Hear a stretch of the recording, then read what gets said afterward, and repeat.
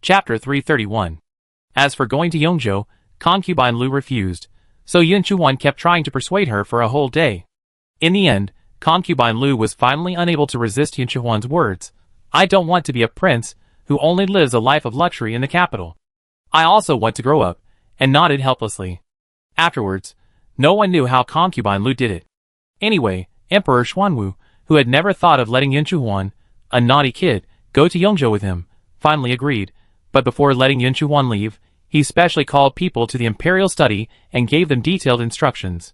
There is still a group of people in the capital that your fifth sister asked for before, but they have not set off yet. I will arrange for you to go to Yongzhou with those people later. But the premise is that you must follow them honestly along the way, and not show your princely temper. If you are tired and refuse to go halfway, or if you insist on staying for 2 days when passing by a city, my Dragon Shadow Guard will immediately take you back to the capital. Oh! Wouldn't that mean you have to rush every day as soon as you open your eyes? It sounds very tiring. Yun Chuan lowered his head, with a sullen expression on his face. Emperor Xuanwu saw him like this and became more worried. After arriving in Yongzhou, you must not act on your own. Everything must be arranged by your fifth sister. Do you understand? I understand.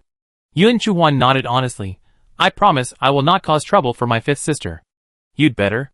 Emperor Xuanwu snorted coldly. I will send the Dragon Shadow Guard to keep an eye on your every move at any time.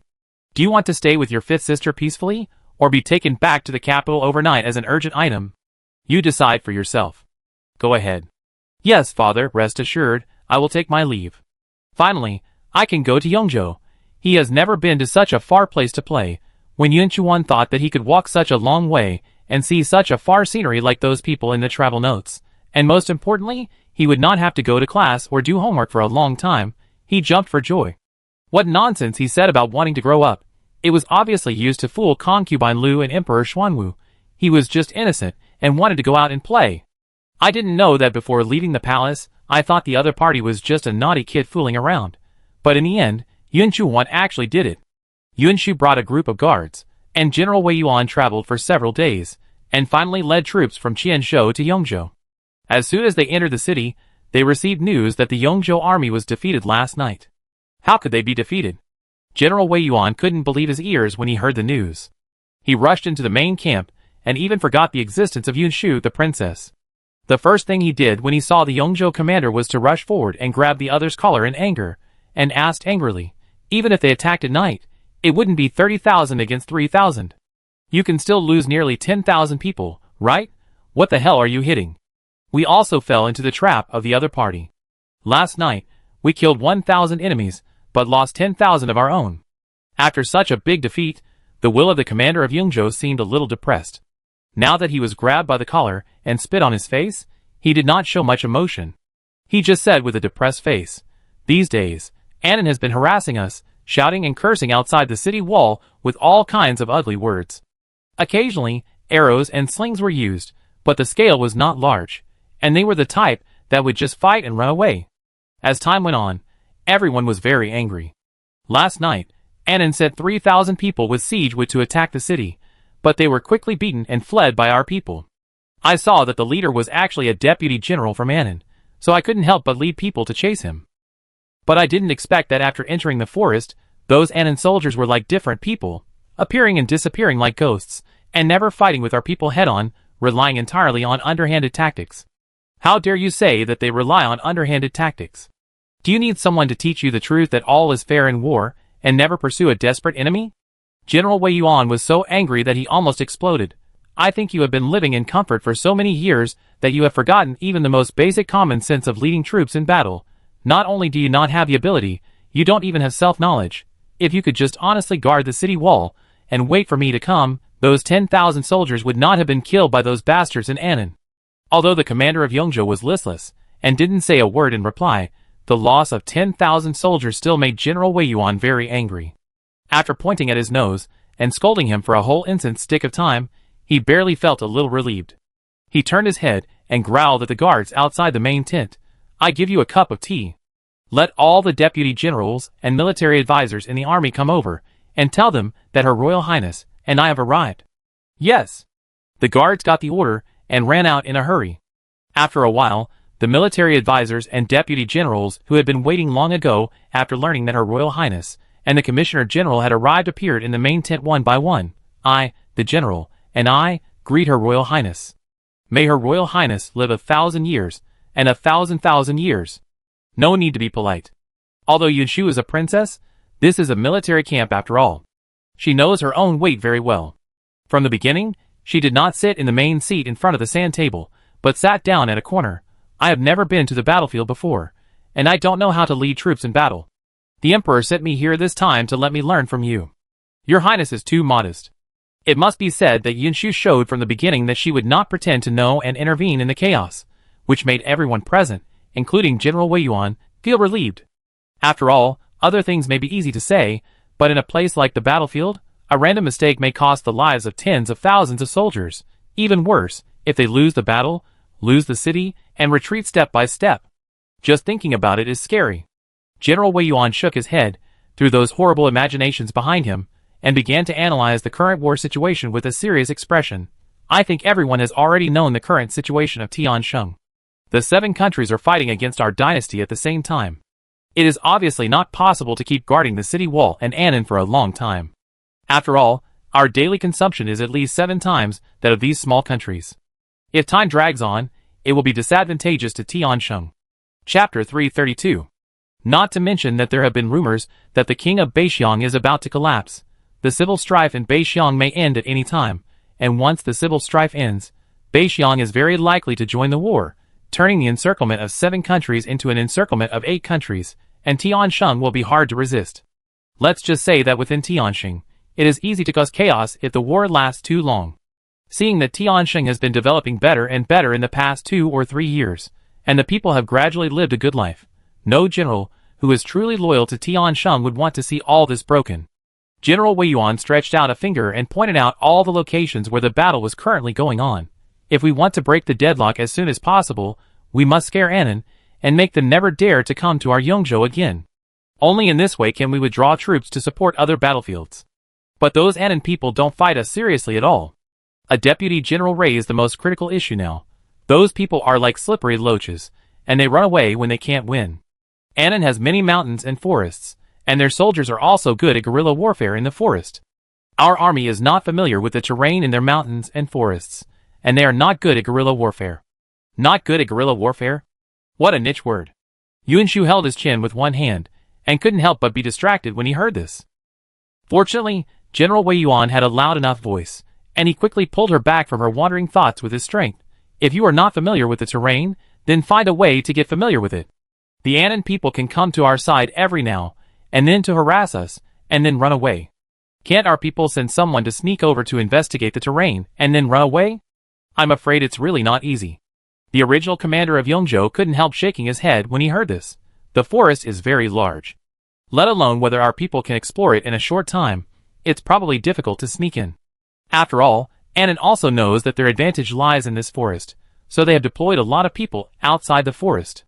If our people go there, they will never come back, unless we directly use the human wave tactics to pile up and fight the price of losing tens of thousands of soldiers to find out the terrain. What if we set it on fire directly? The deputy general brought by General Wei Yuan from the capital couldn't help but give an idea when he heard this. Since they like to stay in the forest so much, why not stay in it and don't come out? No. The deputy general of Yongzhou shook his head helplessly. The forest here is very dense. It is easy to light a fire, but it is difficult to put it out.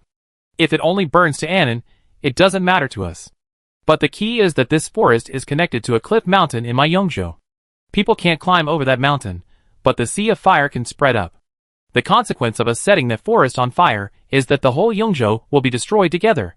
Cliff mountain? Yunshu, who had been listening quietly until this moment, finally spoke. You mean, there is a cliff in our Yongzhou, and under the cliff is the difficult-to-conquer forest you mentioned? Yes. The princess, who had agreed to be just an observer, suddenly interrupted. The deputy general of Yongzhou was stunned for a moment, and then pointed on the map. The cliff is here, and the forest we need to cross is in this area. And as General Wang said before, the outer area guarded by the Annan people is almost this area. This layout. Yunshu stared at the map and pondered for 2 seconds, and suddenly laughed. Then if you can appear directly in the forest, Wouldn't you be able to explore the terrain of this forest and launch a surprise attack on the Anon army guarding the outer edge of the forest? All the soldiers, It turns out that Her Highness the Princess was not being modest before. She really didn't know anything. At this time, she suddenly spoke up. Could it be that she regretted it and really wanted to give orders as an outsider? The Deputy General of Yongzhou smiled awkwardly. Your Highness, what you said is indeed reasonable, but the problem is that if we don't break through the outer periphery first, how can we get into the forest? This cliff is very high, and it is impossible to climb down by human power. Even if the top master of Qigong comes, jumping down will also be a death. It's impossible to climb down, and it's impossible to jump down. Yunshu nodded and asked seriously, what about flying down? Everyone, ? They are people, not birds. How can they fly? The soldiers in Yongzhou were still speechless. In the capital, General Wei Yuan, who was used to seeing Yunshu's various magical creations, suddenly lit up. Your Highness, did you really make the flying car? No. This is a bit too high-tech and beyond her ability. Yunshu shook her head, but something that allows people to fly down from a cliff can still be made. Now it depends on whether you need it. Of course it is needed. General Wei Yuan was a little disappointed when he heard Yunshu say that he hadn't made a flying car. When he heard this sentence, he instantly became excited again. I just don't know how many people this thing can let fly at a time. If you want to send 10,000 soldiers over, will it be difficult? Yunshu, ? Duo Shao, 10,000? Yunshu shook his head decisively. That thing is a little big, too many will definitely attract attention. At most, a small elite force can be sent over, and the premise is that the skilled craftsmen I need can be found in Yongzhou. After all, I don't know when the group of people from the Ministry of Works that I asked my father for will arrive. That's easy. Although it's a pity that they can't send the army directly, sending a small elite force over is enough to solve their urgent needs. General Wei Yuan immediately ordered people to go to the city to gather skilled craftsmen. In just one day, they found 20 to 30 carpenters, who are said to have very good craftsmanship. Time was urgent, so Yunshu did not deliberately make some wrong drawings that needed to be adjusted, and then slowly revised them with the craftsman step by step. He directly gave the correct drawings of the unpowered hang glider. The structure was not complicated, but because it had to be made entirely by hand, it took the craftsman half a month to finally make all 15 hang gliders. During this half month, General Wei Yuan and the other generals came to see it several times a day, but until everything was built, they still felt a little unbelievable. Chapter 333. It's just a wooden frame, so heavy, can it really make people fly?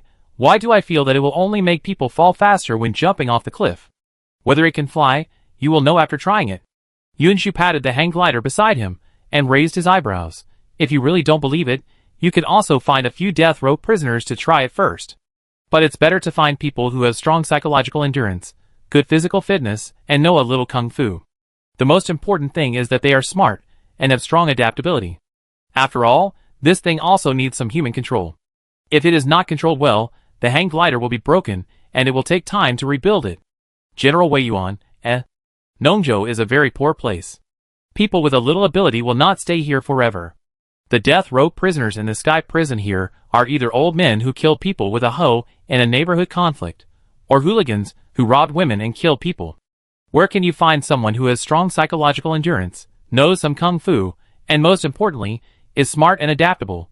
Such a person will not easily make himself a death row prisoner. Can't find it? Perhaps seeing the difficulty of General Wei Yuan and others, Yunshu quickly gave another solution. That's easy. After all, the blueprint of this thing was drawn by me. If you want to talk about familiarity, none of you are as familiar as me. It just so happens that there can be 2 people on this hang glider. I will personally take them flying once, and teach them hand in hand. Absolutely not. General Wei Yuan was shocked. How can your highness take risks? Although his majesty didn't say some things, he brought his royal highness the princess to Yongzhou. Then his royal highness's safety must be his responsibility. If his majesty knew that he asked his royal highness to jump off a cliff and fly in the sky, he didn't dare to think about failure. Even if it succeeded, I'm afraid his majesty would want to tie him to fireworks, blow him up to the sky and fly with him. In comparison, what's the loss of 1 or 2 hang gliders? How about this or? General Wei Yuan calmed down, and was about to make up his mind to ask someone to go to the Tianlao to select 2 death row prisoners, who were a little bit more acceptable.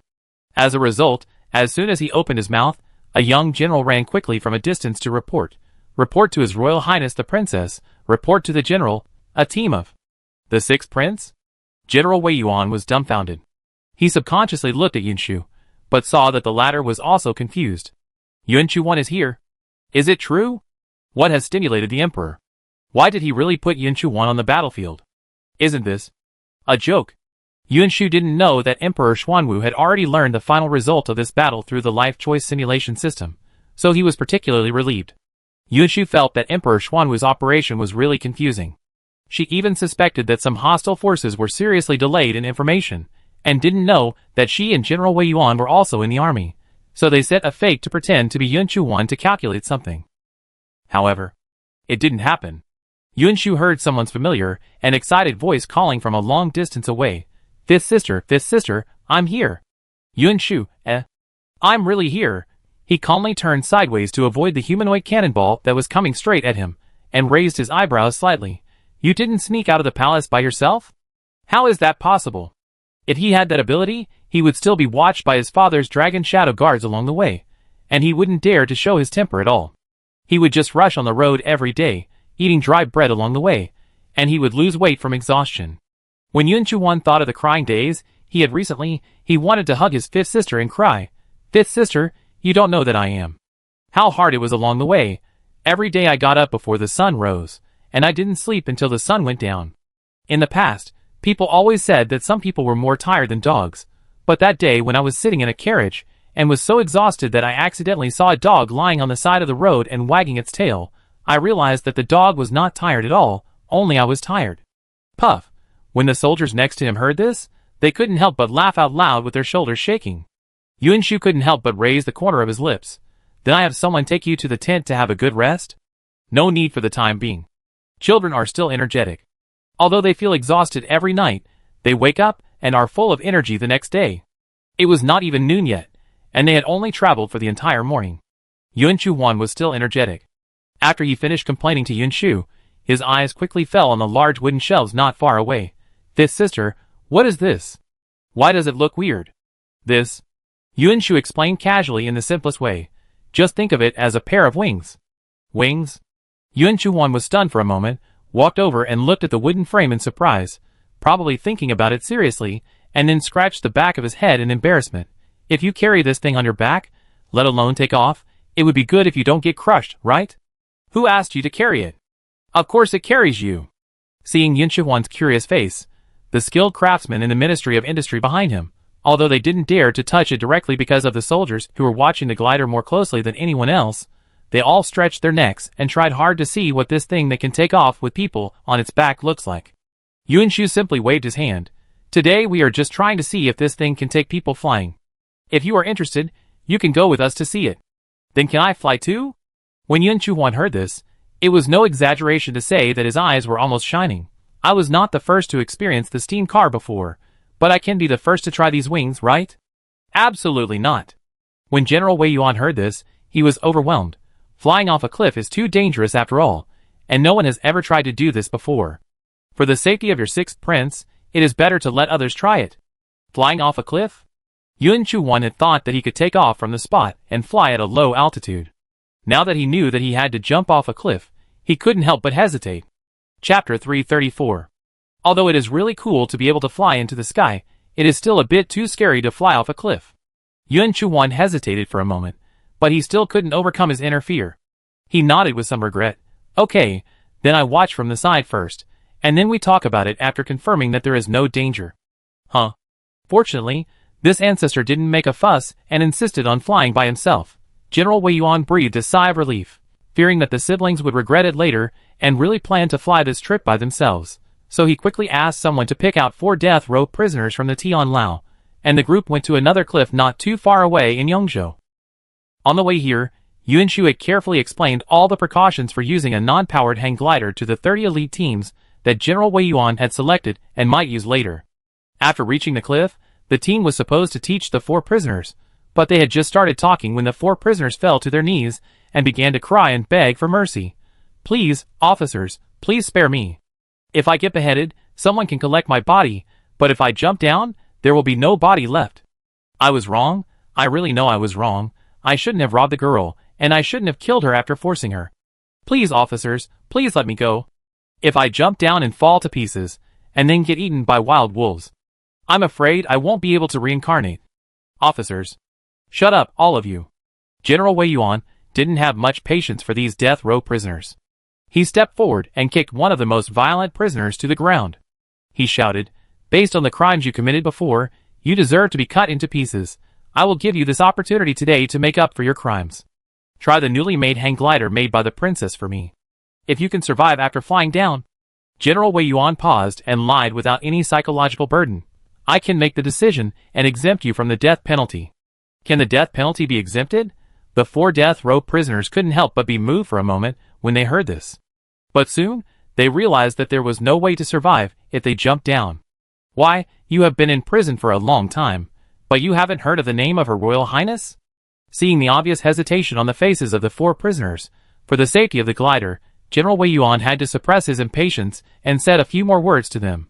"When did you commit the crime? Didn't you hear about the news that Her Royal Highness gave His Majesty a magical car during the New Year, which did not need horses to pull it, but could run faster than horses, even if you haven't heard about this? However, you all know about the cement roads and textile machines before that, right? Which one is not a magical object you have never seen before? This hang glider was also made by Her Royal Highness the Princess. She said it can fly, so it can fly. If it weren't for the safety of the 2 Your Highnesses, do you think it would be your turn to test fly such a magical object? It would be fine if you don't secretly rejoice to get such an opportunity, but you are still afraid of this and that. If you really want to die, I will have you chopped off and replaced with 2 more. Frightened by General Wei Yuan, and with Yunchu's fame in recent years thanks to the Tiansheng Weekly and her novel gadgets, these death row prisoners finally calmed down and began to seriously learn how to use the non-powered hang glider. It took more than half an hour to finally make them remember all these skills firmly in their minds. In order to make the test flight go smoothly, General Wei Yuan also specially arranged 2 of the 4 death row prisoners, who seemed to have better psychological quality and stronger physical fitness, on the same hang glider, and let them take the first test flight. All the previous preparations were completed without any problems, including the stage of sprinting on the cliff, which also did not have any problems at the beginning. But no one expected that at the moment of rushing out of the cliff, the death row prisoner, who was convicted of robbing a decent woman and killing her, actually got scared at the last minute. Not only did he not continue to rush out of the cliff, but he also tried to stop with an emergency brake. 2 people rushed to the edge of the cliff with such a large hang glider. He suddenly wanted to brake alone. The ending is predictable. He couldn't stop the brake. He was short of strength to rush out. The hang glider was blocked. He didn't have time to take off at all.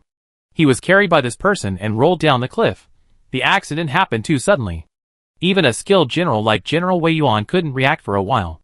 He could only watch the hang glider fall and hit a protruding rock in midair and broke on the spot. Bang! One of the only 15 hang gliders was broken before anything was tried out. General Wei Yuan was so distressed that he punched the tree trunk next to him and cursed a series of dirty words in anger. When he turned around, he accidentally saw the remaining 2 death row prisoners in panic, obviously frightened by the incident just now, and looked completely absent-minded. He immediately shouted angrily, "You 2, be alert. What I taught you just now, you forgot it right away, right?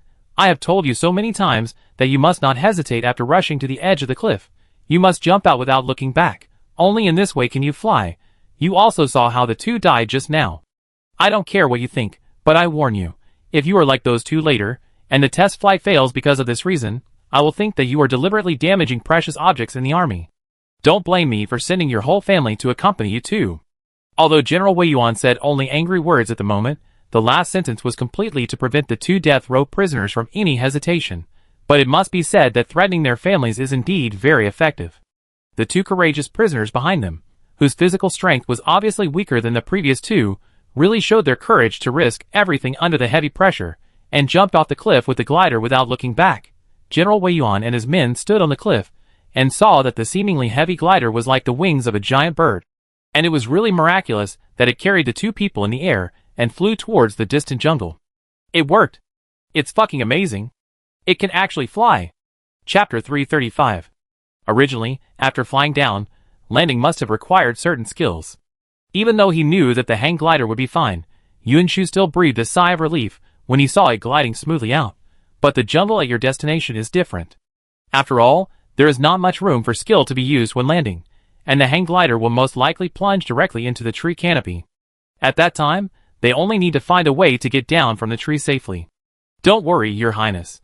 General Wei Yuan has been grinning since he saw the hang glider fly up. The candidates for this flying team are all carefully selected by me. Not only do they meet the requirements you mentioned before, but most importantly, their night vision ability is also quite good. The night blindness rate of ancient people was quite high due to malnutrition and unbalanced vitamins in their bodies. Fortunately, in the past 2 years, there have been animal blood and internal organs as supplements, and the treasury is full. Yuan Shu and Emperor Xuanwu also pay more attention to the support of the army. Now most of the soldiers in the army have better night vision than before. Those who can be specially mentioned by General Wei Yuan should be at a very good level. However, after hearing this, Yuan Shu's attention was unconsciously diverted. Flying team? Yes.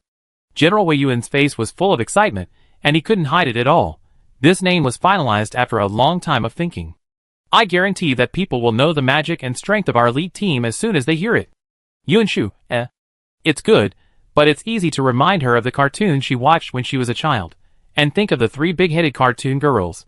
The hang glider problem has been confirmed to be solved, and the plans discussed before should be put on the agenda. Probably because of the previous disastrous defeat in Yongzhou, the harassment from Annan has become particularly rampant recently. In the past, they only shouted and cursed outside the city during the day, but now they send people to challenge them every now and then at night. The soldiers of Yongzhou, including General Wei Yuan, have been holding back their anger for a long time. Now that everything is ready, they don't even want to wait for a day. That afternoon, they let the flying team take the hang glider and rush into the jungle that the Annan soldiers regard as a natural barrier. Of course, they also brought the colorful fireworks given by Yuan Shu. That night, inside the closed city walls, 10,000 elite soldiers were also ready to go. However, the people outside the city wall were unaware of all this. Annan had sent people to yell and curse as usual today. Thousands of men with loud voices were yelling outside with all their might, and the unpleasant words went straight to the sky.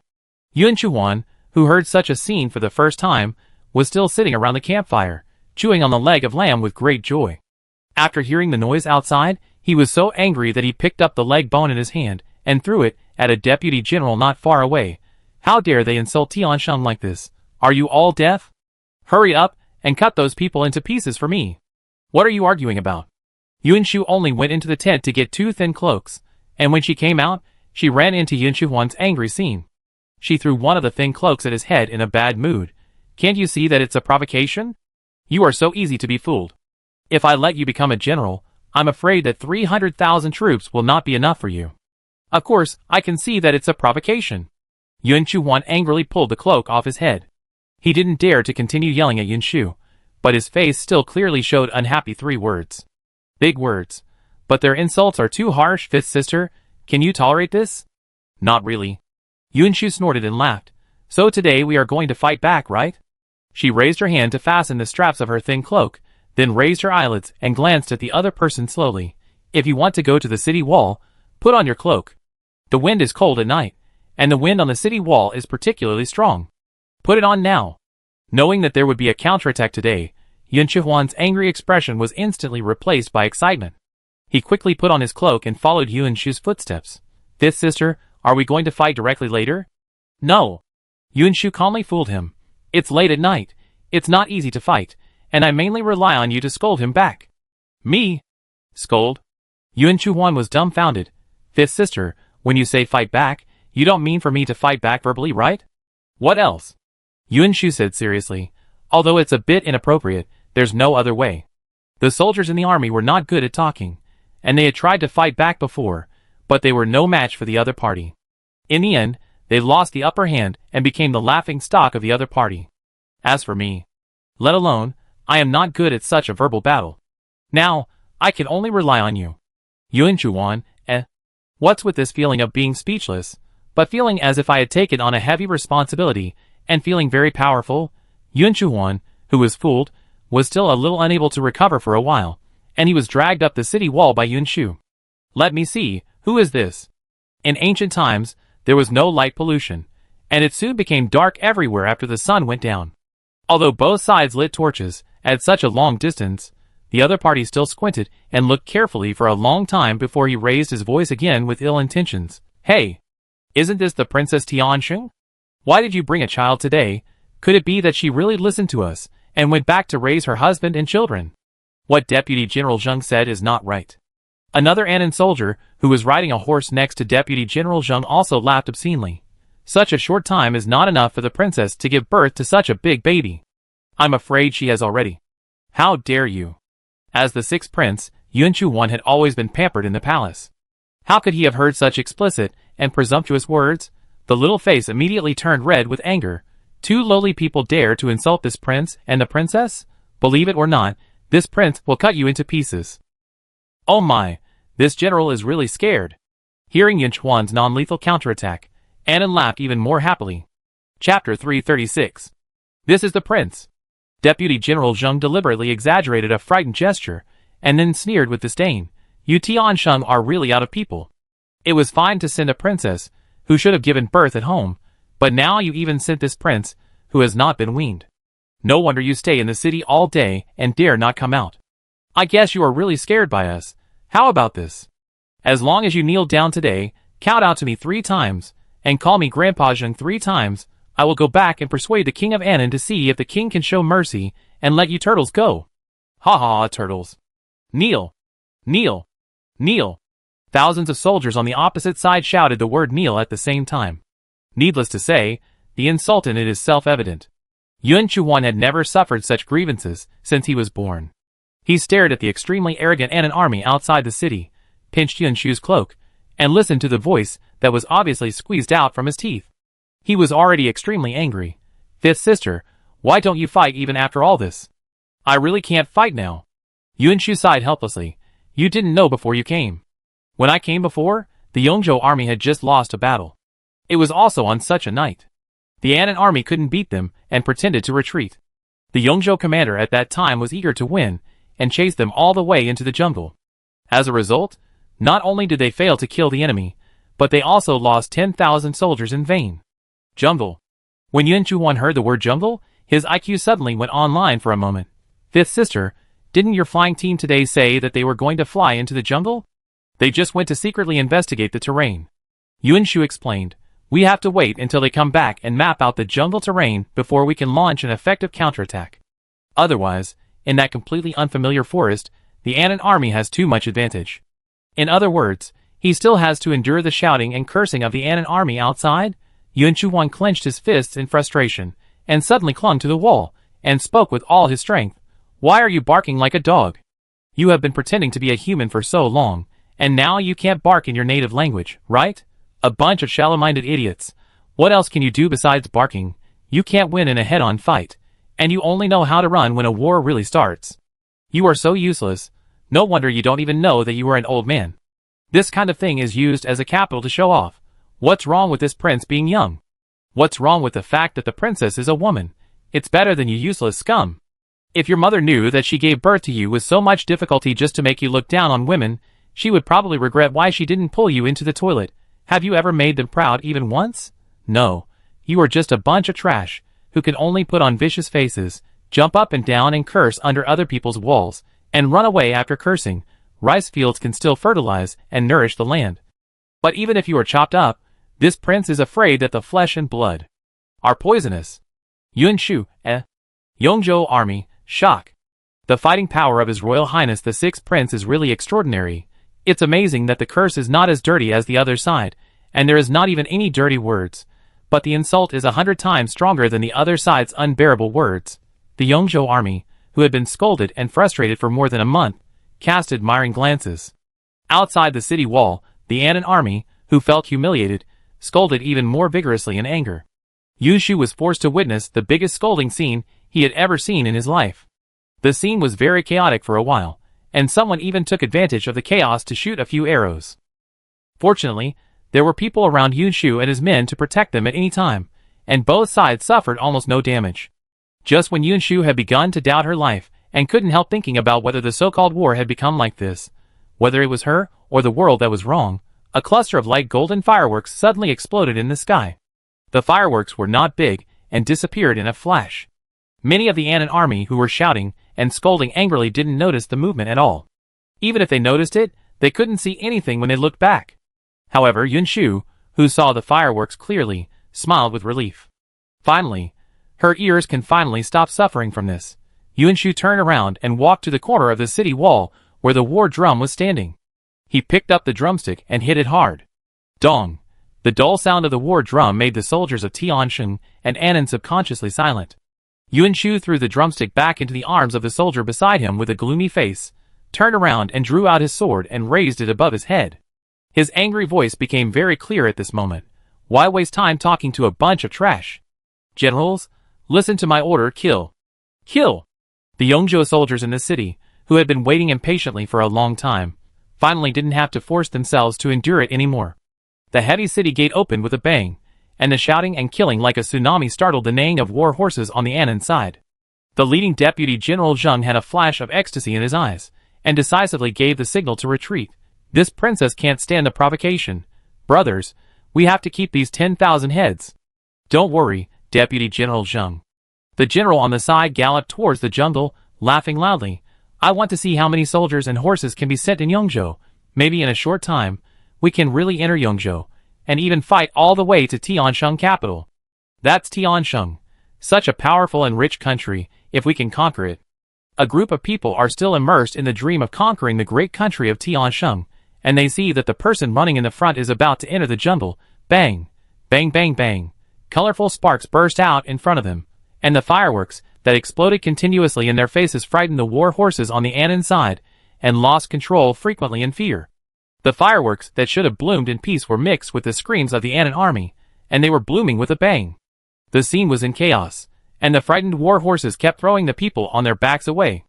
Deputy General Zheng and his reins and whips were almost broken, but they could not stop the trampling and chaos.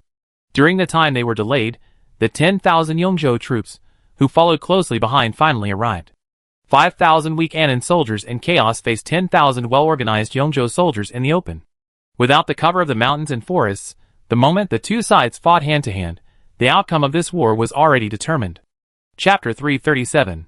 In this battle, the Yongzhou army won a great victory, with more than 100 casualties, and 5,000 enemies killed, including a deputy general.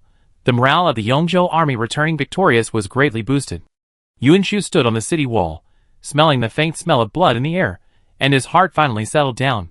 Yuanshu, who was standing aside, was still a little confused. He leaned on the city wall, and watched General Wei Yuan return, with his army happily. He realized something belatedly. Did we win? Today's battle was indeed won. Yuanshu said very seriously. As for how the battle will be later, it is still unknown for the time being. It's okay to win today. Yuanshu nodded in confusion, and suddenly thought of a question. That's not right. This sister, didn't you say before that we couldn't fight this battle at night? You said that the Annan army was just trying to provoke us, and if we were fooled, we would definitely lose the battle, so they asked me to quarrel with those people. This sister, are you fooling me? When he said the last sentence, Yuanshu's tone subconsciously rose a degree. Yuanshu gathered his cloak and coughed lightly, feeling guilty for the first time. Isn't it because I'm afraid that you will be exposed if you know it in advance? We must make the other side think that we are really irritated, so that they won't be on guard and our casualties can be minimized. Yuanshu, shock. So he was really fooled. He's going to make a scene. Yuanshu put his hands on his waist angrily, and was about to lose his temper when a young general ran up to the tower and found Yuanshu. Your Highness, the general asked you to move to the main camp. Got it. Yuanshu nodded, took Yuanshu's shoulder and led him back. If you want to listen to the follow-up battle plan, be honest, otherwise I won't take you with me. Yuanshu, In order to avoid the recurrence of the incident, where he was kept in the dark, Yuanshu finally closed his mouth reluctantly. When the two of them went to the main camp, General Wei Yuan and others had already arrived. Almost all the people in the flying squad were there, except for two who were accidentally scratched by branches while hanging on the tree, and were sent to the military doctor. The rest were all excited and gathered together, writing and drawing on the drawings seriously. From what they said, they should be working together to complete the topographic map of the mountain forest. General Wei Yuan still sat in the position of the commander-in-chief. He first summarized the results of today's battle with everyone, and then changed the subject and began to talk about the subsequent plans. I said before that the most important thing we should do now is to end the war here as soon as possible and turn to support other battlefields. In the past, it was difficult for us to cross the jungle, but now we have the map of the jungle, So the next step is to cross the jungle and counterattack them. This general's plan is. Because the flying squad explored mainly the area that the Yongzhou army needed to cross, the map was drawn relatively quickly. A group of generals gathered around the map and discussed several combat plans seriously. Yuan Shu, an outsider, listened to it and felt that everyone's words made sense. She scratched her head and saw that no one in the camp noticed her, so she simply leaned back and pretended to close her eyes to rest, but in fact she had quickly returned to the villa and took out her laptop. Because she knew that this day would come sooner or later, she had already used her computer to find a powerful programmer on the internet in the villa when she rested at night a few days ago to help her make a war simulator. Because she had noted that the simulation was an ancient war, there were no modern high-tech weapons to consider, so the other party's production efficiency was very high, and it was said that the accuracy could be as high as 99.99%. Although there is still the possibility of errors, it is still okay to use it as a reference. Quickly inputting the tactics mentioned by General Wei Yuan and the number of troops on both sides, Yuan Shu carefully memorized the results of each simulation and the content of the post-war analysis summary in her mind. The moment she closed the computer, Yuan Shu happened to hear Yuan Shuwan's familiar voice ringing in her ears. "Fifth sister, why did you fall asleep?" "I didn't sleep." The consciousness returned to reality from the villa space in a second. Yuan Shu slowly opened her eyes and met the gaze of General Wei Yuan and others. She said calmly, "I was just thinking about the tactics you just discussed." "Fifth sister, did you understand everything?" Yuan Shuwan was surprised. "I listened and always felt that what everyone said was quite right." Yuan Shu, To be honest, she was the same not long ago. But she has just returned from the villa and has now upgraded. Yuan Shu's face was deep. "Can the sand table be moved over? Someone come!" General Wei Yuan was stunned for a moment. He originally thought that Yuan Shu, the princess, probably didn't know much about tactics, but then he thought of the magical hang glider, fearing that he might accidentally miss some amazing new invention. He quickly asked someone to bring the sand table to Yuan Shu, with eager eyes. "What good idea has your highness come up with?"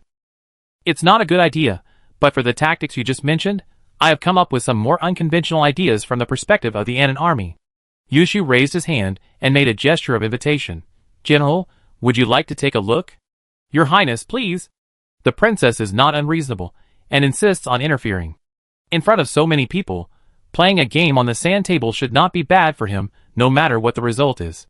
General Wei Yuan immediately walked to Yuan Shu and stood still, and took the lead to pick up the flag symbolizing the Yongzhou army. "At the beginning, I will lead 30,000 troops." When Yuan Shu and General Wei Yuan were playing the game on the sand table, all the soldiers gathered around and watched. At the beginning, because they thought Yuan Shu didn't understand tactics, they were a little careless, but as the battle situation in the sand table continued to change, these people also put away their original careless attitudes, and their faces began to become particularly exciting. "Your Highness, how can this idea be called a side door? It should be called a weird door. I have been in the army for so many years, and I have never seen such a strange tactical layout. Don't worry about whether it is strange or not, just tell me whether this trick is useful. Anyway, if I really encounter this on the battlefield, I will definitely fail. This game is difficult to solve." Chapter 338. After all, they are all veterans who have been on the battlefield for many years. In terms of tactics, they have seen the regular army and a lot of wild methods. But the wild Princess Chung really opened their eyes. No wonder the princess can even make a magical object like a hang glider. She is really wild. The soldiers, who were shocked by the wild method that the computer accurately calculated and integrated through big data, were scratching their heads and thinking about how to break the situation. Even General Wei Yuan frowned, obviously looking stumped. Although Yuan Shuwan couldn't understand the sand table, he could understand everyone's expressions. Seeing that so many generals and military advisors were all stumped by his fifth sister, he immediately had a proud and arrogant expression on his face.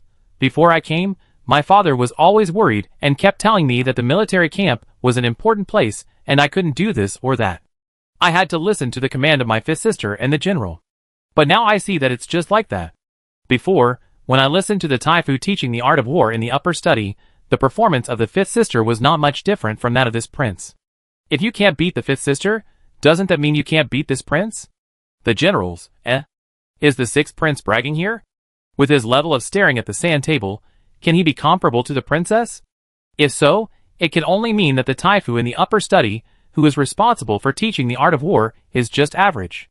He was probably the kind of guy who liked to read from a book and apply military books mechanically. So someone like Her Royal Highness the Crown Princess, who was good at weird ideas, only got a score similar to that of His Royal Highness the Sixth Prince.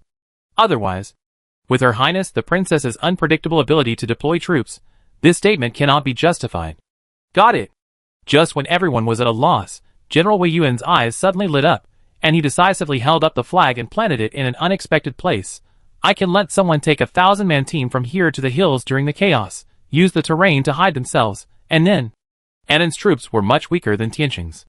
Even though Yunshu relied on the best tactics calculated by the computer to fight General Wei Yuan several times, she only lost 3 to 4 in the end. She used 30,000 soldiers from Annan to replace 40,000 Yongzhou troops. But the ending was still a defeat. General Wei Yuan is indeed a veteran, who has been on the battlefield for a long time. I admire him. No. General Wei Yuan was still staring at the sand table at this moment. When he thought that if the real battle situation was the same as this simulated battle record, he felt his heart bleeding. Hearing Yunshu's sincere praise, he felt ashamed. I lost more troops than Your Highness even though I had all the advantages. If it weren't for the fact that our Tianqing's military strength was stronger than Annan's, I would have lost to Your Highness under the same conditions. At my age, I'm just living a dog's stomach. General, don't underestimate yourself. If you want to be ashamed, she who cheats is the one who should be ashamed, right? You know, when the computer finally analyzes the tactics, it analyzes directly from the perspective of God, which can be called a cheat among cheats. She couldn't beat General Wei Yuan with such a big cheat, which shows that the opponent is really capable. Of course, the most important thing is that her purpose of cheating is just to help General Wei Yuan and his men perfect their plans, in case something else happens on the battlefield. She definitely has no intention of attacking the other side, Yunshu hurriedly explained. I just listened to you discuss the whole set of tactics, relying on the advantage of knowing all this in advance, and I just happened to think of a little way to deal with it. If we really go to the battlefield, I'm afraid that 100 of me together will not be the opponent of the general. Your Highness, what you said is really self-deprecating. General Wei Yuan glared at him. Your Highness is only 17 years old now, and it's his first time to come to this battlefield. It's not an exaggeration to say that you are a genius to think of such a wonderful tactic. Yunshu, don't praise too much, it's guilty. It took a lot of effort to finally pull General Wei Yuan, who was still savoring the sandbox game just now, back to the serious discussion. Yunshu, who breathed a sigh of relief when she left the main tent, didn't know that after she left, General Wei Yuan sat in front of the sand table for a long time, and became more and more excited. In the end, he couldn't help but write an urgent letter of 800 miles to Emperor Xuanwu in the capital. So, 3 days later, when the Yongzhou army was still making final preparations for launching a general attack, the courier with the urgent letter of 800 miles had already appeared in the morning court. Report, Yongzhou victory. Her Royal Highness built a glider in Yongzhou to help our scouts fly directly from the cliff into the forest that the Annan army regarded as a natural barrier. That night, our army killed 5,000 enemies and injured 100 soldiers. When the messenger finished speaking, the Xianzheng Hall, which should have been filled with cheers, was silent. Emperor Xuanwu, who was sitting high on the dragon throne, took a long time to react before asking in a daze, "What did you just say the princess made?" "Your Majesty, it's a hang glider." When the messenger was in Yongzhou, he also saw the hang glider with his own eyes. When Emperor Xuanwu asked, he couldn't help but get excited. The hang glider can take people flying down the cliff. Outrageous, this is too outrageous. Is his kid really a fairy who came to Earth to do great things? She could even go to heaven. What else can't she do? Emperor Xuanwu paused for a moment, absorbed this fact, and finally couldn't help clapping his hands and laughing. Good. I knew that the princess would not let me down. Raising his hand to take the letter brought back by the courier from Lady Hai, Emperor Xuanwu read it quickly, and the excited smile on his face became a little weird for a while. But not long after, the smile became brighter than before. Lady Hai, your servant is here. Lady Hai hurried forward and saw Emperor Xuanwu directly handed him the letter in his hand. What is written in this letter? You read it to everyone. Yes. Seeing Emperor Xuanwu's face full of joy, Lady Hai also took the letter happily. The content of the first half of the letter was basically the news that the messenger had just reported. As for the second half, Lady Hai looked at the content on the letter, and the corners of his mouth unconsciously opened again. He finally knew why His Majesty was so happy. Your Highness, this is really surprises. Chapter 339. Knowing that Emperor Xuanwu had specially asked him to read this letter in order to show off the ability of His Royal Highness, Lady Hai paused for a moment, and then raised his voice very tactfully. Your Highness is truly gifted in military tactics. Looking back at the past and present, there are only a few who can stand shoulder to shoulder with you. I played a sandbox game with your highness today, and I saw that your methods have long gone beyond the books, and are flexible and unpredictable. General Wei Yuan is only a military general after all. When it comes to writing articles to praise people, he certainly can't be like a civil official, who can praise people in different ways even though they only have a few repetitive words.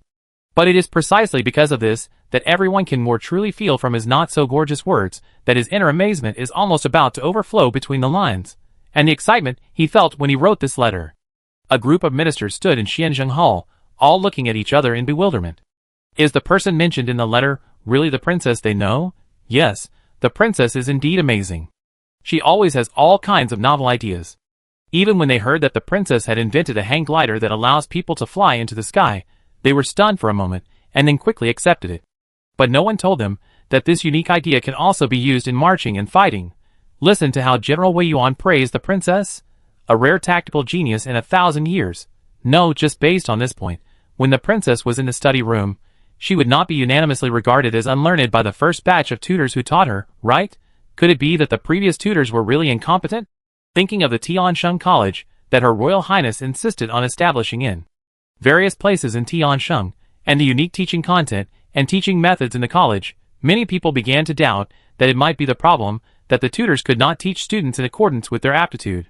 I didn't know that because of General Wei Yuan's praise of himself in the letter, the reputation of some tutors in the capital was damaged. Yushu was already busy sending the army out of the city. After preparing for so many days, General Wei Yuan and his men were finally going to officially launch a general attack. But for safety reasons, Yunshu and Yunchu were still left in the city. Can't we really go with them? Looking at General Wei Yuan and his men riding their horses with swords in hand, Yunchu was so envious that he almost drooled. Can't we just follow behind and not take part in the fighting? When the battle really starts, who will have time to take care of you? If an arrow from nowhere hits you, you won't even have time to cry. Yunshu shook his head, and seeing that Yunchu still looked depressed, he couldn't help but chuckle. Do you really want to see it with your own eyes? See? Since I'm here, I must want to see it. Yunchu couldn't help curling his lips. Otherwise, if I go back and Lu Ziming and the others ask me what I saw on the battlefield, what should I say? Can I tell them that I just came here to curse with them, and didn't see any real fighting at all? That would be so embarrassing. You're right. Yunshu nodded in agreement, holding the reins handed to him by the guard, and jumped on the horse neatly. Let's go, I take you to see the scene. Now? Yunchuan's depressed expression was instantly replaced by surprise. Really? Just chase them like this? Follow me and you know. Yunshu pulled the reins. He clearly said that he would take him to see the Yongzhou army's counterattack on Annan with his own eyes, but the direction was clearly towards the city. Although Yunshu was puzzled, he couldn't get an answer standing here, so he could only ride his horse and follow. Then he followed all the way to the cliff where the flying team had used a hang glider before. Yunchu Fifth sister, you don't want me to watch from here, do you? He pointed in the direction of Annan, his face full of speechlessness. There is such a large forest in the middle. I can barely see a city over there. It's already good enough. How can I see the scene of the war? Can I use this? Yunshu calmly took out 2 telescopes and stuffed one into Yunchu's hand. Try it? What is this? Yunchu followed Yunshu's actions with a confused look on his face, raised the telescope in front of his eyes, and was shocked the next second. Ah, fifth sister, you have become a monster. You are the monster. No. Yunchu slapped him on the head in anger, and Yunshu pulled him around and asked him to point the telescope at the distance. Didn't you say that you couldn't see what was on the other side of the forest? Can you look more carefully? He didn't have a clairvoyance. No matter how carefully he looked, he couldn't see what he shouldn't see. Yunchu was still thinking about his fifth sister's head that had suddenly magnified many times. After turning away with a mutter, he couldn't help but turn his head quietly and stare at Yunshu carefully for several times. After confirming that her head was now restored to its original state, he raised the telescope again and looked towards the other side of the forest. I saw it. Yunchu exclaimed when he saw the soldiers stationed on the wall of Annan unexpectedly. After repeating this several times, he suddenly realized, this thing can actually enlarge the scene in the distance so that I can see it clearly? No wonder I just saw your head suddenly become bigger. I thought you were pretending to be a human and accidentally revealed your flaws.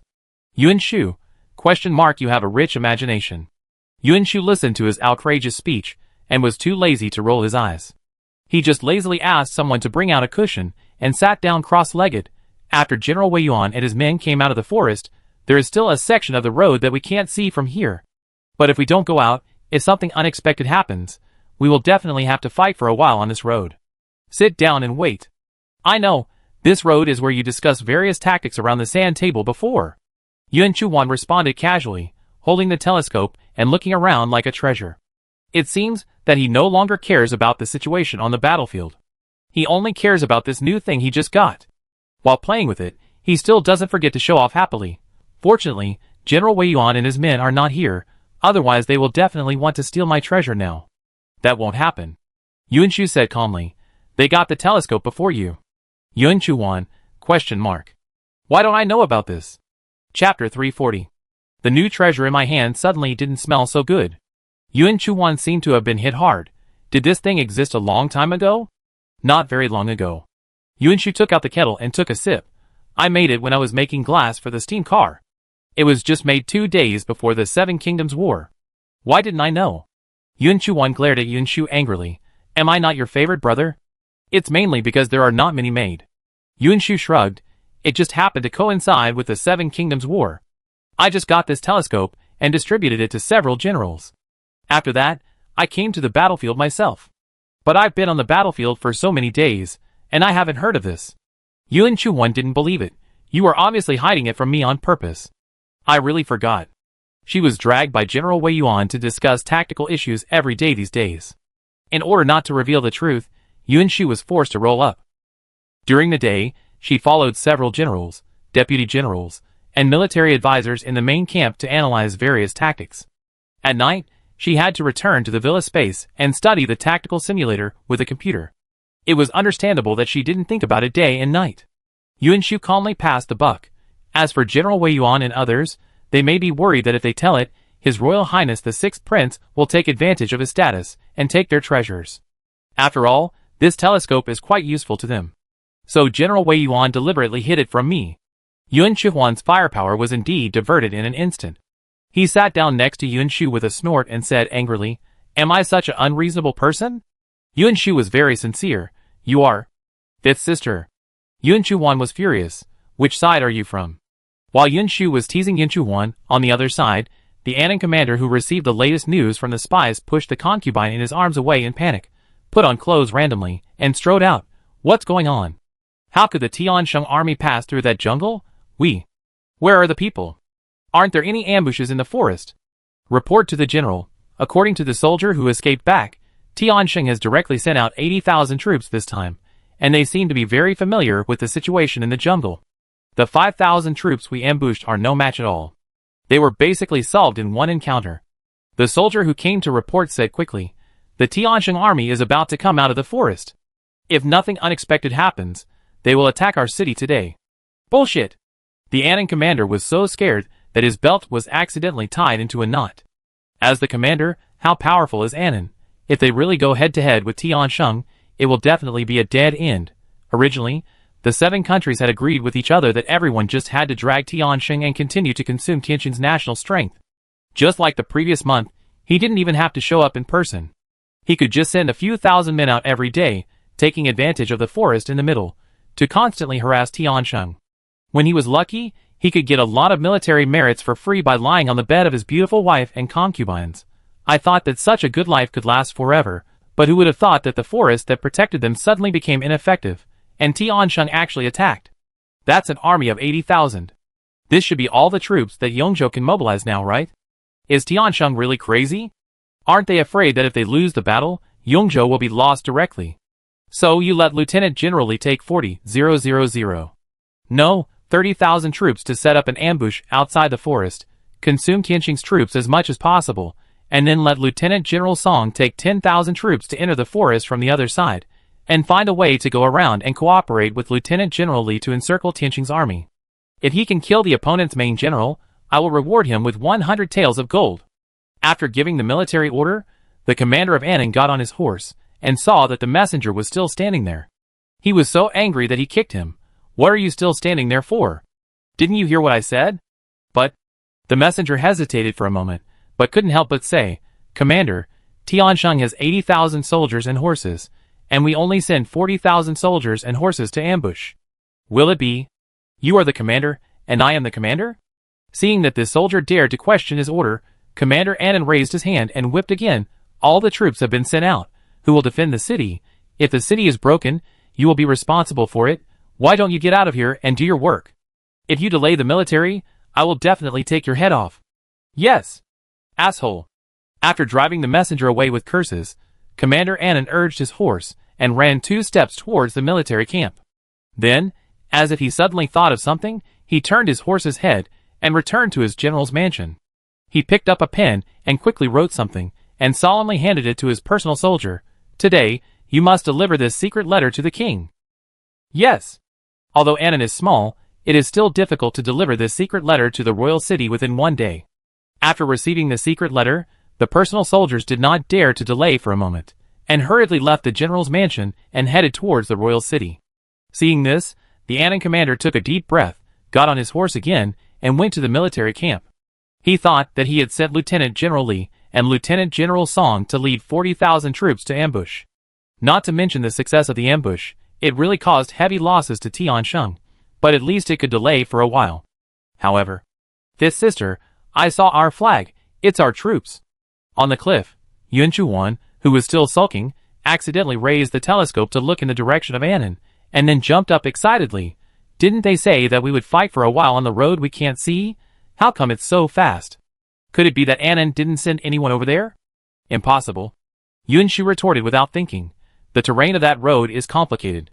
If the Annan commander had a little brain, he would definitely send troops to set up an ambush using their familiarity with the terrain." General Liu and his men ended the battle quickly, which only means that our previous deduction on the sand table was very effective, and the ambush set by the other side didn't work at all. After all, it was a tactic that had been fully processed and analyzed by big data. Later, she broke it down bit by bit with several generals, and the military advisors carefully pondered it for several days. Unless Annan really had a god-level commander who could use troops like a god, it would be normal for them to easily resolve this situation. Chapter 341. Yun Shu recalled the days when he was studying tactics recently and felt dizzy. He thought it was normal. But the Annan commander, who was not aware of the matter, did not think so. He did not understand why the 40,000 soldiers he sent out did not play any role. Did Lieutenant General Li and Song run away with their men without following his orders? Otherwise, it would not make sense to be so fast. You know, the terrain is extremely advantageous for them. Someone is on the city wall. After waiting for so long, he finally saw the battle scene with his own eyes. Yun Chuan held up a telescope and was so excited that he could not stop talking. He chattered like a real-time announcer. "The armor of that man looks different from others, and there are a few soldiers around him. He should be the commander of Annan, right? What are they talking about? I can't hear it at all. I'm so anxious. The fight has begun. General Wei Yuan and his men have begun to attack the city. Is that a ladder? Our catapults are so powerful. They can smash everything in one go. Hee, our swords are powerful too. The steel you used to make with the steam engine is really useful, fifth sister. We are both swords, but when Annan's sword collides with ours, it's just like tofu." "Huh? What is Annan holding?" "White cloth. White cloth." Yun Shu, who had not spoken a word, and was studying the Yongzhou army's siege formation with a telescope, was stunned for a moment. Sure enough, he saw that the so-called Annan commander had a white flag in his hand, and now he was standing on the city wall, dancing with great enthusiasm. Yun Shu, fake surrender? It's impossible that he surrendered so quickly. The sudden surrender of the Annan commander not only stunned Yun Shu, but also General Wei Yuan, who was commanding the army to attack the city. After all, it has only been 10 minutes since he led his army to officially start the siege. This speed of surrender is hard to avoid some conspiracy theories.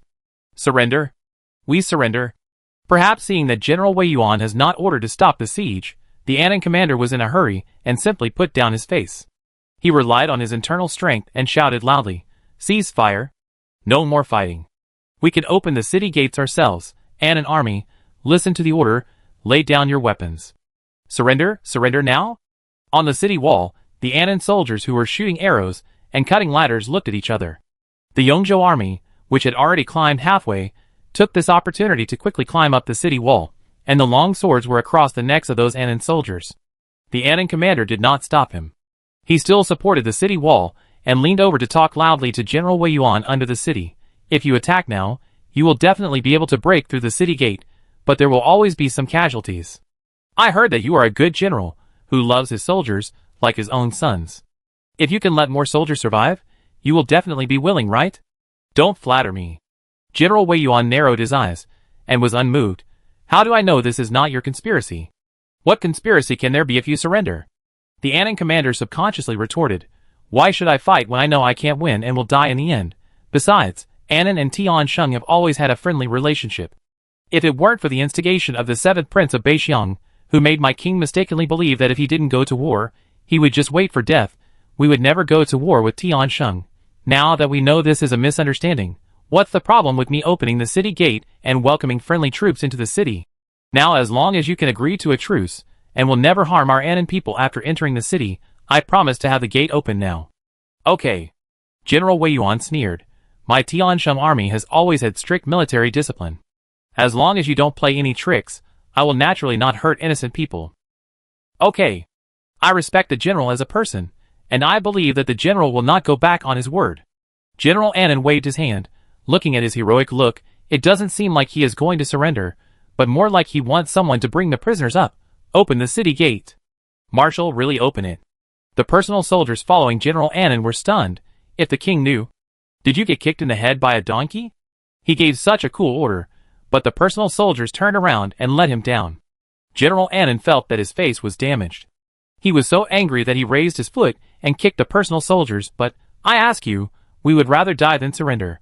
What are the consequences of continuing to fight here? Die! The personal soldier covered his butt in fear. Although the Tiansheng army is indeed powerful, we should be able to hold on for a long time. Half a day. What's the point of holding out for half a day? Commander Annan raised his leg and kicked again. Holding out for half a day is just to let the Tiansheng army ignite their anger, and after breaking the city, plunder the city's money, and take out their anger on the people? Didn't the Tiansheng commander say that they have strict military discipline? The personal soldier whispered back, they shouldn't. Do you believe I spank you? Annan commander was so angry that he raised his hand. Are you really stupid, or are you just pretending to be stupid? Have you ever seen an army in history that could really break into a city without hurting the people, or even without extorting money from the people? Those who only rob money without hurting people are already pretty good. I open the door right now. Before his commander's slap fell, the personal soldier quickly jumped down the city wall holding his head. Soon, the slightly old and heavy city wall was slowly opened from the inside. To show his sincerity, the Annan commander even personally came out of the city gate to welcome them. Yuan Shu saw this scene clearly through the telescope. Why don't they fight anymore? Yuan Shu asked Yuan Shu in confusion. Fifth sister, what are they doing?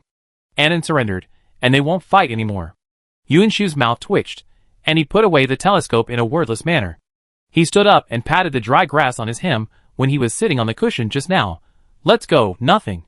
There is nothing to see. Is it over? Yuan Shu widened his eyes in disbelief. Isn't it just the beginning? Is the war like this? Then why did the Taifu always make the war so scary? And why did a bunch of poets always like to write some exaggerated poems, describing the war like something? Maybe it's because under normal circumstances, war is indeed very cruel. Yuan Shu analyzed seriously. But Annan, the commander, is not normal. Yuan Shu question mark. How is it abnormal? Explain in detail. Chapter 342. Yuan Shu couldn't elaborate on Yuan Shu's doubts. After all, she didn't know the specific situation either. But General Wei Yuan could. After the Annan commander welcomed me into the city today, he actually discussed something with me in private. What was it? Yuan Shu guessed. Did he raise any conditions? If you want to say conditions, it's not really a condition. General Wei Yuan frowned, always feeling that the Annan commander was not a serious person. He just wanted me to agree with him. Not to mention that he surrendered at the beginning, he led his army to fight for a day and a night, and finally couldn't resist, so he chose to surrender for the sake of the people of Annan. Are you sure he just had this one request? Is the Annan commander so abstract? Then why did she work so hard to stay up late to study tactics before? Are you sure they didn't surrender falsely? Yuan Shu was a little skeptical about life. It shouldn't be. General Wei Yuan could understand Yuan Shu's current mood very well. After all, when he first heard the Annan commander say that, he felt even more absurd than His Royal Highness the Princess. But the Yongzhou army has entered the Annan border town, and now has 50,000 troops stationed there. 20,000 of the remaining 50,000 troops in Annan have retreated to the neighboring city, and the remaining 30,000 troops, and the people in the border town are considered hostages. After giving a general account of the situation in the Annan border town, General Wei Yuan said solemnly, "Annan's border defense is far inferior to ours. The border town is already their most easily defended and difficult to attack military stronghold. Giving this place to us is like opening the door wide.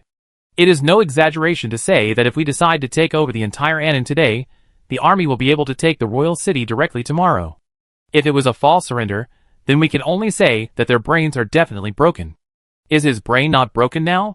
Yuan Chuan, who was eager to see a serious battle scene, couldn't help but interrupt and complain when he heard this. Can a normal person do such a thing? General Wei Yuan, Sixth Prince, what you said makes sense, but he is the commander of an army after all. Even if his brain is broken, he can't use such an outrageous trick. General Wei Yuan shook his head and continued. Commander Annan said that long before our people passed through the forest and had not yet fought with them, he had already written a secret letter to the king of Annan, saying that he had led his army in a bloody battle for a day and a night in the border city, and the border city was about to be broken. Annan is a small place, and one day is enough for people to send the secret letter to the king's city. What the king of Annan is prepared for will also be known tomorrow. Okay. Yuan Shu nodded. Seeing that it was getting late, he did not ask any more questions, and went back to the tent to rest. At the same time, in the Annan palace, when the Annan king, who was playing hide-and-seek with his favorite concubine in the bedroom with his eyes covered, was disturbed by his subordinates, he was unhappy and mad. Don't you see what time it is? Why do you have to read the secret letter now? It's nothing more than killing thousands of people from Tiansheng. It's not a big deal to keep claiming credit. Your Majesty, calm down. The favorite concubine smiled and peeled a banana and fed it to the Annan king, and persuaded him softly. When your Majesty received the secret letter and learned that General Yu had successfully killed 10,000 soldiers of Tiansheng, weren't you very happy?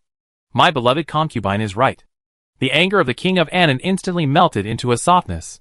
He laughed smugly, boasting without thinking. Everyone says that Tiansheng is so powerful. I believed it before, and was always worried that we couldn't beat them. I didn't expect it to be just a name. If I had known this, why would I need to join forces with anyone? Just send troops to destroy Tiansheng. Your Majesty is so brave. If you really want to destroy Tiansheng, it's a piece of cake. My beloved concubine has a good vision. The king of Annan, who was refreshed by this flattery, was even more confused. Okay, hurry up and bring the person who sent the secret letter to me. Yes. The king's servant, who had been crouching beside him for a long time, heard the words and hurriedly brought the Annan commander's personal soldiers into the hall. The king of Annan did not avoid his favorite concubine the whole time. After lazily taking the secret letter, he took a look at it. His originally careless expression suddenly turned into a mixture of shock and anger. What? My Annan is going to die? Your Majesty? The favorite concubine, who was pushed from the legs to the ground and fell hard, cried out in pain. The king of Annan, who had been calling her little darling before, had no time to care about her now. He quickly finished reading the secret letter and paced anxiously. It's over, it's over. Why did Tiansheng attack us? Didn't they say that my Annan is blessed by heaven, and that there is a forest blocking it, so Tiansheng can't even think of getting close? If the border city is broken, it will not be long before the king's city is broken. No. Come on, hurry up and find the prime minister for me. It's okay, it's okay. Anyway, before the war, he had already discussed with the prime minister how to deal with this situation in case of a situation. As long as he can continue to enjoy himself in this palace, everything will be fine. In the bedroom of King Annan, the candlelight did not go out all night. Except for King Annan himself and the prime minister, no one knows what the two talked about that night. On the afternoon of the next day, Yuan Shu, who was still patiently waiting for news in the camp, finally received a letter of surrender written by King Annan himself. King Annan surrendered. And it was not a simple surrender. He probably knew that Annan had joined forces with other countries to go to war against Tiansheng at the same time, which had completely angered Tiansheng. Now that the Tiansheng army has occupied the border city, it can destroy Annan at any time. At this time, if he just said that he was willing to cede the city, pay money and people, or marry a princess, it would be useless. After all, as long as Tiansheng spent a little more effort to take down Annan, he would have everything. So he decided to go all out, and took the initiative to write a letter to request that Annan be incorporated into Tiansheng and become Annan Prefecture. His only hope was that Emperor Xuanwu would continue to let him manage Annan Prefecture for Tiansheng because he was so tactful. He had no ability, but he had a nice idea. You just said that this letter of surrender was personally delivered by the commander of Annan. Throwing the letter of surrender aside casually, Yunshu raised her eyes. The person should not have left yet. Let him in. I want to see him. Your Highness wants to see him? He is just a scoundrel. What is there to see? General Wei Yuan complained in his heart, but still walked to the door and asked someone to bring the commander of Annan over. Chapter 343. From the outside, the Annan commander did look like what most people would think of a military commander. Tall, burly, and at first glance, he looked a bit murderous. However, when he got closer, he grinned and spoke, and his ruffian temperament, like a street rogue, could not be hidden immediately. Your Highness, you are looking for me.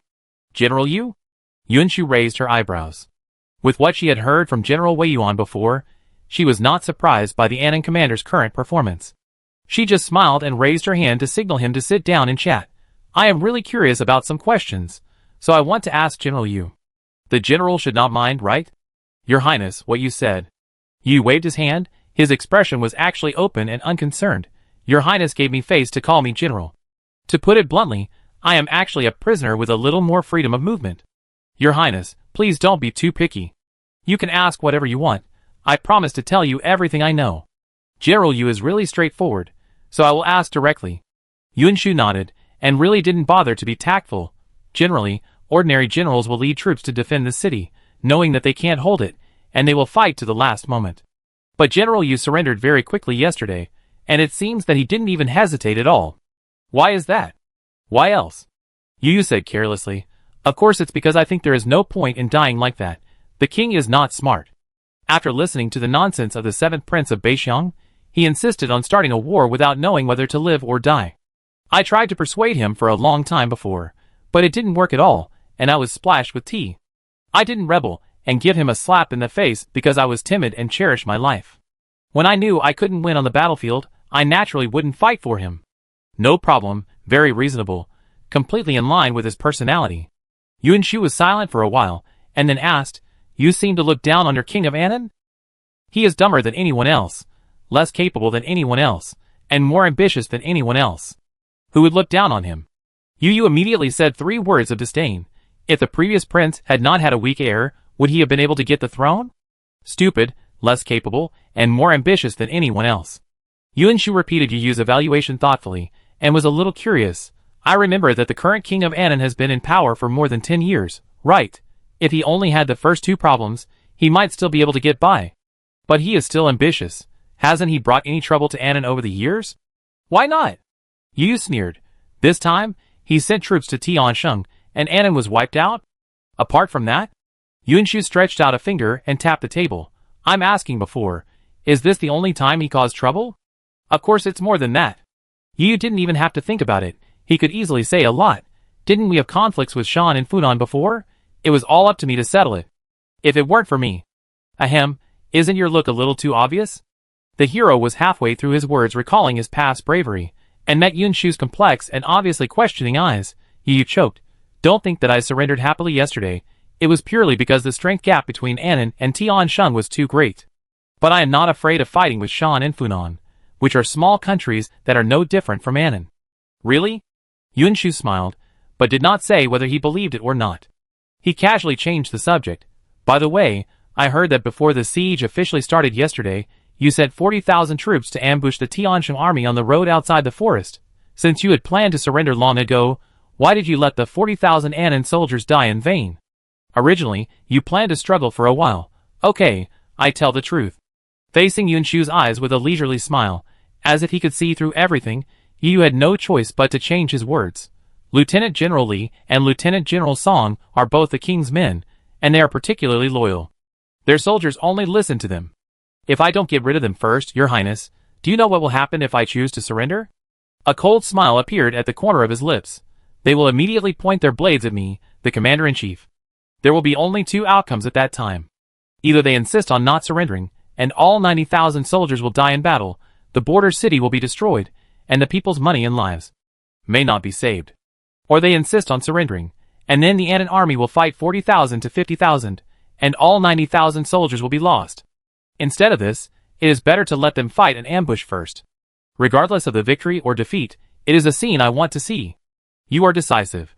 This time, the Yongzhou army crossed the mountains and forests, which can be regarded as a surprise battle. According to the words of General Wei Yuan, and you had arranged all this almost the moment he learned that the Yongzhou army was about to launch a siege. Although it was preparation for surrender. How could it not be decisive and courageous? Yuanshu nodded calmly. The last question, General Yu, do you know where the 7th Prince of Beixiang is now?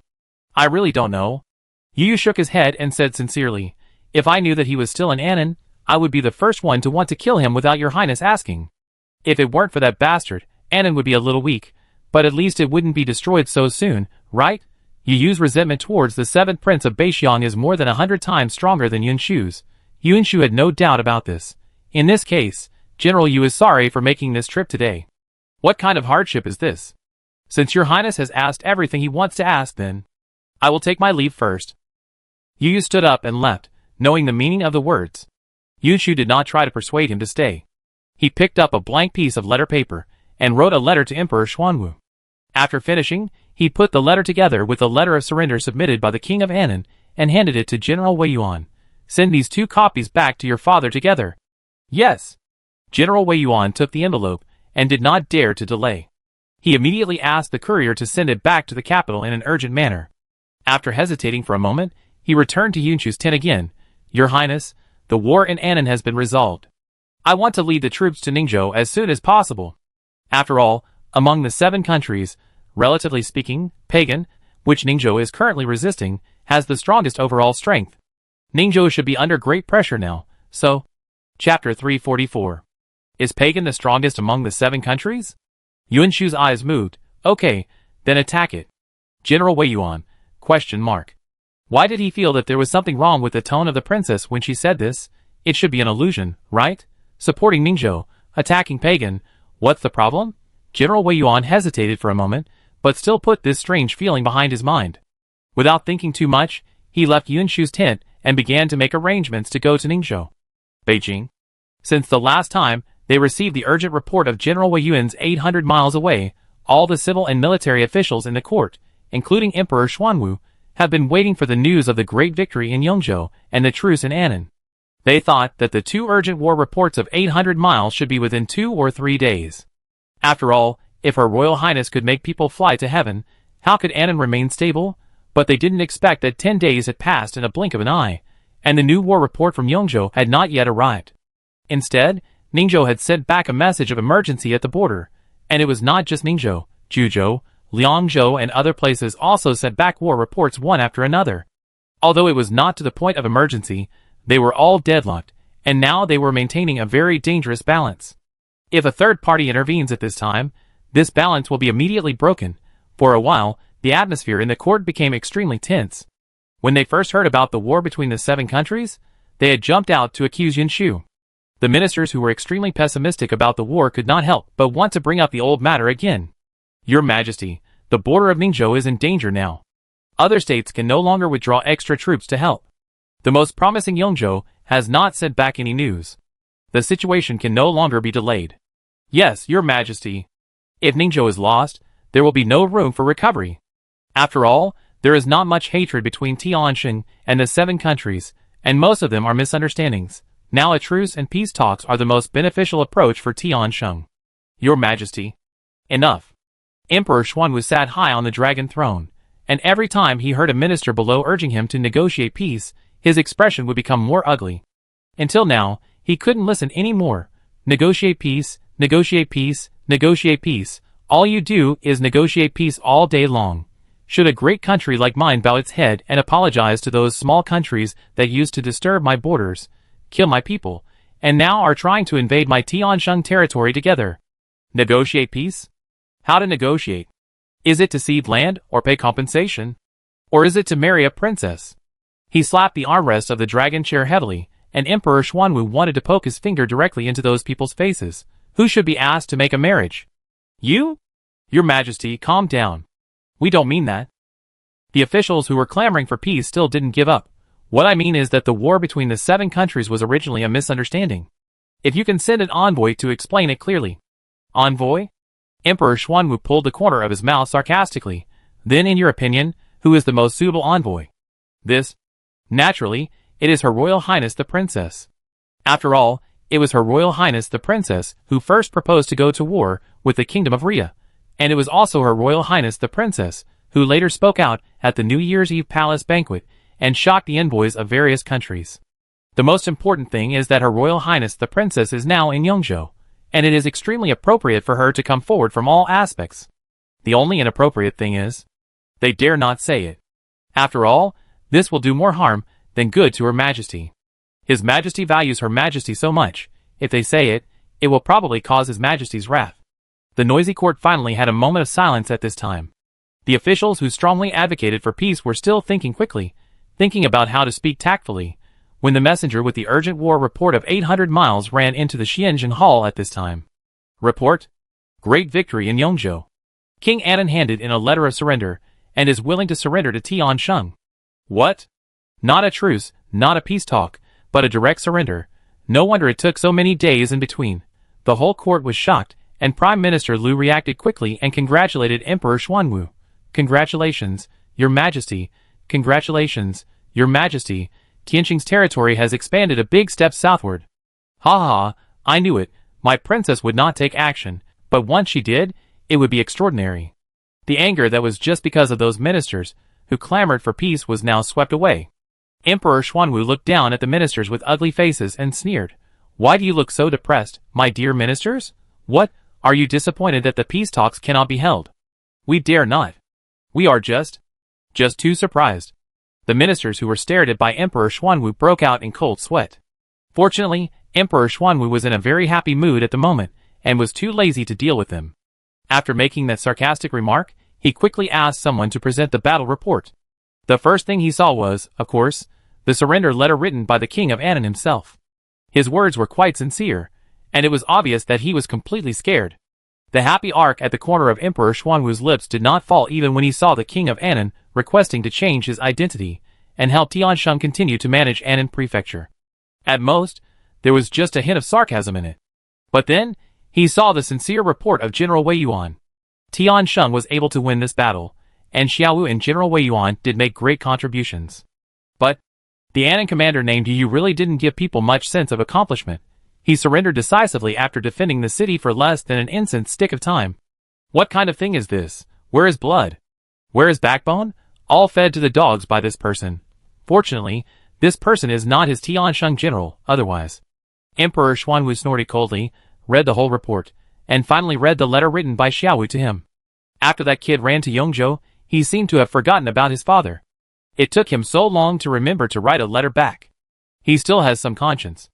Emperor Xuanwu was very proud, but as he unfolded the letter, the corners of his mouth just lowered a little, and then, they couldn't help but rise again. Father, good day. I miss you so much after not seeing you for a long time. The conditions in the Yongzhou military camp are not good, but I have adapted well. I learned various military formations and tactical layouts with General Wei Yuan every day, which is also very interesting. Facts have proved that your decision to let me go to Yongzhou is really wise and powerful, and it couldn't be more correct. I have really learned a lot of things that I would never learn in Beijing. Chapter 345. There were no problems before. The little brat was still not very well behaved, but he was more intimate with his mumbling, and occasionally he would add a few flattery words to make him happy. Emperor Xuanwu's eyebrows relaxed, and for a moment he even forgot that he was still in Xianzhen Hall. He was just like an ordinary old father who received a letter from his daughter. Even the smile lines at the corners of his eyes were kind. He turned a page of the letter. I have read the letter of surrender from the King of Anan. I think that in order to set a benchmark and let the royal families of other small countries know that if they are willing to surrender, they can still live well. This King of Anan should not be killed. However, after observing his actions and understanding him a little, I learned that the King of Anan is mediocre, and it is difficult for him to govern the affairs of Anan province. It is enough to give him an idle title. As for the affairs of Anan, if there is no suitable person, General Yu Yuyo can take care of it temporarily. Emperor Xuanwu. Xiaowu dislikes the King of Anan and thinks that the King of Anan is incompetent. He can understand this. But what does it mean to let the guy surnamed you take care of her? Even if it's just temporarily, that guy's reliability is not much better than that of the King of Anan. He was just feeling lucky that the guy surnamed you was not a general of his Tiansheng dynasty, but in the blink of an eye, he was going to let that unreliable guy govern a continent? No, he has to think about it later. He must send a proper official. Emperor Xuanwu continued to read, while thinking about who to send. The matter.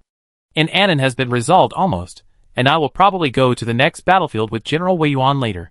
It was unexpected that Annan surrendered without a fight. The next battlefields may be more brutal than the last. This war should not be dragged on for too long. Well, there is nothing wrong with this. Fortunately, the life choice simulation system told him that this war would not last too long. The 7 countries combined can be dealt with in 3 months. It is not a big problem. Emperor Xuanwu raised his eyebrows, glanced down, and then saw the reason why the war ended in 3 months. In fact, I have been thinking hard recently, and seem to have thought of a way to end this war quickly. I have thought of a new weapon. The lethality of this weapon may be far greater than that of a trebuchet. If it is really developed successfully, it will not be difficult to sweep across 17 countries, let alone 7 countries. However, the method of making this thing is not difficult. I am afraid that someone with ulterior motives will learn this method and cause the world to suffer. I am also worried that other countries around will be afraid, and similar things, like the 7 countries, will start again. In a dilemma, I can only ask my father to help me make a decision. New weapon. The kind that can sweep the world. If nothing unexpected happens, Xiaowu should rely on this kind of weapon to unify the world in the future, right? Emperor Xuanwu's breathing unconsciously became heavier, but after his eyes fell back on the sentence "it's not difficult to make this thing," he frowned slightly. As Xiaowu said, such a powerful weapon is of course best in the hands of the Tiansheng royal family, but if it falls into the hands of others, wouldn't it be? Emperor Xuanwu thought, the sim selection system is at your service. Please choose the decision you want to make next. Sure enough, the light curtain is here, it's stable. Emperor Xuanwu was determined in his heart and looked up at the light curtain. A. Refuse Yunshu to develop new weapons. B. Fully support Yunshu to develop new weapons. C. Verbally support Yunshu to develop new weapons. The last answer is unreliable at first glance, but based on past experience, this most unreliable one is often the answer he needs to choose in the end. The corners of Emperor Xuanwu's mouth twitched unconsciously, and then calmly clicked on the first one. You chose A. After receiving the reply, Yunshu temporarily gave up the development of new weapons after weighing the pros and cons.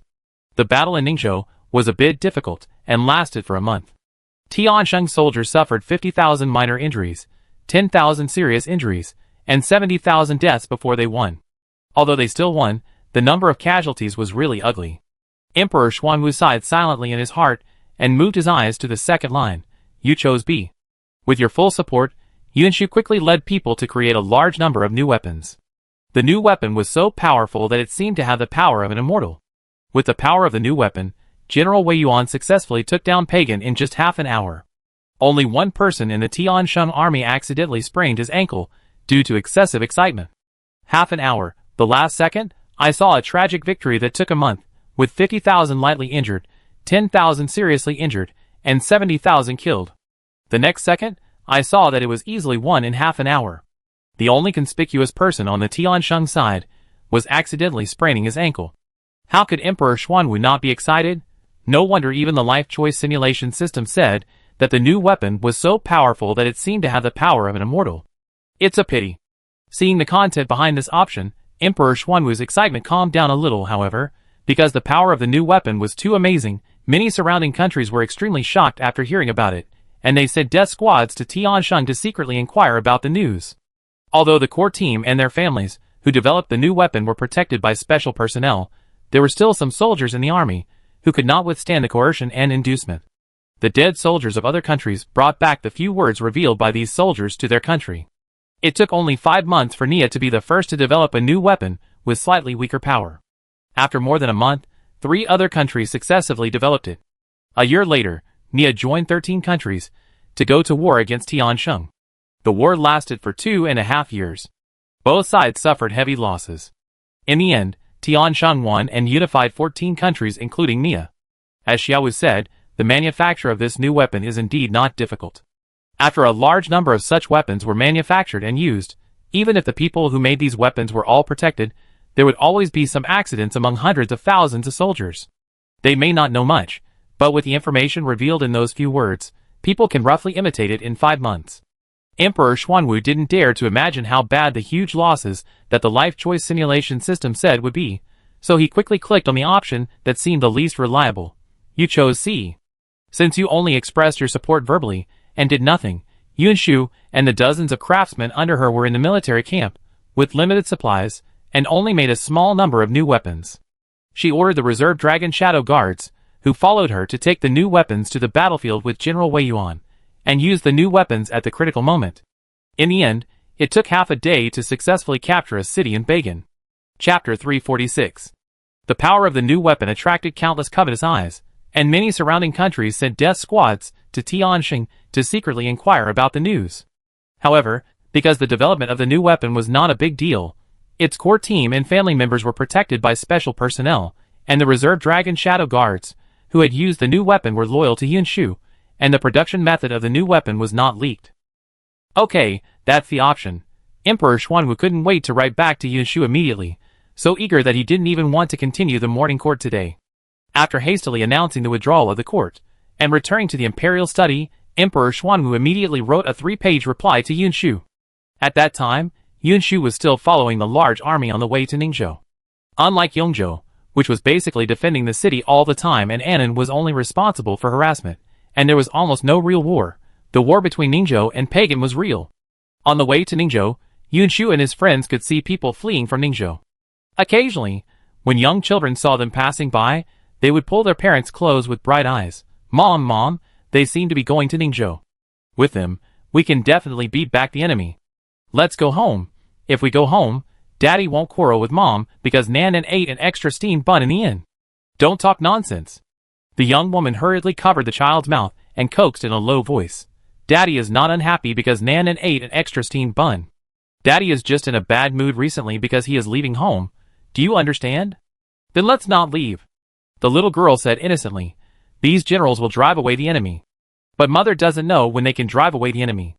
The young woman sighed softly and continued in a low voice, "Dear girl, wait until they win, then we will come back, okay?" "Okay."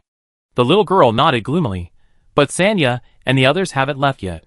The young woman was silent for a moment, and suddenly sighed. "These days, not everyone can leave if they want to.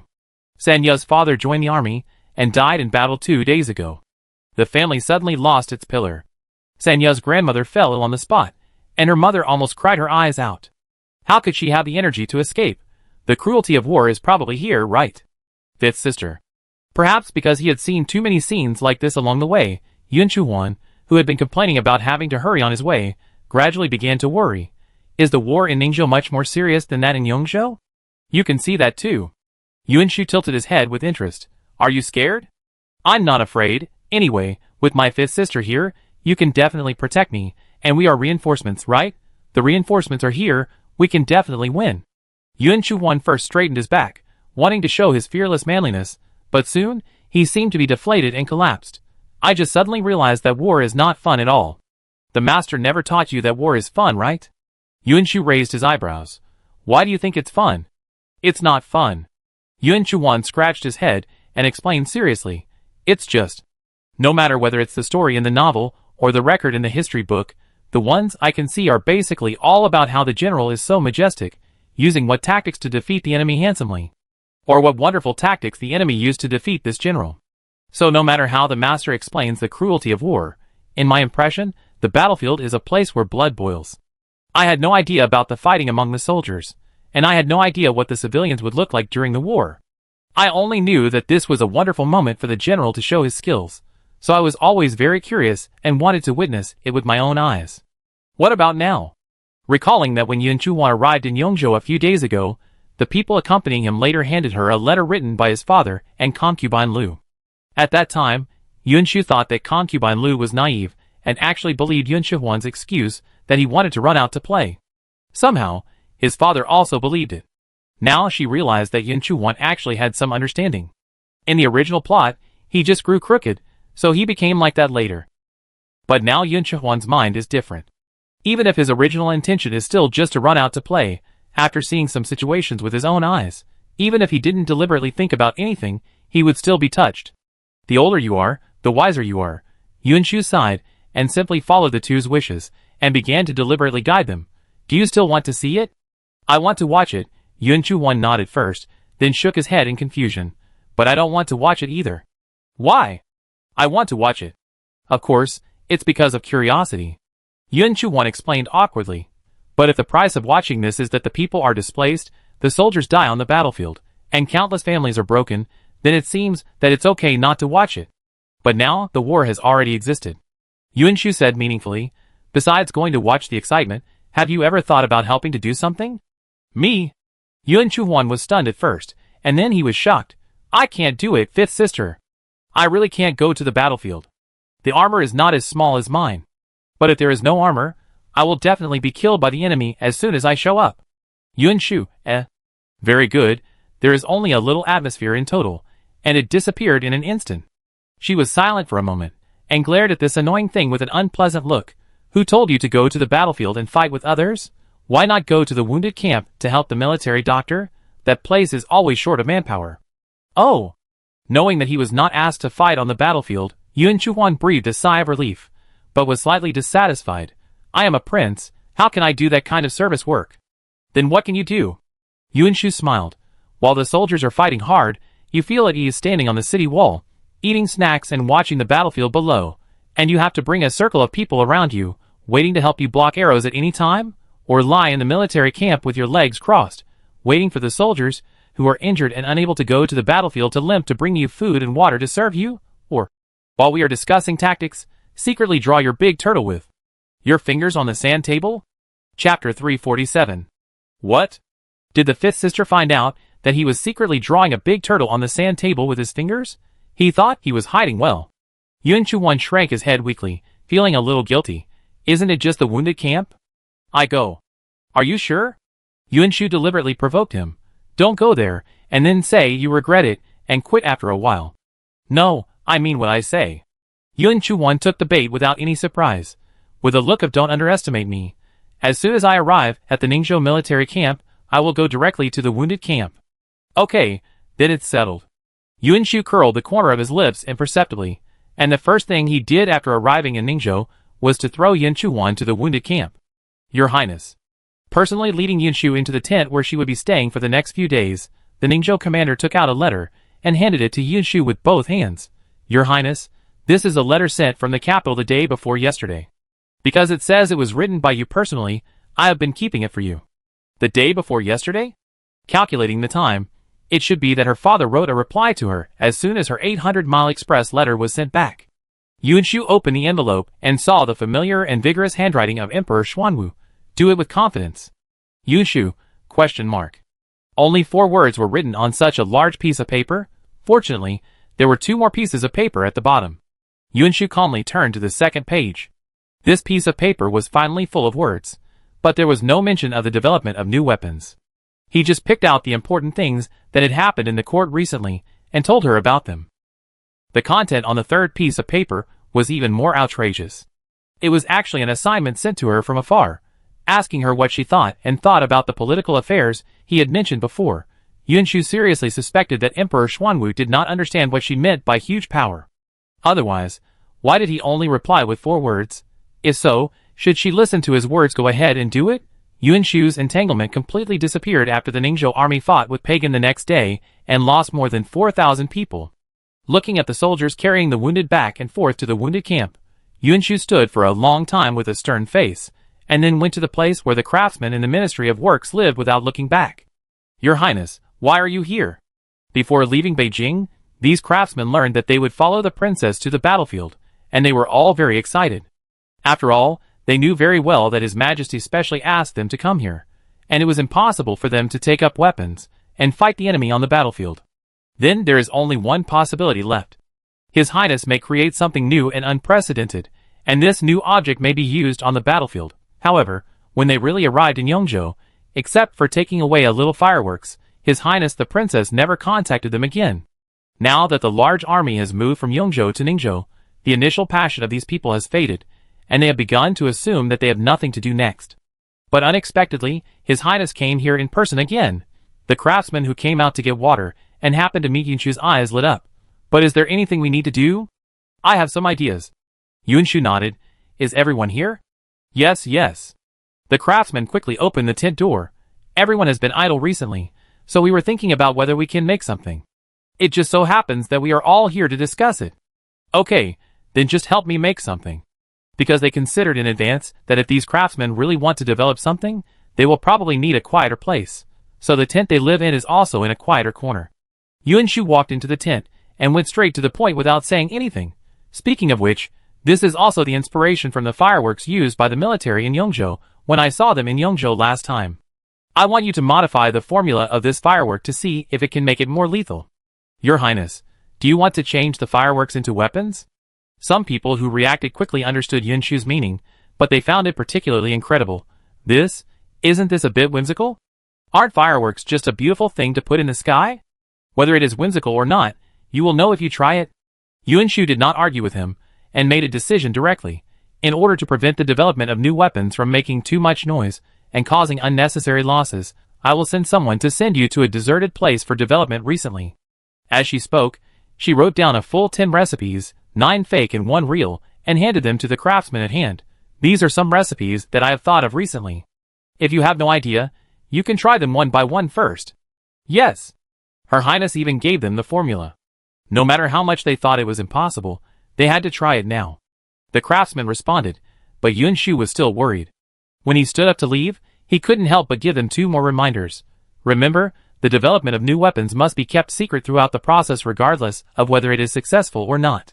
In addition, when testing these recipes, remember to stand farther away in case the sparks that explode are much larger than the fireworks, and it is easy to get hurt if you get close. Yes, Your Highness, don't worry, we know it. Fireworks exploded into new weapons. If anyone else said this, they would probably think that the other person must be crazy. This is simply impossible to do. Then can the fireworks attack at a long distance or at a close distance? If it's at a long distance, what's the difference between them standing under the fireworks and watching the fireworks? A bunch of sparks will be scattered, and unless they hit someone's eyes, they will not cause any harm at all. But if it's at a close distance, it will hurt the enemy 1,000 times and hurt yourself 800 times. And it's gone after use, a disposable weapon, it's better to chop it with a knife. But it was Her Royal Highness who made this request.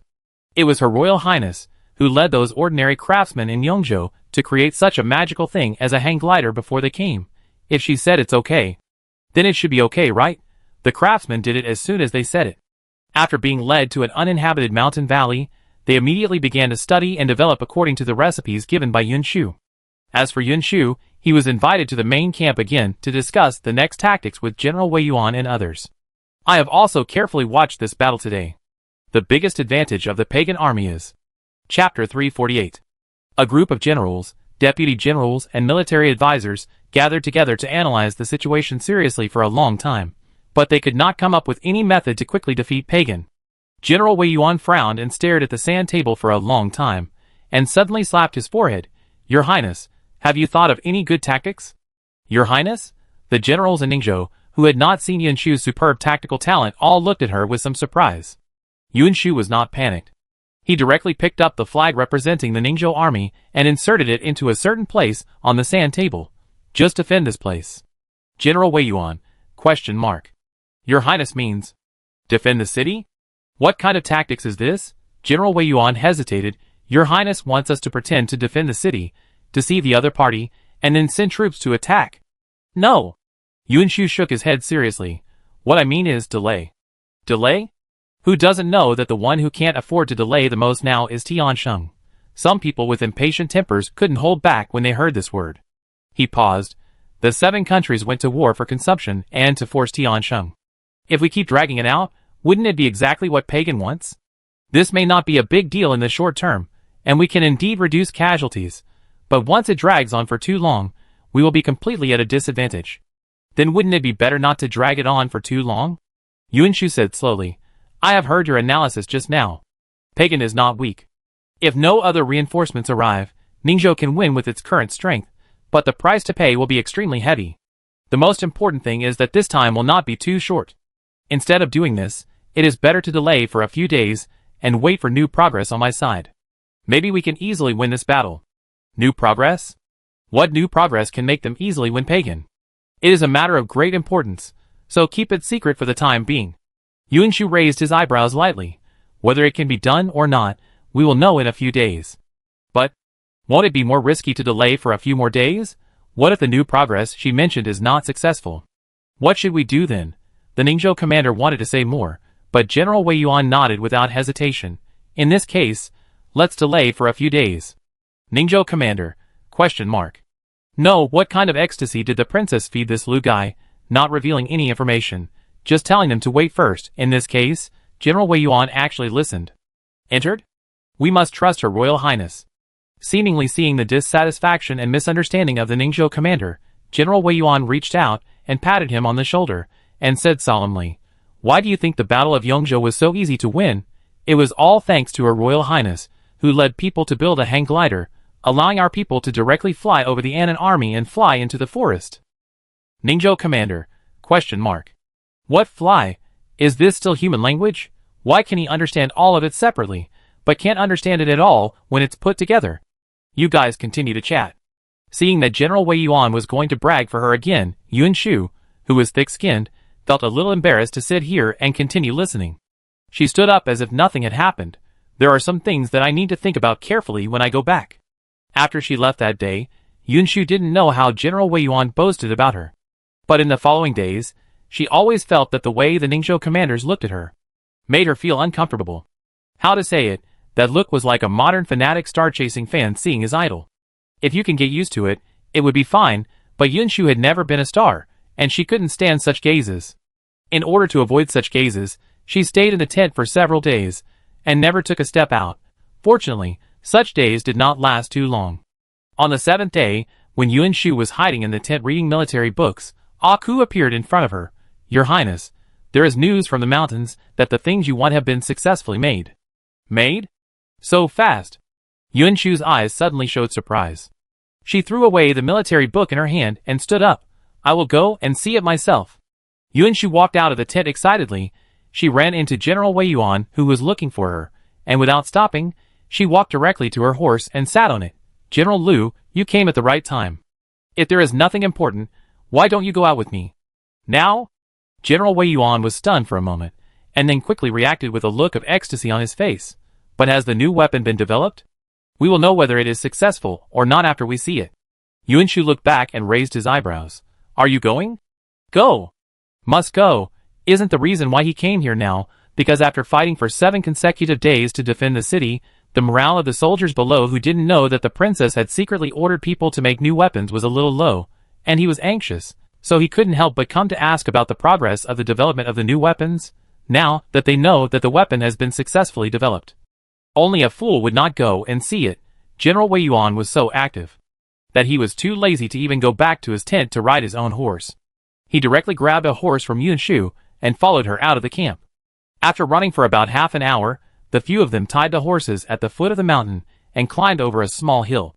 Finally, they arrived at the place where the craftsmen were developing new weapons. General Wei Yuan sniffed the strong smell of gunpowder in the air, looking a little surprised. "Your Highness, while you have people making new weapons here, you also made a lot of fireworks." "Fireworks?" Yuan Shu chuckled, and when the reserve dragon shadow guard she had sent to escort her brought over the craftsmen who had successfully made explosives, she raised her chin again and smiled. "Can you show our General Wei Yuan the latest upgraded version of the fireworks you made?" "Yes. Of course. Speaking of which, this person happened to be the one who least believed that fireworks could be transformed into weapons of mass destruction. Even when he went to the mountain ravine to test this morning, he was still a little unconcerned. After all, 8 of the 10 recipes given by the princess had been tried before, and none of them worked. He thought this one would be the same as the previous one. At best it would just be a slightly larger cluster of fireworks. After lighting the fuse, he didn't pay much attention and even tripped while running. Luckily, the secret guards set by His Highness to protect him were very capable and picked him up and ran at the critical moment. Chapter 349.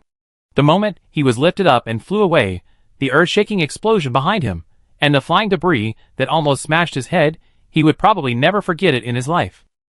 But it was thrilling, and after coming to his senses, he realized that he really followed the recipe given by the princess, and made a new weapon with super large lethality, which quickly overwhelmed his fear. Thinking about it later, he only felt regretful that he could not stand by and see what the thing looked like at the moment of explosion. However, they did not have much materials on hand, so it was impossible for him to blow up another one just because he wanted to see the effect. Yu Dexing's heart was like a cat scratching, itching for the whole morning. Now that the princess finally wanted to see the power of the new weapon, he couldn't wait to point out a direction to Yuan Shu and the others. "Your Highness, General Lu, please move to a safe place. I will go get the new weapon." He paused, followed Yun Shu's joke and changed his words. Upgraded version of the fireworks. He was just talking about the new weapon, right? General Wei Yuan was not a fool. He heard the meaning of Yu Dexing's words just now, and his eyes were full of disbelief. Your Highness, is this new weapon really made from fireworks? I can only say that the initial inspiration did come from fireworks. Yun Shu put his hands in his pockets, with an unfathomable expression on his face. If I say more, it will involve confidential information. General Wei Yuan, Isn't he allowed to know the secret? General Wei Yuan was so curious that he scratched his head. Fortunately, Yu Dexing didn't let him wait too long. He soon came out with a small bag of something, walked to an open space far away from them, bent down to light the fuse, and immediately ran in the opposite direction. Bang! General Wei Yuan hadn't had time to ask why the man was running so fast, as if he was escaping for his life, when he saw the rubble on the open space suddenly exploded. Smoke and dust suddenly rose up, and in the thick smoke, a flash of fire could be seen rising into the sky. The ground beneath his feet trembled, and even at such a long distance, he seemed to be able to feel a trace of air waves spreading outward. General Wei Yuan stared at the direction of the explosion in amazement. After a long while, he swallowed hard. It's really awesome. He rubbed his ears that were a little painful from the shock, but his eyes were still reluctant to move away from that direction. He looked stupid and staring, but his tone was unprecedentedly excited. Is this really made of fireworks? Your Highness, if there are enough of these things, let alone pagan, it is not a problem to quell the rebellion of the 7 kingdoms within a day. You think it's a beautiful thought. Yun Shu poured a basin of cold water on him. We can't make many explosives with our current resources. Package. Let's go back and discuss tactics, and see how to make the most of limited resources. Can't we get more materials from somewhere else? General Wei Yuan was still a little unwilling to hear this. At worst, we can fight the city defense battle for a while longer. Anyway, as long as we have this thing, we are not afraid of delaying it for a few more months. No. Yun Shu rejected his proposal without thinking. To manufacture this thing in large quantities, a large number of people will inevitably join in. If one of them leaks the news, and the enemy country also figures out how to make explosives, how can we fight this war in the future? Directly stepping into the era of hot weapons, both sides throwing explosive packs at each other, General Wei Yuan couldn't help shuddering just thinking about that scene, and decisively abandoned his original idea. Your Highness is right. The method of making such a magical object must be kept secret. It's best not to tell even the generals in our army, because the craftsmen can make all the remaining explosive packs within 1 day at most. General Wei Yuan summoned all the generals in the Ningzhou army as soon as he returned to the barracks from the mountains. Seeing Yun Shu, who had not shown up much in the past few days, appear in the main camp again, the Ningzhou commander reacted quickly. As soon as he entered the door, his eyes lit up. General Lu, you asked us to come at this time. Could it be that the new weapon has been made? That's right. Things like explosives are undoubtedly very attractive to military generals. As soon as General Wei Yuan heard the word new weapons, the corners of his mouth couldn't help but grin. I have personally gone to see it with Her Royal Highness the Princess today. It is no exaggeration to say that when it is used, it is absolutely comparable to the power of the gods. Today? The Ningzhou commander remembered that he had talked to General Wei Yuan this morning with worry about the low morale of the army. Halfway through the conversation, the other party suddenly got up and left, saying that he remembered something he forgot to do. But it turned out that, feeling that he had been deceived, the Ningzhou commander suddenly widened his eyes. You are so good, Lu Jingquan, you didn't tell me that you went to see the new weapons. I just happened to run into it at that time. Facing the accusation of his colleagues, General Wei Yuan felt guilty for less than 2 seconds, and soon he became serious again. Don't talk about these useless things. The number of new weapons is small, and they need to be strictly confidential. Her Royal Highness has already arranged the person who will handle them. Let's discuss tomorrow's tactics first. This general's idea is very simple. In recent days, hasn't the pagan army come to challenge and attack the city every day? Tomorrow we will go out of the city to meet the enemy, and then pretend to be defeated and retreat, leading the pagan army to chase to this place. Stop! Although the Ningzhou commander was very curious about how powerful the new weapon comparable to the power of the gods was, General Wei Yuan had already said that it needed to be strictly confidential, so he couldn't ask any more questions. He could only suppress his curiosity for the time being and seriously discuss tactics. It's easy to retreat after pretending to be defeated, but it's a difficult problem to let the enemy catch up. After all, the pagan army is not stupid. We have been defending the city these days. Suddenly fighting and suddenly retreating, it looks like an ambush. They will definitely be on guard and dare not take risks easily. Not daring to take risks easily is mostly because the temptation is not big enough. Yuan Shu, who had been silent all this time, suddenly picked up a flag and stuck it on the sand table where General Wei Yuan had pointed out. As long as we can offer the other party an irresistible temptation, we don't have to worry about the not being fooled. What does your highness mean? The emperor will personally go into battle tomorrow. Yuan Shu stretched out a finger and moved the flag. In the shocked eyes of everyone, he said calmly, with Princess Tiansheng as a bargaining chip, it is worth their risk to fight this time. No. Absolutely not. Chapter 350. General Wei Yuan almost jumped up. Not to mention that the princess has no martial arts skills. Even if she has learned martial arts, he still dare not let her go to the battlefield. If something happens, wouldn't he be the culprit of Tiansheng? Your Majesty has entrusted your safety to me, which is a trust in me. How can I let you? A living princess of Tiansheng is much more useful than a dead one. Yuan Shu interrupted the other party's excited words. If Pagan wants to capture me alive, he won't really kill me.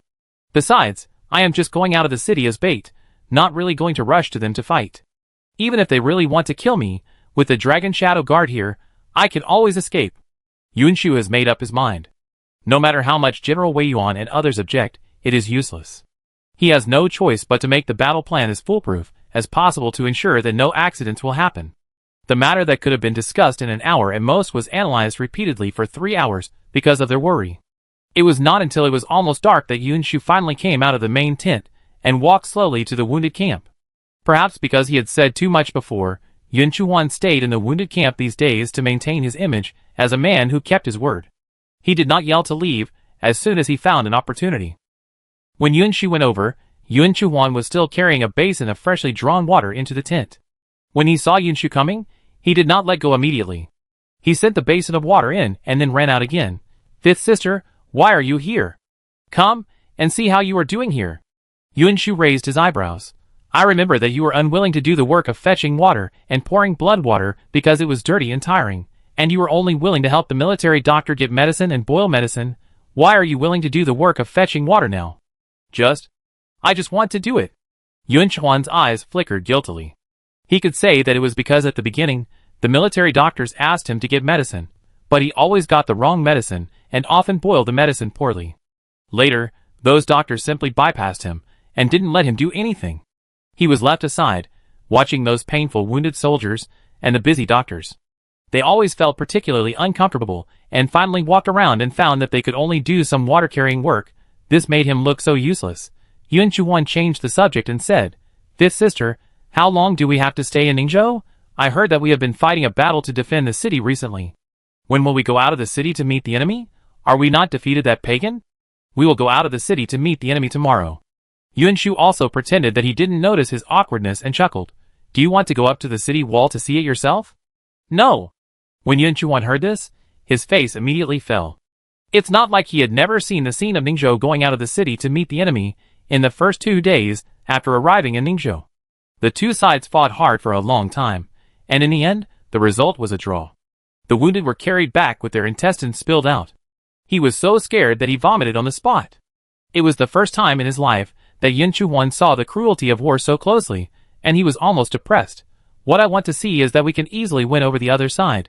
Just like what is written in the storybook, the general is full of vigor on the battlefield, and crushing the opponent is as easy as crushing an ant. It can make people excited and refreshed, not a battlefield where both sides fight to the death and feel depressed just watching from the side. Although generally speaking, most of the real battlefields are like the latter. Yuan Shu spoke in a long tone, and seeing that Yuan Shu's expression was getting more and more depressed, she changed the subject and raised her hand to pat him on the head. But tomorrow's battle is probably what you want. Really? Yuan Shu raised his head suddenly after hearing this. You're not lying to me? What's the benefit of lying to you? Yuan Shu snorted and laughed. If it weren't for the fact that you were almost depressed if you continued like this, and I couldn't explain to my father and concubine Lu when I went back, I really wouldn't mind you staying in the wounded camp. This wounded camp is very short of manpower. I go. After getting a positive answer from Yuan Shu swept away his previous depression and excitedly jumped up, pulling Yuan Shu's sleeve. Tomorrow I will go with you, fifth sister. Oh, that won't work. Yuan Shu calmly pulled back her sleeves. Tomorrow, your fifth sister, I will go to the battlefield in person to show off my skills. Yuan Shu question mark. Although I don't understand it, but... Fifth sister, Can I also show off my skills? Yunshu, no. Oh. The next morning, just as the sky was getting light, the dewdrops on the grass tips that had not yet turned yellow in early autumn were trampled by the high-raised horse hooves before they could be evaporated by the sun. Pagan's commander Dao Tu appeared outside the wall of the Ningzhou border town with 100,000 soldiers and horses. He thought that today would be another evenly matched siege, but he didn't expect that before they even had time to get close. The two gates that they had been attacking for several days were slowly opened from the inside. The leader was wearing a bright red armor that was as flamboyant as fire, and his figure was slender and petite. He didn't look like the generals he was familiar with. Dao Tu narrowed his eyes, and when the figure led thousands of soldiers behind him to walk out of the city gate little by little, a trace of disbelief flashed across his eyes, and then he raised his head and laughed without hesitation. I think you are really out of people in Tiansheng. You even sent such a delicate princess to the battlefield. Why, you know you can't win, so you just send a hostage out and decide to surrender? Surrender? Yunshu sneered, pointed the thin long sword in his hand directly at Dao Tu, and said with great momentum, It depends on whether you have the ability to beat me. From what your highness said, do you want to fight a general? When the two armies confronted each other, it was indeed uncommon on the battlefield for each side to send a fierce general to fight before the battle. But does the word fierce general have anything to do with Lady Tiansheng? Dao Tu seemed to have heard a big joke, and looked at Yunshu with disdain. Your highness, do you really think that I only have martial arts but no brains? Not to mention that he had never heard that Lady Tiansheng had practiced martial arts. Even if she really practiced martial arts, how powerful could she be? Chapter 351. Fighting in front of the battlefield means no one cares about death or injury.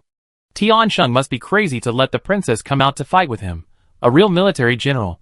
They almost wrote the word trap on their foreheads. How stupid must he be to go there alone and fall for it? But then again, the princess of Tiansheng is really bold. She dared to use herself as bait and leave the city with such a small number of people. If he didn't seize this opportunity, wouldn't he be sorry for Tiansheng's kindness? Dao Tu's smile suddenly disappeared, and he waved his hand, wanting to launch a surprise attack without any martial ethics. All soldiers, listen to my order. Whoever captures the princess of Tiansheng alive will be rewarded with 10,000 taels of silver. Kill!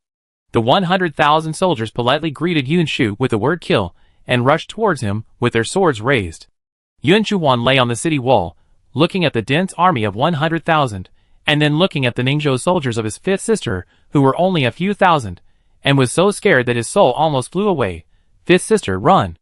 Ah! Ah! Yunshu's voice, which was usually loud, was mixed in the shouting and killing of the 100,000 people at this moment, like a drop of water in the sea, and it could not stir up the slightest ripple. Yunshu didn't hear a word, and he really stood in front of the battle like a master who was unparalleled in the world, with a sword and a horse, and had no intention of turning around and running away. Such a big scene is really too visually impactful. Yunshu's brain couldn't react at all, and subconsciously thought that his fifth sister was probably scared silly, and even forgot to run away. In order to let his shout reach Yunshu's ears, he almost pulled half of his body out of the city wall. Fifth sister, run!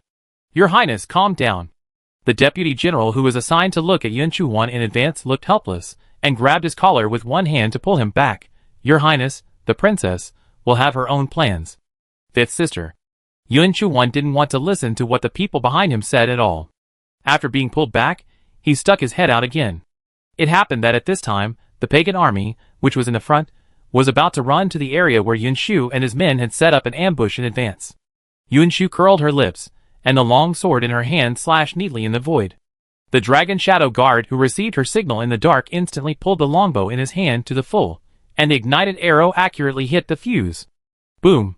The row of explosives buried in advance instantly set off a huge air wave. Yunshu opened his mouth wide, watching the smoke slowly dissipate, revealing at least 3,000 pagan soldiers, who were killed instantly. After a long while, he slapped his thigh. No wonder fifth sister said yesterday that she would go to the battlefield to show off today. Facing the 100,000-man army alone, he instantly killed 3,000 enemy leaders with a wave of his long sword. If he had known that he could show off, as long as he rode out of the city and showed his face, he would have said yesterday that he would make fifth sister agree to take him with him today. This is much more powerful than the general's scripts he had read before, and it is almost as good as the battles between gods and immortals in the stories of cultivating immortals. No, he has to go down now, and he wants to show off with fifth sister. Yunshu turned around and was about to run down the city wall, but he had just run 2 steps when the deputy general grabbed his collar and pulled him back to his original position. "Sixth Prince, please forgive me. I am following the order of Her Highness the Princess to make sure you stay here steadily." "How dare you? Such a good opportunity to show off. If you miss it today, you don't know if you will have it again in the future." Yuan Chuan, who was stopped, was almost furious. "You let me go down, and if the 5th sister makes trouble for you later, I will stop her for you." "Sixth Prince, please forgive me." The deputy general was not moved at all, like an iron tower, blocking Yuan Chuan tightly. No matter how Yuan Chuan pushed, he did not move. Just when the two were deadlocked, Dao Chuo also came back to his senses from the horror. His eyes were red, and he gritted his teeth and roared, "Capture Tiansheng Princess for me, regardless of life or death." Although he didn't know how Tiansheng did the earth-shaking scene just now. But it was expected that such a powerful trick would never be used easily. Otherwise, why would Tiansheng play any tricks on them? Wouldn't it be enough to just bomb them head-on? He mercilessly chopped off a pagan soldier who wanted to retreat, and Dao Chuo roared, "Anyone who retreats will be killed without mercy." Kill! Charging might kill them, but retreating would definitely kill them. The pagan soldiers had no way to retreat at all. Even though they were scared to death, they still raised their weapons and rushed forward again. Yuan Chuan struggled with the deputy general next to him for a long time. Knowing that he could not rush down the battlefield today, he reluctantly lay back on the city wall. He thought that the situation just now could be repeated, and his 5th sister could easily swing her long sword and a large number of opponents would fall down. But he didn't expect that the pagan army would learn from their mistakes. After receiving Dao Chuo's new order of no matter life or death, the archers on the pagan side stopped in place after rushing into the range and raised their bows and arrows.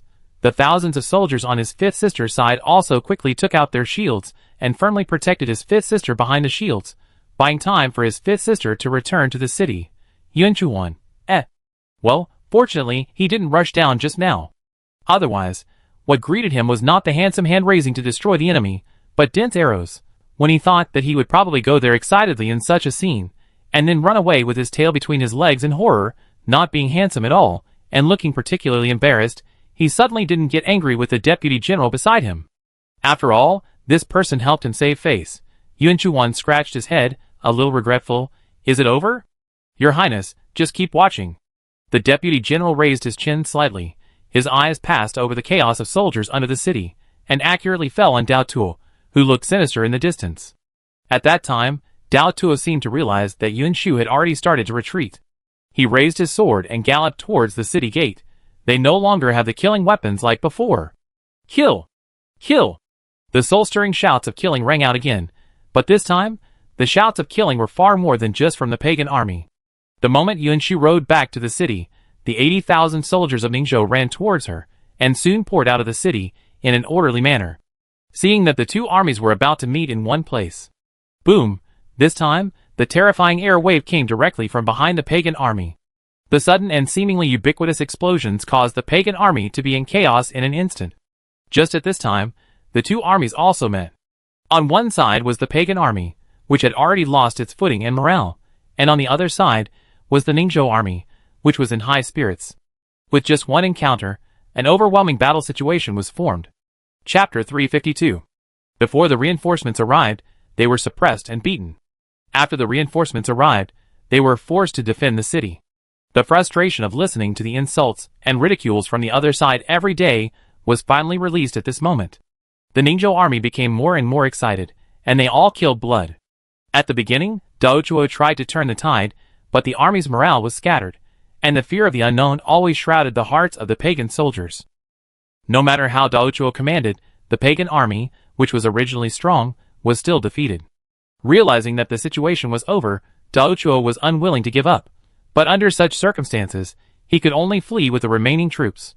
However, the Ningzhou army, which became more and more courageous as they fought, was unwilling to let them leave. They followed them, and chased them for more than 10 miles, killing the remaining 60,000 soldiers of the pagan army to only 50,000. Dao Tuo's eyes were bloodshot, but he couldn't fight with the 50,000 soldiers who were already scared. Fortunately, the city gate was close at hand, and Dao Tuo just breathed a sigh of relief. Boom! General. Watching their general being engulfed by the smoke of the explosion, the pagan army, who were lucky enough not to enter the explosion range because of their slow speed, but saw this scene clearly, roared in despair. In contrast, the Ningzhou army cheered excitedly. The commander of Pagan is dead, why don't you surrender quickly? Tianxing has developed a very terrifying new type of firearm that can kill more than 3,000 people instantly. The news that the border town of Pagan was broken, the commander Dao Tuo was killed in the battle, and tens of thousands of Pagan soldiers surrendered was sent to the Pagan royal city as quickly as possible. At that time, King Pagan was still immersed in his previous battle report, dreaming of Pagan's victory over Ningzhou. Suddenly hearing the bad news from the front, King Pagan was furious. It's simply alarmist. How can there be such a horrifying and powerful weapon in this world? If Tiansheng really has such ability, the whole world should belong to them. Why did they have to shrink in the city before being beaten? Your Majesty, calm down. Compared to the anger and horror of King Pagan, who was unwilling to accept this fact, the national teacher beside him seemed much calmer. In fact, if you think about it carefully, when the reinforcements from Ningzhou did not arrive, the Ningzhou army could barely hold our offensive. Logically speaking, once the reinforcements arrived, it should be their time to counterattack. But they chose to defend instead of attacking. In my opinion, they should have been waiting for the new weapon to be manufactured at that time. He stroked his beard lightly and sighed. I have heard that day. Princess Sheng is a gift from heaven to Tiansheng, with amazing talent. If it were her, it would not be surprising that she could create such a powerful thing. That's the injustice of heaven. The king of Pagan was furious. Isn't Tiansheng strong enough? Why did they send him such a powerful princess? Why can't I give birth to such a child? The imperial master, The old man with a sage-like appearance was silent for a moment, and then said faintly, everything has its own destiny in the dark. This is probably the destiny. Destiny? The king of Pagan sat back on the chair in despair. Then according to the imperial master, I have no choice but to surrender? It's ridiculous that I was still looking down on Anan 2 days ago, but it hasn't been a few days, and Pagan is going to follow their old path. If the king is unwilling to surrender to Tiansheng, perhaps. The national teacher hesitated for a moment. There is still a way to go. What way? Hearing that there are other options, the king of Pagan finally cheered up a little, raised his eyes, and said urgently, as long as I can preserve the foundation of my ancestors, and don't let me really become a king of a fallen country, no matter how difficult the road is, I am willing to give it a try. Whether it can be successful is another matter. It is not particularly difficult.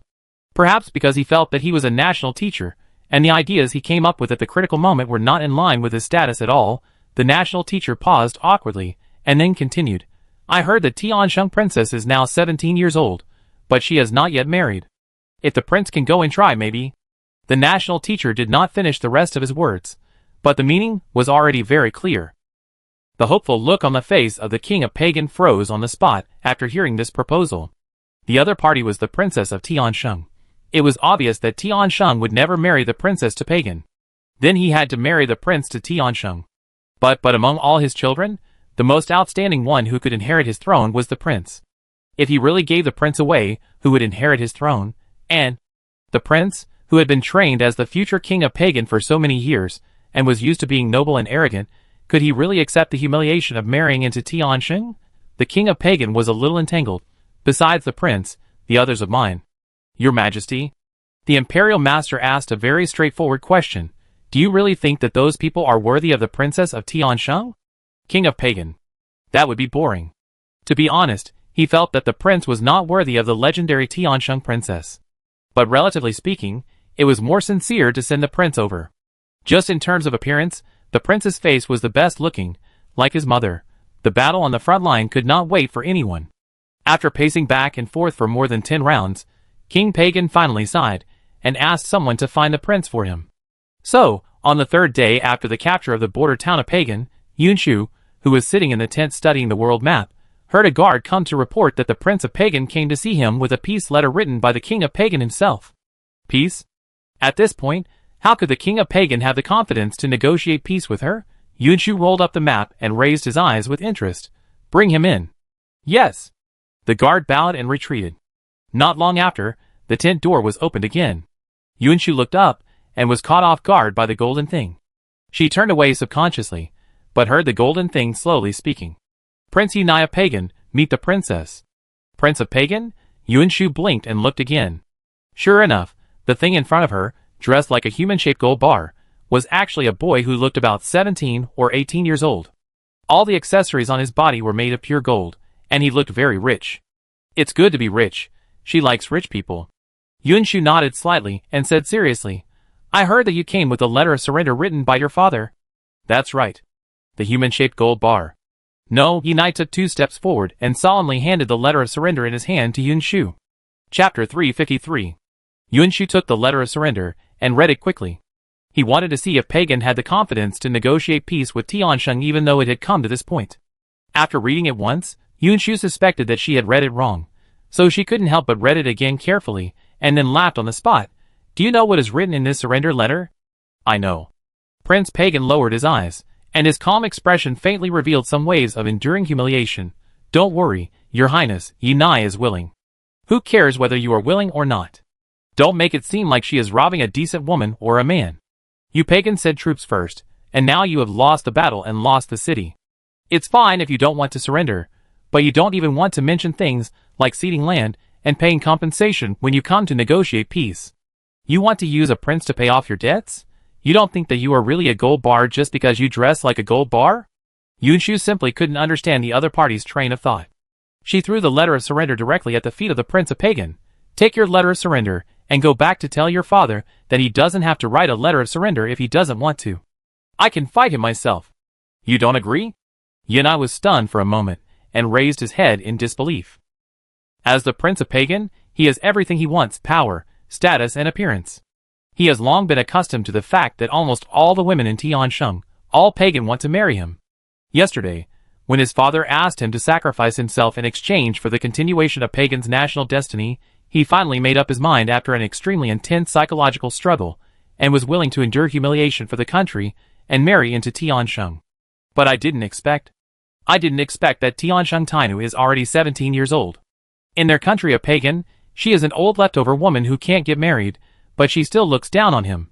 Feeling humiliated, Yunai blushed instantly. Why don't you agree? Why should I agree? How fresh. So nowadays, if a man comes to her and says that he is willing to marry her, she has to marry him? She can marry anyone she knows. Yunshu didn't have much patience left. She pointed directly in the direction of the tent door. Are you going? If not, I will ask someone to send you off. You?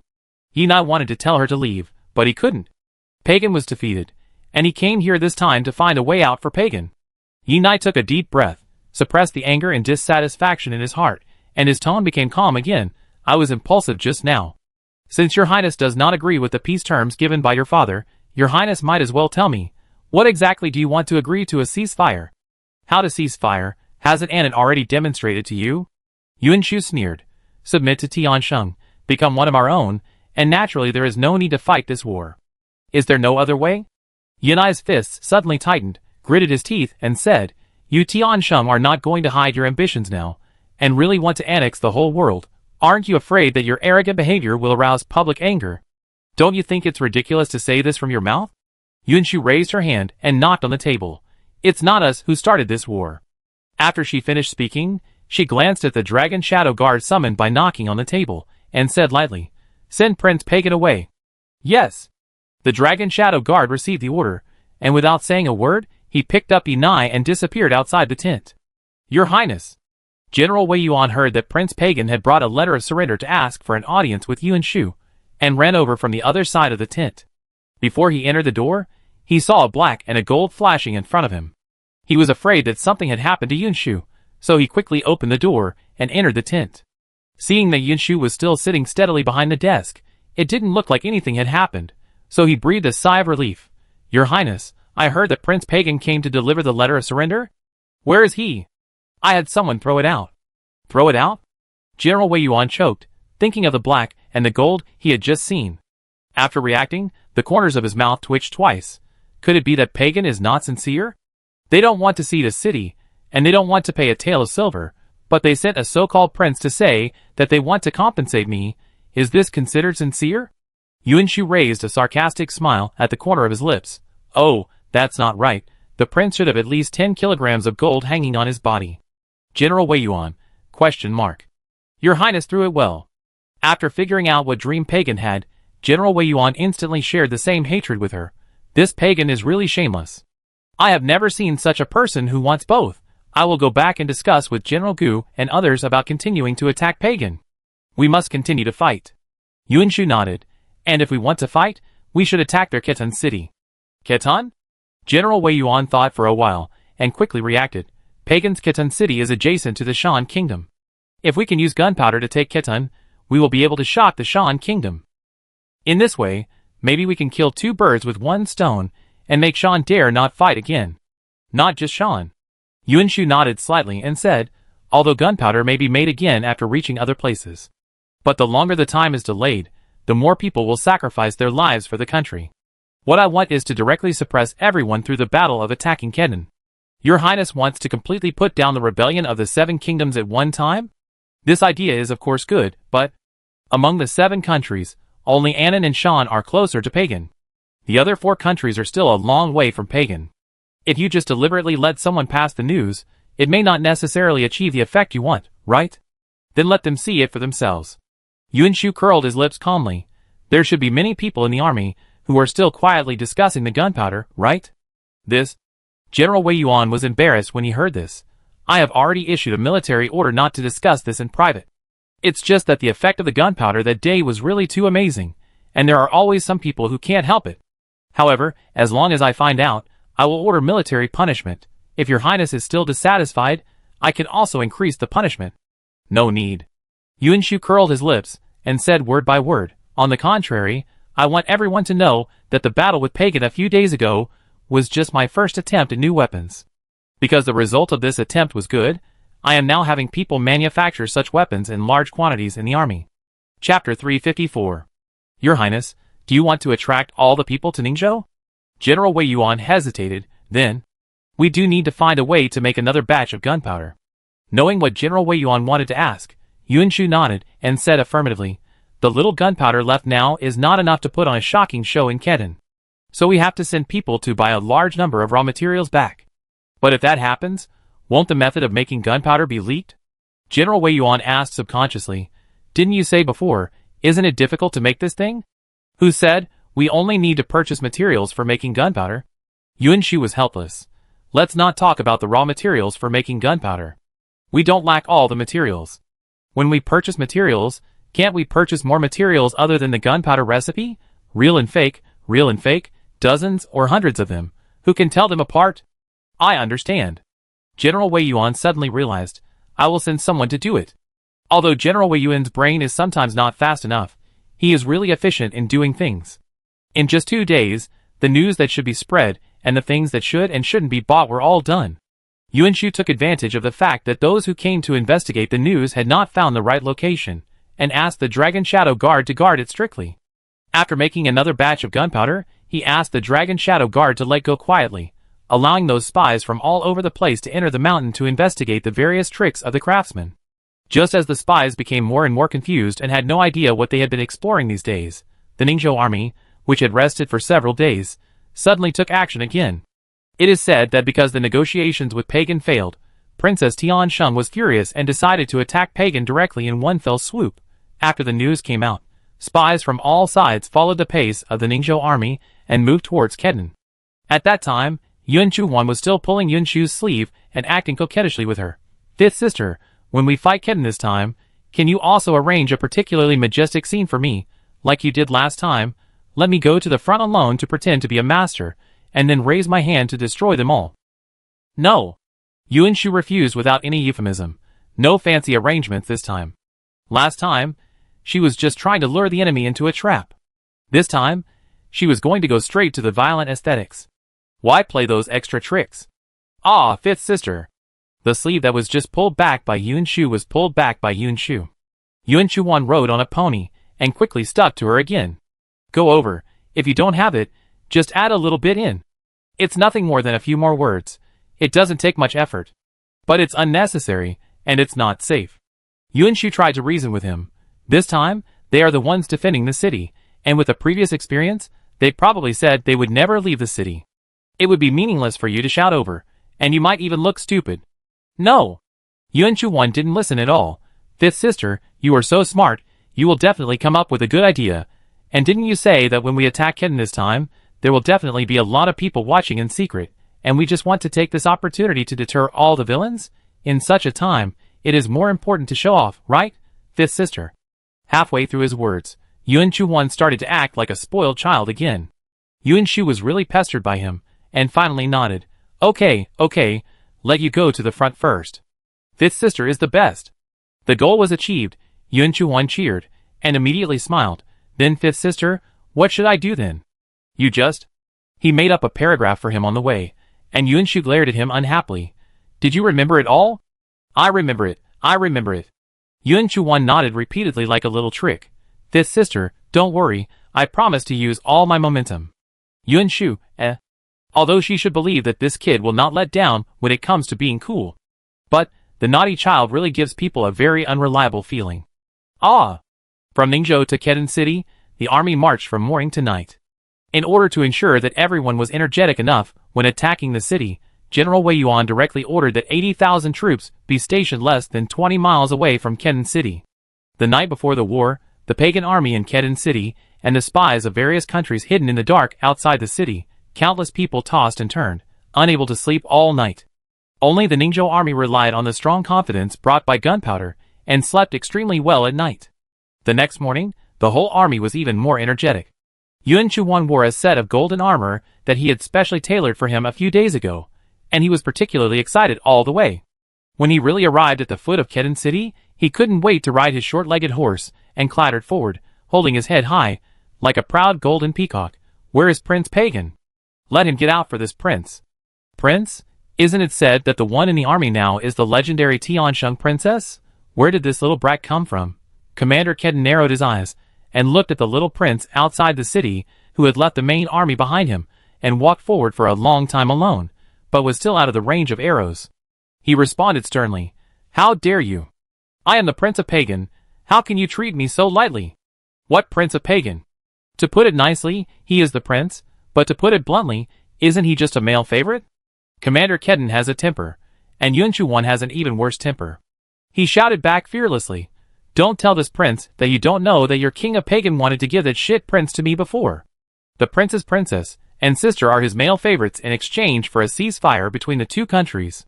This is an insult to my princess and sister. This prince tells you, if you don't hand over your shameless prince today, I will flatten Kedan City. What a big tone. The Kedan commander was angry and said, I want to see how you can flatten Kedan City. If you don't accept my toast, you will be punished. Yuan Chuan sneered and waved the light soft sword in his hand in a serious manner. Come on, my prince. Charge. Yuan Chuan gave an order, and the group of personal soldiers behind him, who had been prepared for a long time, raised their shields and rushed quickly towards the city gate in a well-trained manner. At a glance, there were more than 100 people. Chapter 355. 80,000 troops had come, but now the young prince of Tianjing ordered to attack the city, but only 100 people came out. What was going on? Qianqing's unexpected move stunned the pagan army and the spies from various countries, who were secretly watching the battlefield. Although the commander of Kedan had a bad feeling and ordered his men to shoot arrows at the first moment, the more than 100 people were crowded together, and their shields blocked the attack tightly. The dense arrows shot down had no effect at all. We can't go on like this. Deputy General Kedan frowned and looked at the iron shell moving quickly under the city, and said in a deep voice, The Tiansheng army will not do meaningless things. We must not let them get close. Anyway, they are only about 100 people. Why don't we just open the city gate, rush out, and kill them all, and then... No! Commander Kedan subconsciously refused. What if Tiansheng is planning to trick us into opening the city gate? The Tiansheng army is not far from the city gate now. Once the gate is opened, it will be difficult to close it again. But, no need to say more.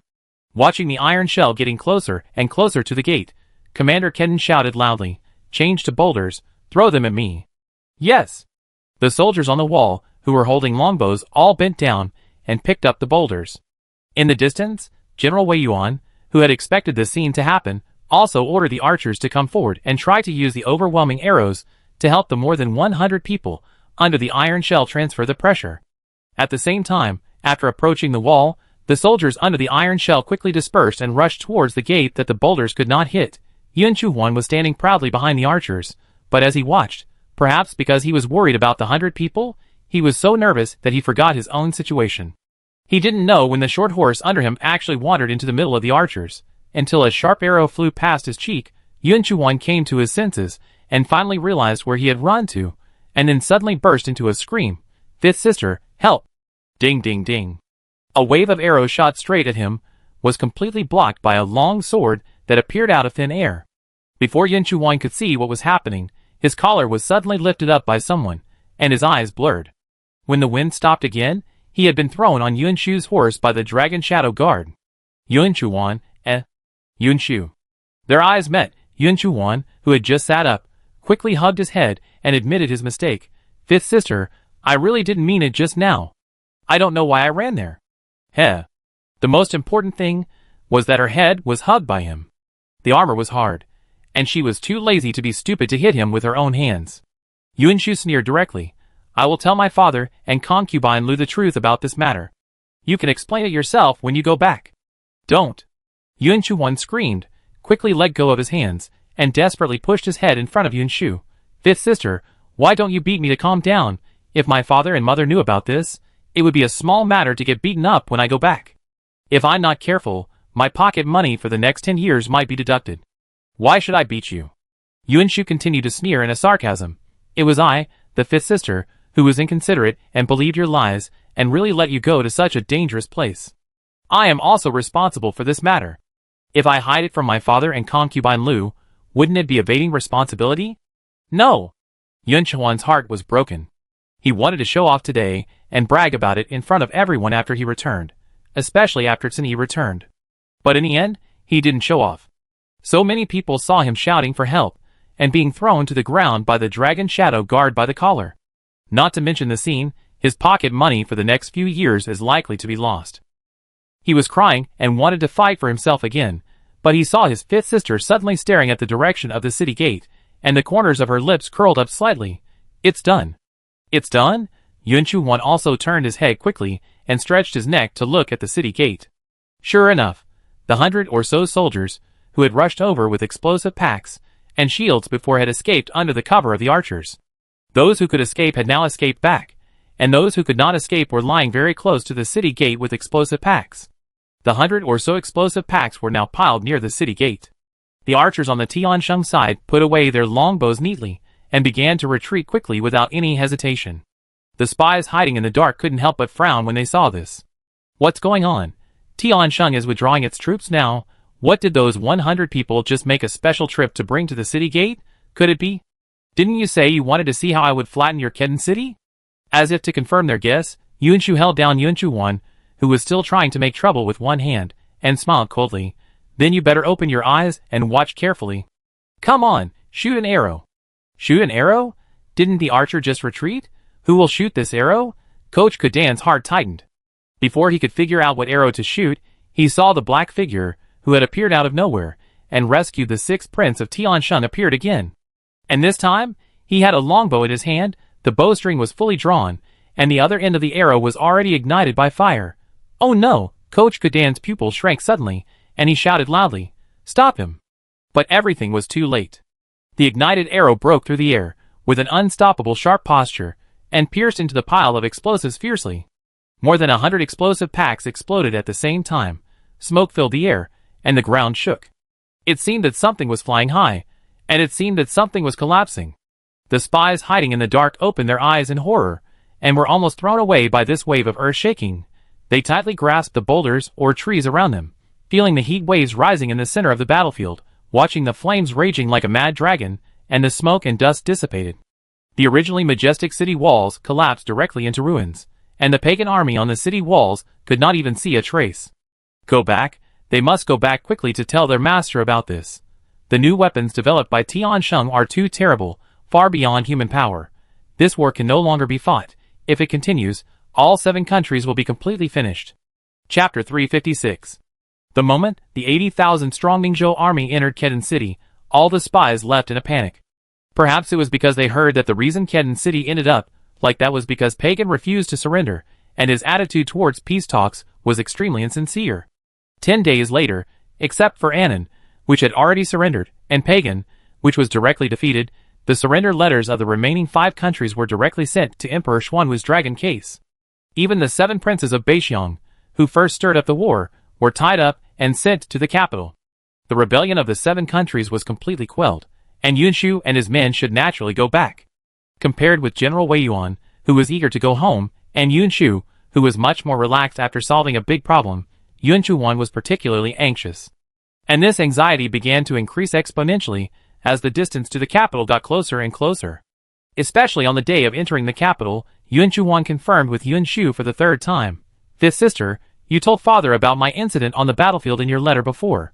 And when father replied, he really wasn't very angry, right? How many times do you want me to repeat it?" Yun Chu-won didn't ask tired, but Yun Shu was tired of answering. The rebellion of the Seven Kingdoms was quelled overnight, and the territory of Tiansheng has now expanded so much. Father was very happy. In his reply, in addition to expressing his joy, the rest was about some matters he had to deal with after the Seven Kingdoms surrendered, and urged me to return to the palace to review the memorials with him. He didn't mention you at all. Not mentioning a word is good. Not mentioning is great. It would be best if my father was so overwhelmed with joy that he could not even remember the little thing he did. Yun Chu-won was thankful and praying, muttering to himself all the way. When he finally saw the gate of the capital, Yun Chu-won straightened up his crouching back. He pointed to the city gate excitedly. "Fifth sister, look. The bright yellow one in the front is father, right?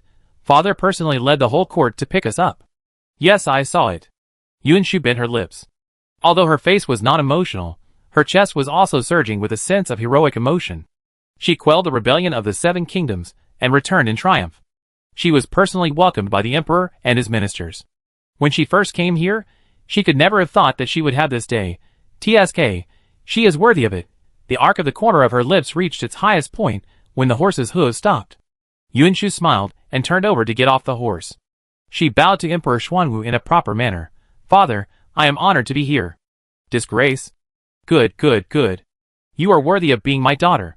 The first time you went to the battlefield, you showed the backbone of our Tiansheng." The satisfaction and relief in Emperor Xuanwu's eyes were beyond words. He patted Yun Shu's thin shoulders and sighed. "After going on the battlefield, I feel that you have grown up all of a sudden." "Only 3 months?" Yun Shu laughed. "How can 3 months change a lot?" "Why not change?" Emperor Xuanwu was full of disapproval. "I can see at a glance that you are thinner than 3 months ago. Have you lost weight?" Yun Shu looked down at her waist. To be honest, she really didn't see any changes. But riding a horse, especially a fast horse, is indeed a strenuous job. She has been living on the horse for a while, so it is reasonable that she has lost weight. Yun Shu chuckled and showed a cunning smile like a little fox. "Then father, shouldn't you give me more reward so that I can replenish my body?" "Reward?" Emperor Xuanwu was very generous. "Just tell me what you want. I have it in my private storehouse. You can take it all you want." Father was so generous. Yun Chu-won, who had only seen his father being stingy, was amazed. Perhaps because he couldn't resist such temptation, or perhaps because he looked at Emperor Xuanwu's happy expression and didn't look like he would be angry. Yun Chu-won couldn't help himself, and poked his head out from between Yun Shu and Emperor Xuanwu. "What about me? Father, can you please take a look at me? I seem to have lost weight." "You?"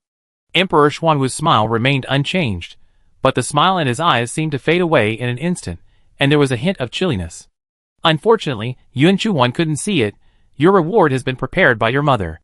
You can receive it when you return to the palace." "Really?" Not only were his father and mother not angry with him, they actually prepared gifts for him. Yun Chuan's last bit of trepidation completely disappeared. He jumped up excitedly. "What is the reward? It would be pointless if I knew it in advance." Emperor Xuanwu glanced at him, and then rewarded General Wei Yuan and his entourage, until they were given the honor and face of being personally welcomed by the emperor, and then they headed towards the palace in a mighty manner. Yun Chu-won was still thinking about the gifts that his father and mother had prepared for him. After returning to the palace, he rushed to Yahua Palace excitedly. Before he entered the courtyard, a voice came from far away. "Mother! Mother, I'm back." "Law." The last word "law" that should have been very cheerful suddenly dropped 18 degrees after seeing the furnishings in the courtyard. If you don't listen carefully, you might not hear it. Yun Chu-won laughed dryly, and the foot that had just stepped into the yard began to withdraw stealthily. "Mother, I suddenly remembered that I left something with my fifth sister. I will go now." "Stop." Concubine Lu slowly stood up, tidied her elegant palace dress slowly, and looked at Yun Chu-won with a fake smile. Except for the first call, the following voice was very gentle. "It's been so long since we last met. Why do you want to leave again just after seeing Mother?" "Mother, what are you talking about?"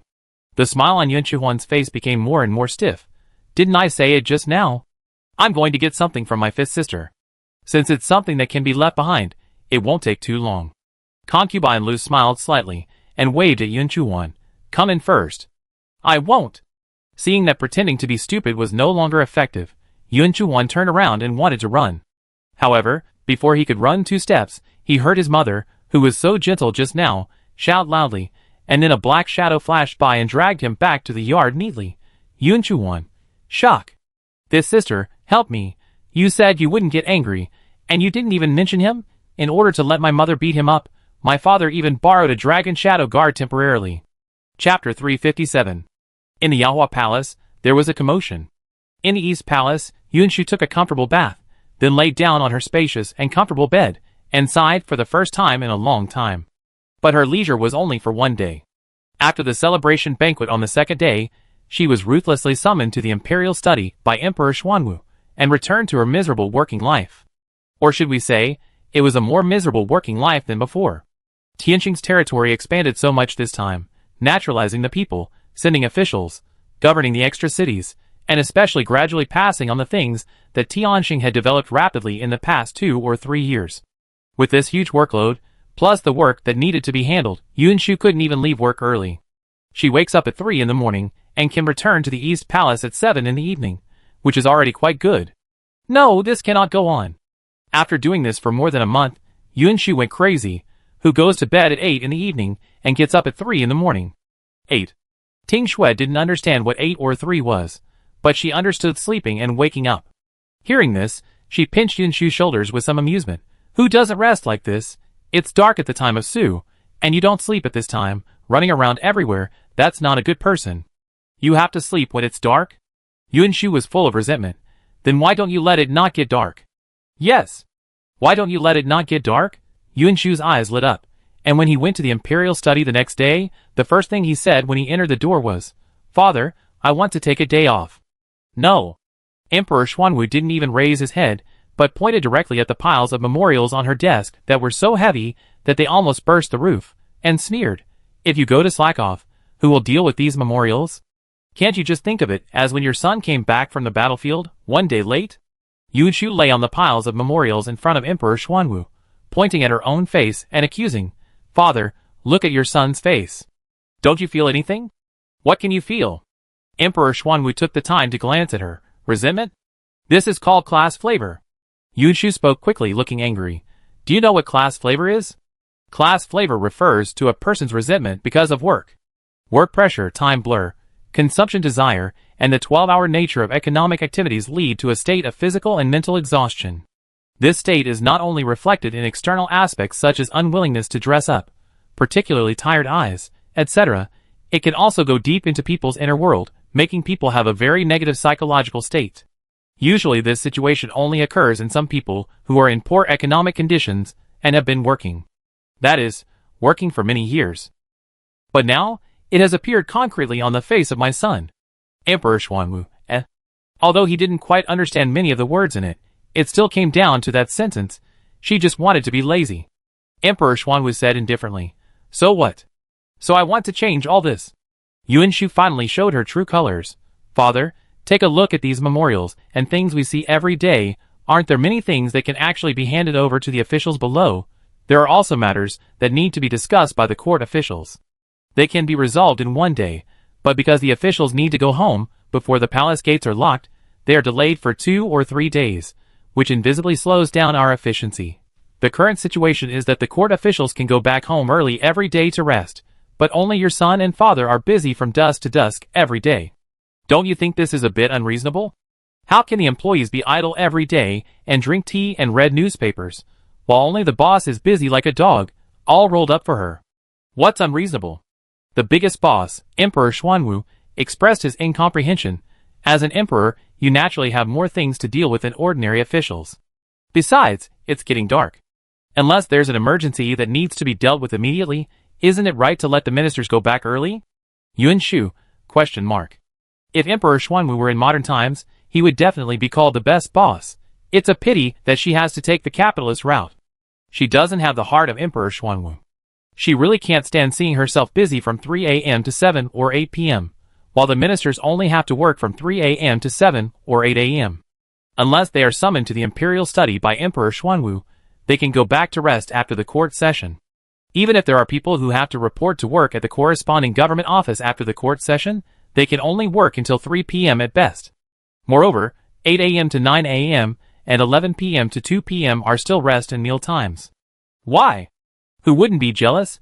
Anyway, Yunshu is so jealous that she and the ministers in the court exchange working hours in her dreams. Yunshu took a deep breath and tried to keep smiling. So I'm taking a leave today just to solve the problem of darkness. Emperor Xuanwu. ? What is she going to solve? The sun rises in the east and sets in the west, and the day and night rotate. Is this a problem that can be solved? How to solve it? Finally, she is not going to hide her identity as a fairy. She plans to go back to the fairyland to say hello to the fairy king, who controls the sun, moon and stars. In the future, the sun in Tianshan will never set, so that Tianshan will have no night, only day. Isn't this a bit outrageous? Emperor Xuanwu was silent for a long time, and then hesitantly asked, How are you going to solve it? You will know when I solve it. Yunshu said solemnly. So father, can I take a day off today? Go, go! Emperor Xuanwu waved his hand helplessly. He couldn't stop his daughter from seeing the immortal lord, could he? But then again, how could he see the immortal lord? Find a deserted place and fly up to the sky, or go back to sleep and look for the immortal lord in his dreams? Emperor Xuanwu had a lot of ideas for a while, and finally couldn't help but send a dragon shadow guard to help him check. Not long after the dragon shadow guard left, he came back. Your Majesty, after leaving the palace today, the princess went directly to the Ministry of Works. Ministry of Works? So she didn't go to the immortal realm? But how could the Ministry of Works prevent darkness? Could that kid secretly set up the entrance to the immortal realm in the Ministry of Works? Forget it, the dragon shadow guard has already returned. Even if there is an entrance to the immortal realm, I'm afraid it won't be visible if he sends it there now. He should just review his memorials in peace. Anyway, the kid also said that when she really solves the problem of darkness, he will know how she did it. Chapter 358. Not knowing what kind of drama her father, who looked quite serious and solemn, had imagined after she left, Yunshu immediately had someone gather Jiang Yuanbao, Zheng Qiaozhang, and Yi Qingdan, who were currently leading in the field of innovation, as soon as she entered the Ministry of Industry. In order not to delay other things, she also asked in advance, You should not be very busy recently, right? Of course not. Yi Qingdan was Yunshu's former tutor, so he had a close relationship with her and knew her character. When answering this question, he couldn't help but add a sentence. After all, when your highness quelled the rebellion of the 7 kingdoms, there was no humble minister on the list of personnel seconded from the Ministry of Works. Isn't this a matter of specialization? Yunshu coughed lightly. Didn't I find you for this new blueprint? New blueprint? Although Yi Qingyan and the others were all very curious about the legendary magical new weapon, the court has not yet announced the new weapon to the public. They probably knew in their hearts that this meant keeping it secret and not letting more people know. Hearing Yunshu mention the new blueprint, he changed the topic. Your Highness, are you going to prepare a birthday gift for His Majesty again? That's right. Yunshu nodded without blinking. Speaking of which, this blueprint has been in my mind since last year. If nothing unexpected happens, this blueprint should not need to be modified anymore. You can just follow it and make the product. Your Highness's words make me more curious. Zheng Qiaozhang couldn't help but rub his hands. I wonder what the blueprint is. Here it is. After she came up with this idea yesterday, she immediately returned to the villa space to draw the blueprint and put it on the table. Yunshu waved her hand, signaling everyone to get closer. Look, is there anything you don't understand? Your Highness, what are these circles? Jiang Yuanbao saw the detailed picture in the center of the blueprint at a glance. It looks like the rope wrapped around the bucket at the well. This is not a rope. Yunshu raised his eyebrows and explained the details of the blueprint to them seriously. Because Jiang Yuanbao's talent points are mainly in carpentry, mechanisms, and machinery, his understanding of physical knowledge is slightly weaker, so he asked the most questions throughout the process. But it is precisely because of these questions that Yunshu can explain all the details in place and ensure that all 3 people can thoroughly understand these blueprints. When all the blueprints were finished, the sun was about to set. Yunshu stepped over the threshold, as the 3 of them reluctantly sent her off. She looked through the dead branches in the courtyard at the golden-rimmed clouds in the sky in the distance, turned around and smiled. Okay, I have to go back to the palace first. I probably won't have time to come out again in the next few days. If you have any more problems in the future, just send someone to the palace directly. I hope that when we meet again next time, the sun will be about to set, and it will no longer be a reason for me to rush back to the palace as soon as possible. Don't worry, Your Highness. Yi Qinan's mind was still full of the physics knowledge that Yunshu had given them today. His brain was working at a high intensity, making him look a little excited. Your Highness's drawings are so clear. If we can't even make this, then we are too useless. Yes. Zheng Qiaozhong was about to agree, but he caught a glimpse of a craftsman standing in the yard. He slapped his head and said quickly, "Look at my memory. I heard that Your Highness summoned me today, so I came in a hurry and almost forgot another important thing. Your Highness, the sword you asked for before has been made. Do you want to see it now? It's done so quickly." Yunshu was a little surprised.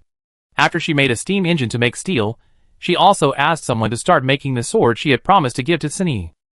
But because she had read many mysterious records about precious swords in the modern times, such as forging swords with one's own body and pouring blood, she didn't believe it, but she still remembered the common points in these stories in her subconscious mind. It would take several years, or even more than 10 years, to successfully forge a sword handed down from generation to generation. But now it's less than a year, and the sword is already forged. Then let's take a look. Yunshu nodded in surprise and curiosity. Where is the sword? Your Highness, it has been delivered. Zheng Qiaozhong said, while waving to the craftsman holding a long sword box in the courtyard. Why don't you present the sword quickly? Your Highness. The craftsman has been forging iron all his life, and he never thought that he would have the day to stand in front of the princess. The hand holding the sword box became more and more powerful. Bow, the sword is here. He nervously opened the sword case, revealing the simple yet exquisite sword inside. The appearance of the scabbard and the hilt is exactly the same as the pattern drawn by Yunshu himself. The snow-white scabbard is engraved with simple and mysterious elegant patterns. Looking closely at it in the light golden light of the setting sun, you can still see a little bit of floating light flowing in the patterns. Yunshu reached out and picked up the long sword. The light touch surprised her again. Clang! The long sword was unsheathed, and the thin sword body shook lightly. The blade was like autumn water, and the cold light was sharp. Just holding it in the hand, it seemed that you could feel the faint murderous aura emanating from it. Even Yunshu, who knew nothing about swordsmanship, couldn't let it go. But Yi was going to be a female general, and it was definitely not enough for this long sword to be beautiful. Yunshu casually turned her wrist and looked around. Is there anything here that can test the sword? Yes. The craftsman who came to deliver the sword had obviously expected this, and quickly took off the big knife on his waist. Your Highness, look at this. This is the knife used by the soldiers in the army now. Just chop it according to this. Just chop it hard? Yunshu hesitated a little. After all, the swords and knives used by the Tiansheng army now were also improved by her later. Before on the battlefield, the swords in the hands of the soldiers of the 7 countries were no match for the swords of Tiansheng. The sword in her hand looks good, but the blade is not even half as thick as the blade. Will there be any problems if she chops it hard? It's a small matter if the sword breaks in her hand. What if it kills someone? Your Highness, how about? Let me try it. Chapter 359. Seeing Yunshu was still not moving, the craftsman seemed to have guessed something and cautiously volunteered. Actually, I have tried it several times after this sword was made. Okay. This man made swords, and had tried it before, so he must know more than a layman like her. Yunshu handed the sword to him without hesitation. You do it. Yes. The craftsman took the long sword with both hands, and waited carefully until Yunshu and the others retreated a distance before slashing down with one hand holding the long sword and the other hand holding the knife. Clang! The slender sword body and the broad blade met in midair, and the dazzling light reflected by the metal made Yunshu subconsciously look away. Then the next moment, she heard a crisp sound of metal falling to the ground. It was a half-broken knife. The collision between the knife and the sword just now caused the blade to break completely, while the long sword was not damaged at all. Yunshu stared at the sword in amazement for a while, and tried it herself. This time she clearly felt that she had not used all her strength, but when the sword was swung out to cut off the broken knife, it was not much different from cutting tofu. It is indeed a sword. Handing her fingers gently over the sword, although she felt it was impossible, Yunshu couldn't help but ask, is it possible to mass-produce this sword? Your Highness, this is not possible. When the craftsman heard this, sweat seemed to fall from his forehead, and he hurriedly explained, this sword was forged with black iron for a full 6 months before it was finally formed. Not to mention that black iron is precious and hard to find. Even if the black iron is piled up into a mountain, it may not be possible to make a sword in half a year, and it is impossible to mass produce it. Swords are naturally more difficult to obtain. Yunshu nodded in understanding. That's good. If it can really be mass-produced, I can't give it to Yi anymore. She put the long sword back into the sword box and carried it behind her. I take this sword away. I have someone send you an extra reward later. Thank you for the reward, Your Highness. The craftsman was overjoyed and thanked him repeatedly, but Yunshu had already carried the sword box and turned around and left neatly. The sword has been made, and I don't know when Yi will be back. It would be great if it could be made before New Year's Eve. I don't know if God heard her mumbling. The next day, when Yunshu went to the imperial study as usual to work as a cow and horse, there was suddenly a noise outside. After a while, Li Dihai came in, with a smile on his face. Your Majesty, there is news from Yangzhou that the daughter of the Wuan Marquis family came ashore yesterday with the first batch of silver ore dug from the kingdom of Ria, and hundreds of ships were filled with silver. It happened that the Lu family caravan was also in Yangzhou at the time.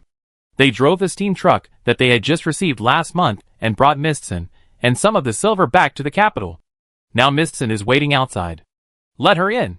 Originally, a lot of silver was spent after fighting with the 7 countries for 3 months.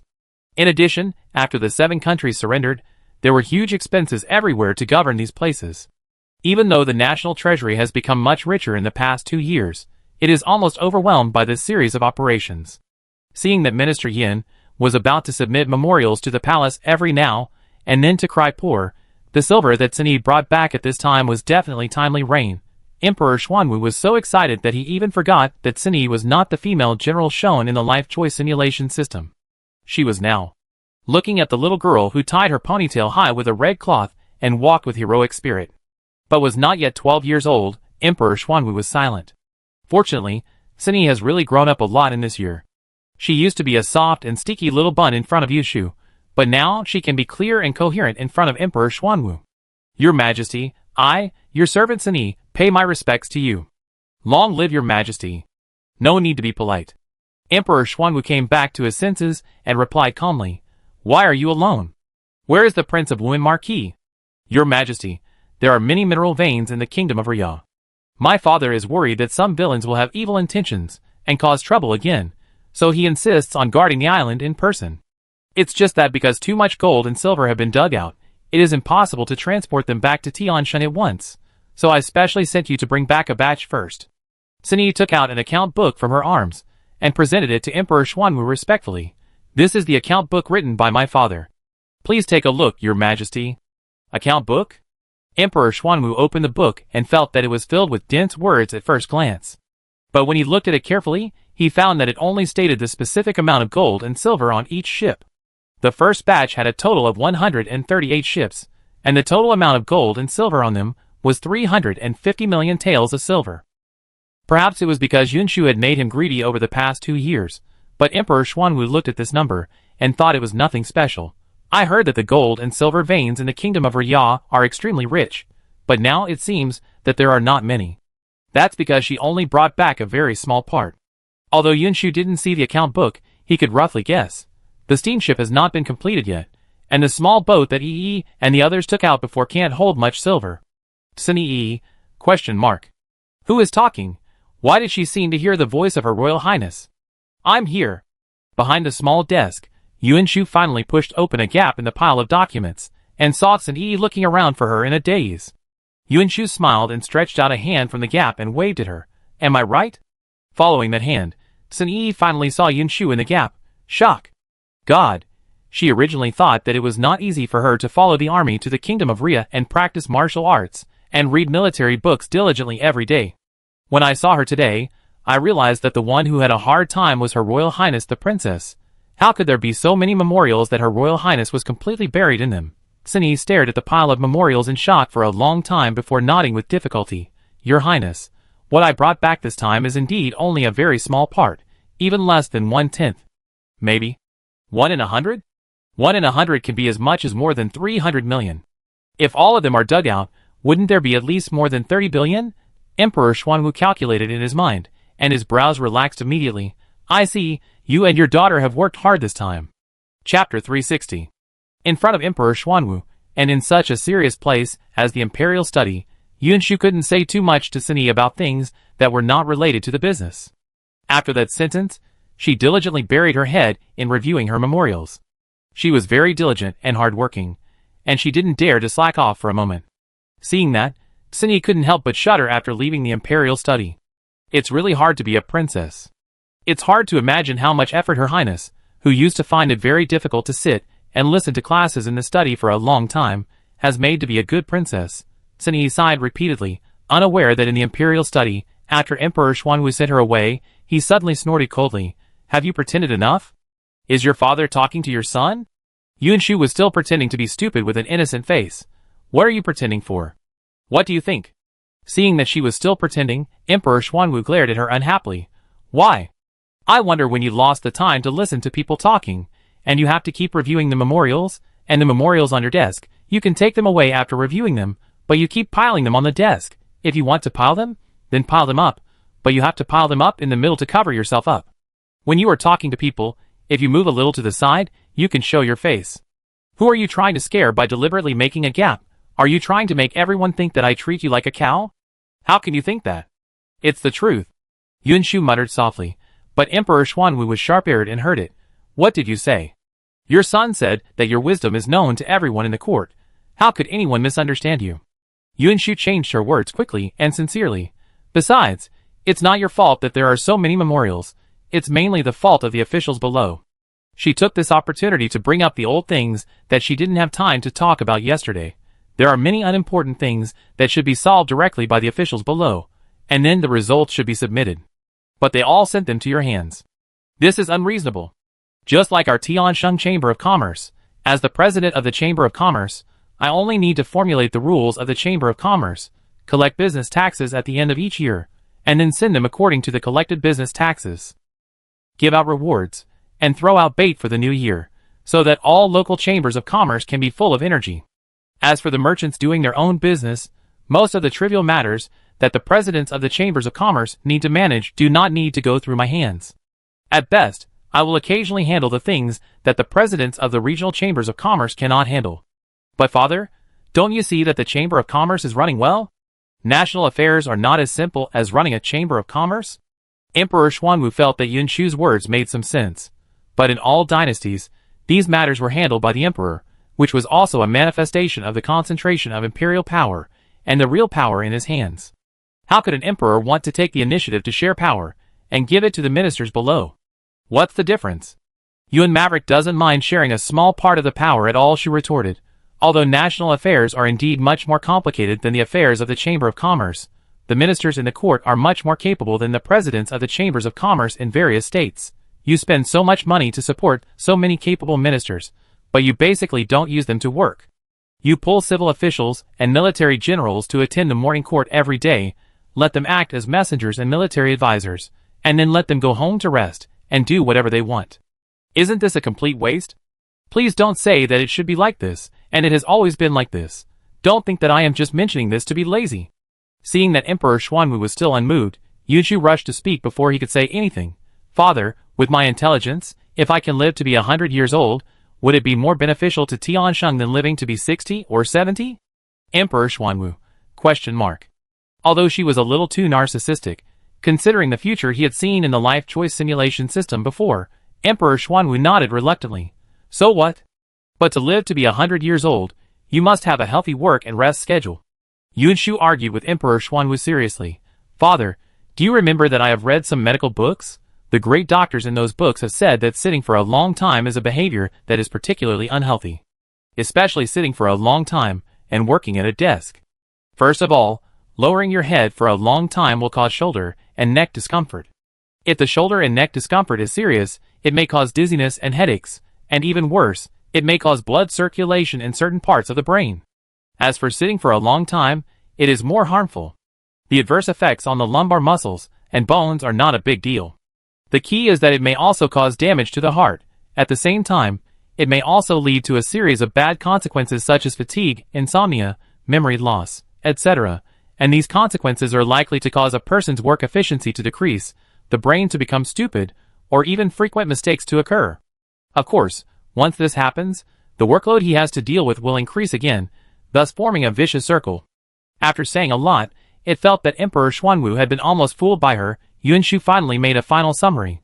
So, I think, whether it is from the perspective of your own health, or for the future of Tiansheng, it is very important to hand over those unimportant trivial matters to the ministers below to reduce your workload as an emperor.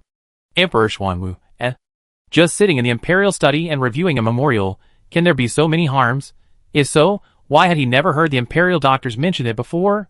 Could it be that this kid was fooling him? The simulated life selection system is at your service. Please choose the decision you want to make next. Emperor Xuanwu, shock.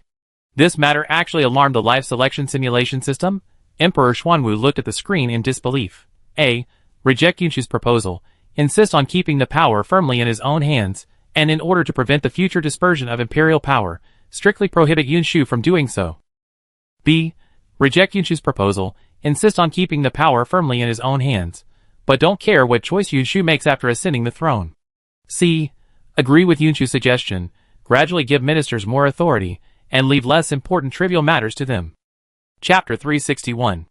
Although his intuition told him that the answer would most likely be the last one again, the unbelieving Emperor Xuanwu still stubbornly started from the first one. You chose A. Due to long years of sitting at your desk, you only lived to your 60s. Under your strict prohibition, Yunshu had to develop the same living habits as you and eventually lived to her 70s. People in later generations often sighed that if this Tiansheng Empress could live to be 100 years old, perhaps the history of Tiansheng would be even more glorious. What do you mean he only lived to his 60s? Looking at the emperors of all dynasties, 60s is considered a long life. Why did this life choice simulation system add the word only to him? Could he have lived longer? And Xiaowu. 70. Isn't it because it has been extremely rare since ancient times, so it's called 70? She has lived past 70. It doesn't look like her health has been affected by sitting for a long time. Emperor Xuanwu frowned and clicked on the second option. You chose B. Due to long years of sitting at your desk, you only lived to be over 60. Fortunately, because you abdicated early, Yunshu also followed your unhealthy lifestyle for a few years, but after ascending the throne, she began to delegate power and gradually handed over all the less important matters to the ministers in the court. She lived a very healthy lifestyle, and eventually lived to be over 90. During her reign, Tiansheng developed most rapidly. Later generations often sighed that if this Tiansheng Empress could live to be over 100 years old, perhaps Tiansheng's history would be even more glorious. Emperor Xuanwu? Wait, this passage seems to contain a lot of information. He abdicated early. Does that mean he will hand over the throne to Xiaowu in advance and retire to become the emperor? And Xiaowu, she did what she said, and after getting a healthy routine, she actually lived to be over 90. But even at this age, people in later generations still regret that she didn't live to be over 100. What kind of glorious history did she create to make future generations remember her so much? Emperor Xuanwu pondered for a moment and slowly clicked on the last option. You chose C. Because you realized the importance of a healthy routine in time, you eventually lived to be over 80. Although you became the emperor early, Yunshu would still let you handle the affairs that should have been handled by her, when she occasionally had some strange ideas. She eventually lived to be over 100 years old. During her reign, Tiansheng developed most rapidly. People in later generations often sighed that if this Tiansheng Empress could get the elixir of immortality, Tiansheng might have entered the interstellar era long ago. Emperor Xuanwu? He actually lived to be over 80 this time. And Xiaowu actually lived to be over 100 years old. That's 100 years, and because he lived more than 10 or 20 years this time, Xiaowu seemed to have more room to play, so that people in later generations were even greedy enough to start fantasizing about Xiaowu getting the elixir of immortality. But, then again, what is the interstellar era? Father, do you not believe what your son said? On the side, Yunshu saw that Emperor Xuanwu had not responded for a long time, and couldn't help but say, if it doesn't work, you can call a few more doctors to ask, and I am sure that they must have said before that you can go to the Imperial Garden to take a walk and relax when you are free. She was right, those Imperial doctors did say such things. Now that I think about it, I am afraid that what Xiaowu just said about the harm of sitting for a long time is indeed true, and the Imperial doctors are actually aware of it. It's just that they dare not say some things directly in front of the Emperor, so they can only tactfully advise him to walk around more when he is free. And he didn't take those words to heart, after all. As an emperor, he didn't have much free time. Okay, don't you just want to do less work? Seeing that Yunshu was about to speak, Emperor Xuanwu finally nodded slightly. Then you should sort out all the things that can be divided and show them to me, to see if they can really be handed over to the ministers. Your son has sorted them out. Unexpectedly, the Emperor Xuanwu who had just been silent for a long time with an expression of disapproval, finally spoke in agreement.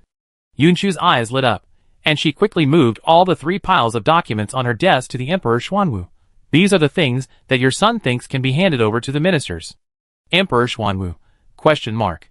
He looked at the 3 piles that were moved to his desk, and then looked at the small pile left on Yunshu's desk, and almost laughed out of anger. Why don't you just move them all over? It is precisely because I didn't move them all over that it shows that your son is really sorting them seriously. Yunshu said confidently. The facts prove that there are not so many things in the court that are really important enough for you, the emperor, to deal with personally. If you don't believe me, you can try these memorials, and see if the ministers in the court can handle them one by one and present them. What about you? Emperor Xuanwu glared at her. You just finished reviewing the memorials on your desk, and then you can relax and play? How can that be called playing? Yunshu corrected him seriously. I am doing this to maintain my health and make all preparations to ensure that I can be in a better state in the future to share your worries with you, the emperor. In addition, I will also create better working conditions for the ministers in the court. For example, I just told you yesterday to solve the problem of darkness. Whether he was speechless and didn't want to talk, or was really convinced by her rhetoric, Yunshu didn't know. She only knew that Emperor Xuanwu hesitated for a moment, and finally shut up and ignored her. Fortunately, Yunshu didn't mind. After happily dealing with the small pile of documents left on the table, she saw that she could finally go back to the East Palace to rest while it was still light. Yunshu just stood up and stretched, and saw Li Dihai's face full of joy again. Yunshu came in. Your Majesty, the 3rd prince wants to see you, saying that he has great news to tell you. Great news? Yunshu quickly retracted his half-extended hand. Could it be that my cousin is pregnant? He is going to be a grandfather. When Emperor Xuanwu heard this, a hint of joy flashed across his eyes. Let him in quickly. Yes. Seeing that Emperor Xuanwu and Yunshu were both full of expectation, Li Dihai's smile deepened, and he hurriedly took small steps to invite people. Chapter 362. Your son pays respects to the emperor. May the emperor live long and happy.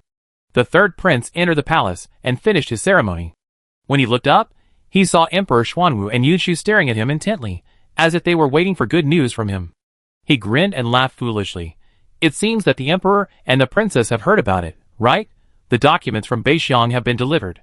This year, the king of Beixiang, Huyan Mingchuan, will come in person to celebrate the birthday and present a letter of surrender as a gift. So it's Beixiang that surrendered. I thought she was going to be an aunt. Yunshu pouted, and although she was a little disappointed, she still nodded. Huyan Mingchuan is still a man of his words. Yeah. Emperor Xuanwu's expression was also very indifferent. After all, he had already learned about this matter through the life choice simulation system. In addition, 7 small countries had just surrendered recently. Although Beixiang was much larger than the 7 countries combined, it was not a new thing after all. He was very worried at this moment. The whole family of the eldest son, the rebellious son, was demoted to commoners and sent to guard the imperial mausoleum. Not to mention the 2nd son, the deposed crown prince. The 5th daughter is already 17 years old this year.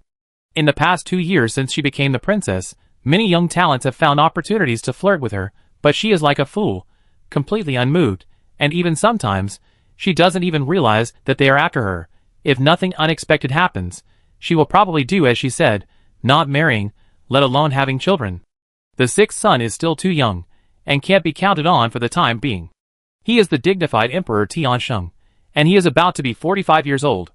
People of the same age have grandchildren running around everywhere, but he has not yet become a grandfather.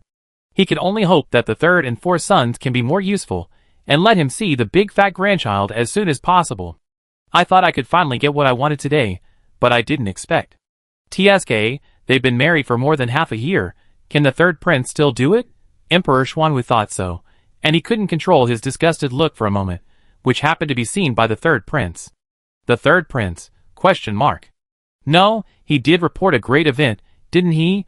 That's Beixiang. Did father and Princess Royal not hear clearly? Beixiang surrendered. Such a great event, father would be fine if he wasn't excited, but why did he glance at him with disdain, as if he was useless? Did he offend father again? The 3rd prince was confused for a moment, and didn't dare to ask Emperor Xuanwu directly, so he could only try to get words from Yunshu. Your Highness Princess. Is it because you already knew about this, so you don't feel very happy? How could that be? Yunshu supported his head with one hand with a gloomy expression, and said with a sigh, I am happy. Putting aside the surrender of Beixiang, she was forced to stay and work overtime for at least a month after finally being able to relax, and the territory of Tiansheng was expanded a lot, which was indeed worth celebrating. The third prince, Say that you have a happy expression again, and see what happens? The third prince didn't understand, but he didn't dare to ask. Leaving the palace with a puzzled look on his face, the third prince just arrived at the palace gate and saw the servant in the palace running over panting, supporting his knees, and said in a breathless voice, Your Highness, the third princess asked you to go back quickly. But what happened in the palace? The third prince's heart tightened when he heard this, and he quickly grabbed the servant's collar and asked him to speak clearly. Is the third princess okay? Nothing happened when I came out. Shocked by the third prince's behavior, the servant stammered, but the maidservant beside the third princess seems to have asked for a doctor. Before the servant finished speaking, he saw the third prince had untied the horse in front of the carriage and rushed towards the third prince's residence without looking back. In the imperial study, Yun Shu, who still didn't know about this, was lying on the Beixiang map and sighed. Father, after all, hasn't Hu Yamingchuan arrived in Tiansheng yet? We can wait until he sends the letter of surrender before we start to plan for Beixiang. Emperor Xuanwu didn't say anything, just glanced at her lightly. Yun Shu, Well, actually I have some ideas. It's not good to have no ideas. Who made her have a father named King Wan? Yun Shu stood up helplessly and returned to work. Although Beixiang is a large territory, it is not suitable for people to live in because some areas have snow for half a year. In addition, they are mostly grassland areas, so I think that after we take over Beixiang, we can first vigorously develop animal husbandry. Beixiang surrendered, and the plan for the future governance of Beixiang was formulated. Such things really had to be done by Emperor Xuanwu and Yun Shu themselves. Yun Shu worked overtime until the day before the Wanshou festival. During this period, Hu Yanmingchuan wanted to see her several times after arriving in Tiansheng, but he failed to meet her. On the day of the Wanshou festival, they finally met in the Linda Palace. The first sentence Hu Yamingchuan said was particularly sarcastic. Your Highness is becoming more and more noble now. Even if I give away such a large piece of land, I can't get a chance to see you. Yun Shu was too lazy to explain anything, and directly threw 3 math books over. As expected, Hu Yamingchuan, who had achieved his goal, immediately lost interest in her, and decisively took the 3 math books to find a corner where no one was, and studied them carefully. Yun Shu was also happy and at ease, and walked directly to her seat, and enjoyed the snacks leisurely. Fifth sister. Seeing Yun Shu sitting down, Yun Chuan, who arrived first, couldn't sit still again. The cushion under his butt seemed to have legs, and he was not paying attention, and he was next to Yun Shu again. Yun Shu, What are you doing? The plum blossom pastry in his hand was almost knocked off. Yun Shu used his elbow to push him away. Just say it if you have something to say. But mother told me that you have to speak softly when you are talking to others. Yun Chuan suppressed his voice and kept glancing at the envoys. Fifth sister, why do these people who came this year look so weird? I don't think I have ever seen them before. The original neighboring countries have surrendered to us. These envoys are from our new neighboring countries. If nothing unexpected happens, they must have known about the surrender of the 7 countries, so they want to take this opportunity to explore our situation. Yun Shu explained a few words casually. As for the appearance, when the Lu family caravan returned from overseas, didn't they bring back some portraits? You should have seen this kind of appearance. Chapter 363. Can the portrait be the same as the real person? Yun Chuan continued to whisper. Besides, the Lu family caravan brought back the portrait from overseas, and these people did not come from overseas. Haven't you heard that the world is a ball? Yun Shu tilted her eyes, and happened to see the third prince carefully helping Tang Xinhua to sit down. Although her third brother seemed to be a pure love war god, when he was with her cousin, he always showed a gentlemanly demeanor far beyond that of men in this era, but this kind of caution was still somewhat. Yun Shu's mind moved, and just when she was about to call the third prince over to ask what was going on, the eunuch's shrill voice came from outside. The emperor has arrived. Yun Shu stood up with everyone else, and when she saluted, she glanced at the envoys, and saw that those blonde and blue-eyed envoys also bowed down in a proper manner, obviously having learned the etiquette of Tiansheng in advance. There was no case of being unable to bend one's knees. It seems that the deterrent power of bombs is still very strong. This year, should we be able to celebrate a truly peaceful birthday? Yun Shu bit his lower lip, still secretly happy in his heart, but he didn't expect to be slapped in the face right after that. I heard that it was the birthday of Emperor Tiansheng, and the Pope specially asked us to bring gifts to celebrate for the Emperor of Tiansheng. The envoy who spoke first had a very standard Western face, with a high nose and high eyebrows, deep eye sockets and thin lips, blonde hair and blue face, and a tall figure. To be honest, his appearance was quite in line with Yun Shu's aesthetics. Unfortunately, the Tiansheng dialect was too plastic, which sounded particularly awkward. Fortunately, Emperor Xuanwu didn't care. After trying to hear what the man said, he nodded kindly. "You are thoughtful. Our Pope is really thoughtful." Roland held a very beautiful wooden box in both hands and said seriously, "This gift is also very precious. Please ask Emperor Tiansheng to come." Emperor Xuanwu? What other gifts in the world need him to pick up personally? Emperor Xuanwu frowned, looking a little uneasy, but perhaps because the other party might not have learned Tiansheng language very well, he did not get angry immediately, but just gave Li Dihai a look, indicating that the latter should take the so-called gift for him. However, when Li Dihai went to receive the gift, Roland turned sideways and avoided it directly. "Emperor Tiansheng, this gift can only be received by you. I have never heard of any gift that I must receive in person." Emperor Xuanwu believed that he had been lenient enough to the golden-haired envoy, but the other party was still pushing it and trying to order him around. His face suddenly sank. "If your country is not sincere, it is better not to send this gift." Emperor Tiansheng misunderstood. Roland seemed to be a little confused about the reason for Emperor Xuanwu's anger, and he stubbornly held the wooden box and explained, "I heard that Emperor Tiansheng conquered 7 countries including pagan, and the Pope recognized your ability very much.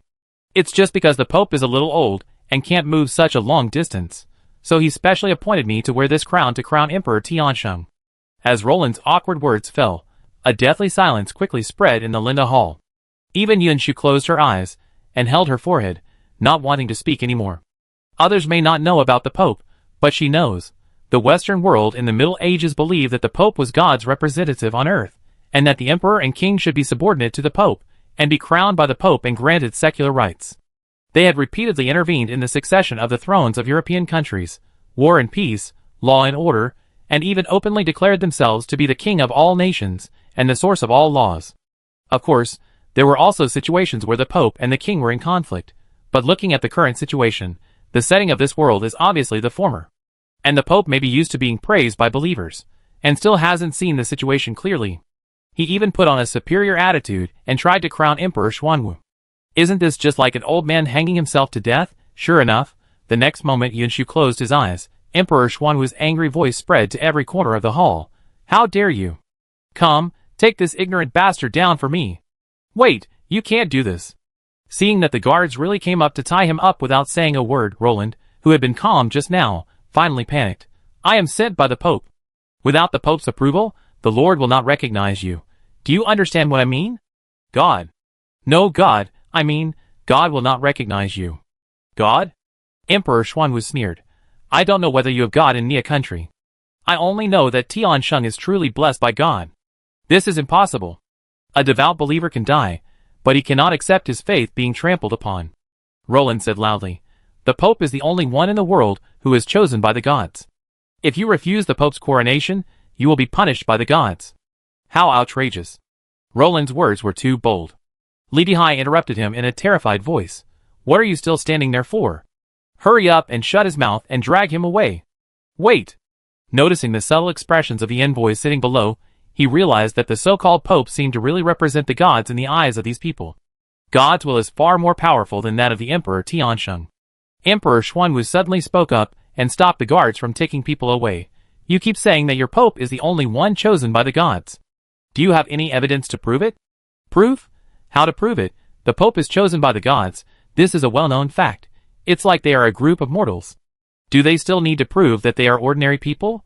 A group of envoys looked at each other, really unable to think of how to respond. Fortunately, Emperor Xuanwu's purpose was not to let them respond. Seeing that this group of people did not give an answer for a long time, Emperor Xuanwu's eyes turned and fell on Yun Shu again. "Princess, you come and show them what it means to be truly chosen by the gods." "Yun Shu? Ah? Her? What do you mean by chosen by the gods? Could it be that my father discovered her villa space? This is impossible." Sitting quietly beside and eating melon, she was suddenly called. When Yun Shu stood up, she was still a little confused. Chapter 364. In the Linda Palace, everyone, including the palace maids and eunuchs, looked at her with burning eyes. What was outrageous was that, Except for the envoys from other countries, everyone else looked at her with eyes full of expectation. As if she was really the one chosen by the gods. Even Hu Yamingchuan rarely put down the math book in his hand and raised his head with interest. Yunshu, It seems that she has to pretend today. Fortunately, when she was in modern times, she liked to travel everywhere during the winter and summer vacations, and she was also quite interested in various cultures. She also knew a little about these people's beliefs. All kinds of thoughts flashed through her mind, and Yunshu looked at the Western envoys calmly. In her deliberately tense calmness, there was even a hint of Buddhist nature. I heard that you believe that people are born with original sin, so they need to restrain their desires through faith in gods and rely on the church to achieve the salvation of their souls. That's right. Seeing that Yunshu actually knew their ideas and beliefs, Roland seemed to see hope again. He struggled hard. She struggled and said angrily, I am the most devout believer of the Pope. Even if you kill me today, I will not be afraid, because the gods will definitely forgive me. But you ignore the Pope and the gods, commit heinous crimes, your souls are full of sins, and the gods will not forgive. Whether the gods will forgive, I don't know. I only know that all the laws of Buddhism are for saving all hearts. If there are no hearts, what is the use of all the laws? Yunshu's tone is soothing, and what he said sounds very reasonable. But, Roland frowned, looking unhappy. What do you mean by all dharmas and all minds? I don't understand. It's normal that you don't understand, but it doesn't matter. I can explain it more simply. Yunshu curled her lips slightly, walked out of her seat slowly, and said slowly, this sentence means that because sentient beings have different hearts, different natures, different causes and conditions, and different principles to accept, the Buddha taught 84,000 methods to save sentient beings. If all sentient beings become Buddhas, there is no need to talk about Buddhism. She raised her eyebrows and looked at Roland, who was still confused, started to criticize without any psychological burden. Look, even Buddha knows to teach students in accordance with their aptitude and save all living beings. Your Pope is really too narrow-minded. You are talking nonsense. No matter how confused Roland was before, it did not affect his understanding of Yunshu's last disrespectful words to the Pope. Roland, who was still in confusion a moment ago, suddenly became sober. The Pope is the most merciful. He will always represent the gods and guide us to the light. Light? Yunshu laughed dumbly. She suddenly raised her hand and snapped her fingers. Before everyone knew what happened, they saw that the scene in front of them suddenly went dark. All the candles in the originally bright Linda Hall were extinguished, and the whole hall was dark. But before everyone could make a fuss, a cluster of faint candlelight appeared in the center of the hall again. It was a candle in Yunshu's hand. Is this the light you're talking about? Yunshu fiddled with the candle wick nonchalantly, and her calm tone was a little more sarcastic than before. With the fallacy that people are born with original sin, you are first dragged into the darkness, and then this weak light leads you, making you firmly believe that you are walking towards the light? In the darkness, Yunshu's face was illuminated by the faint candlelight, with light and dark interweaving. The already slender shadow under her feet seemed to be reflected farther away as she walked. She lowered her eyes slightly, but the journey of light should be full of lotuses. There is a huge difference between light and light. Just like this candlelight, and the candlestick in her hand fell to the ground, and the moment the flame went out, the light in the Linda Hall suddenly became bright. The dazzling white light made the people who were used to the darkness subconsciously close their eyes. After a while, they finally adjusted and exclaimed, I'm afraid it's not so bright in this hall even in the daytime. Miracle. This must be a miracle. Ha ha ha. I knew that Her Highness the Princess was the goddess truly chosen by the gods. Day and night are reversed, it's still dark outside, but it's dawn inside. This is the power of the gods. A group of ancient people who had never seen electric lights were shocked, and Roland was so distraught that he sat down on the ground. Impossible. This is absolutely impossible. The Pope is the only representative of the gods in the world. You must have played some other tricks. Yes, this must be some kind of sleight of hand. This Tiansheng princess must have had someone secretly light all the candles. In order to expose this lie immediately, Roland suddenly got up from the ground again, trying to find even one lit candlestick to question Yunshu. But there was nothing. All the candlesticks were still standing quietly in their original places, with extinguished lanterns hanging high, and not even a trace of green smoke had risen. Roland searched the entire hall, but could not find a single light. It was as if all this was really from God's gift. But why? Why would the gods give such divine power to Tiansheng Tina? Roland stared blankly at Yunshu, but after proving herself, the latter was too lazy to give him another half look. She was smiling at the corners of her lips at this moment, and bowed to Emperor Xuanwu leisurely, "Father, this is the gift from your son this year. As long as you are willing, this piece of sky, your son can always be bright for you." "Okay." Emperor Xuanwu stood up excitedly. What a good sentence.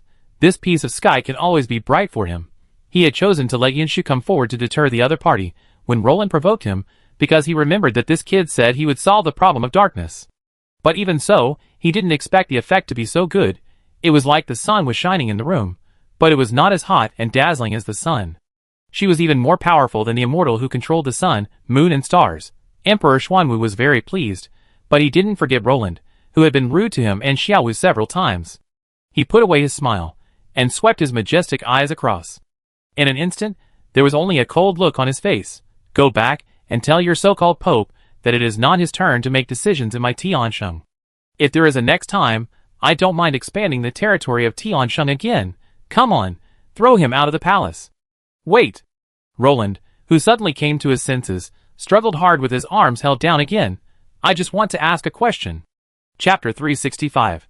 Why are there still questions? Yunshu couldn't hold it in any longer. Although she seemed to be acting very impressive just now, in fact, a large part of the middle part was pure nonsense. She just said a few words about what she remembered a little bit, leaving these people with the impression that she really knew the relevant beliefs, and then changed the concept and started the deception mode. Finally, she relied on a modern technology, coupled with various atmospheres, to create a big scene that shocked their brains and made them unable to calm down and think carefully. This is how she was able to get away with it. But in fact, whether it was Roland's beliefs or Buddhist Zen, she only had a superficial understanding of them. It would be easy to be exposed if she asked in detail. If it was just Roland now, she would definitely not care and have him dragged out directly. No matter what questions he had, it had nothing to do with her anyway. But besides Roland, there were many foreign envoys looking at this place in the hall. If she refused to respond, it seemed to damage the high-profile image she had worked so hard to create. She also had some idle baggage. Besides, this big show really needed to be perfect enough to be more convincing.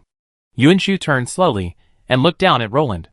Seeing this, the latter was afraid that he would miss this hard-won opportunity if he was a step slower, so he asked quickly, "I know Buddha." "That is the belief of Buddhism. So what you believe in, princess, is Buddhism?" "I have always believed in it only myself." Yunshu turned around calmly, her sleeves fluttering, but she never said another word to him. Fifth sister, so cool. Seeing Roland finally being dragged out of the Linda Hall, Yunshu also sat back in her own seat. Yunshuan, who had been excited for a long time, could finally get close to her. "When did you learn the immortal method? Can you teach me too?" Read less storybooks. At this time, many people in the hall still focused their attention on her. Yunshu was full of idle baggage and held her indifferent expression. Without moving her lips, she whispered, "As long as you don't learn math, physics and chemistry, life is full of myths." Yunshuan, ? What math, physics and chemistry? He seemed to know mathematics, which was the favorite thing of Hu Yanmingchuan in Beixiang. He had also looked at it curiously before, and felt that he was seeing stars. Yunshuan scratched his head, and continued to pester Yunshu with questions. In just a moment, the third prince had already presented his gift. Now, with a silly expression on his face, he looked up at Emperor Xuanwu. "Father, I actually have another good news that I want to tell you at this time." "Oh! Is this silly boy planning to tell you about Beixiang's plan to surrender again at this time? This kind of thing should be saved for later for the king of Beixiang to say in person." Emperor Xuanwu raised his eyebrows, and gave the third prince a look without any expression. "What is it?" Third prince, ? What did father just hint at him? But is there anything that needs to be hinted? Did he accidentally forget something important? The third prince thought about it for a long time in confusion, but he couldn't remember anything. In the end, he could only attribute it to his father's eye twitching. The third prince smiled a little silly again, and was so happy that his teeth were not visible. "Congratulations, father, you are going to be a grandfather." "Grandfather?" The Emperor Xuanwu, who was still cursing Yunshu for not understanding his color in his heart, thought about the word and was overjoyed. Good, good, good. This is really a great joy. Lady Hai, you go to my private storehouse, and see if there are any good ginseng and Ganoderma lucidum. Pick them out quickly, and send them to the third princess, and the imperial physician. Yes, we have to find 2 imperial physicians, who are good at keeping the baby safe from the imperial hospital, and send them to the third prince's mansion. 40. On his 5th birthday, he finally heard the news that he could become the emperor's grandfather. Emperor Xuanwu even forgot that it was the birthday banquet. He hurriedly began to give orders, hoping to arrange everything after the little grandson was born.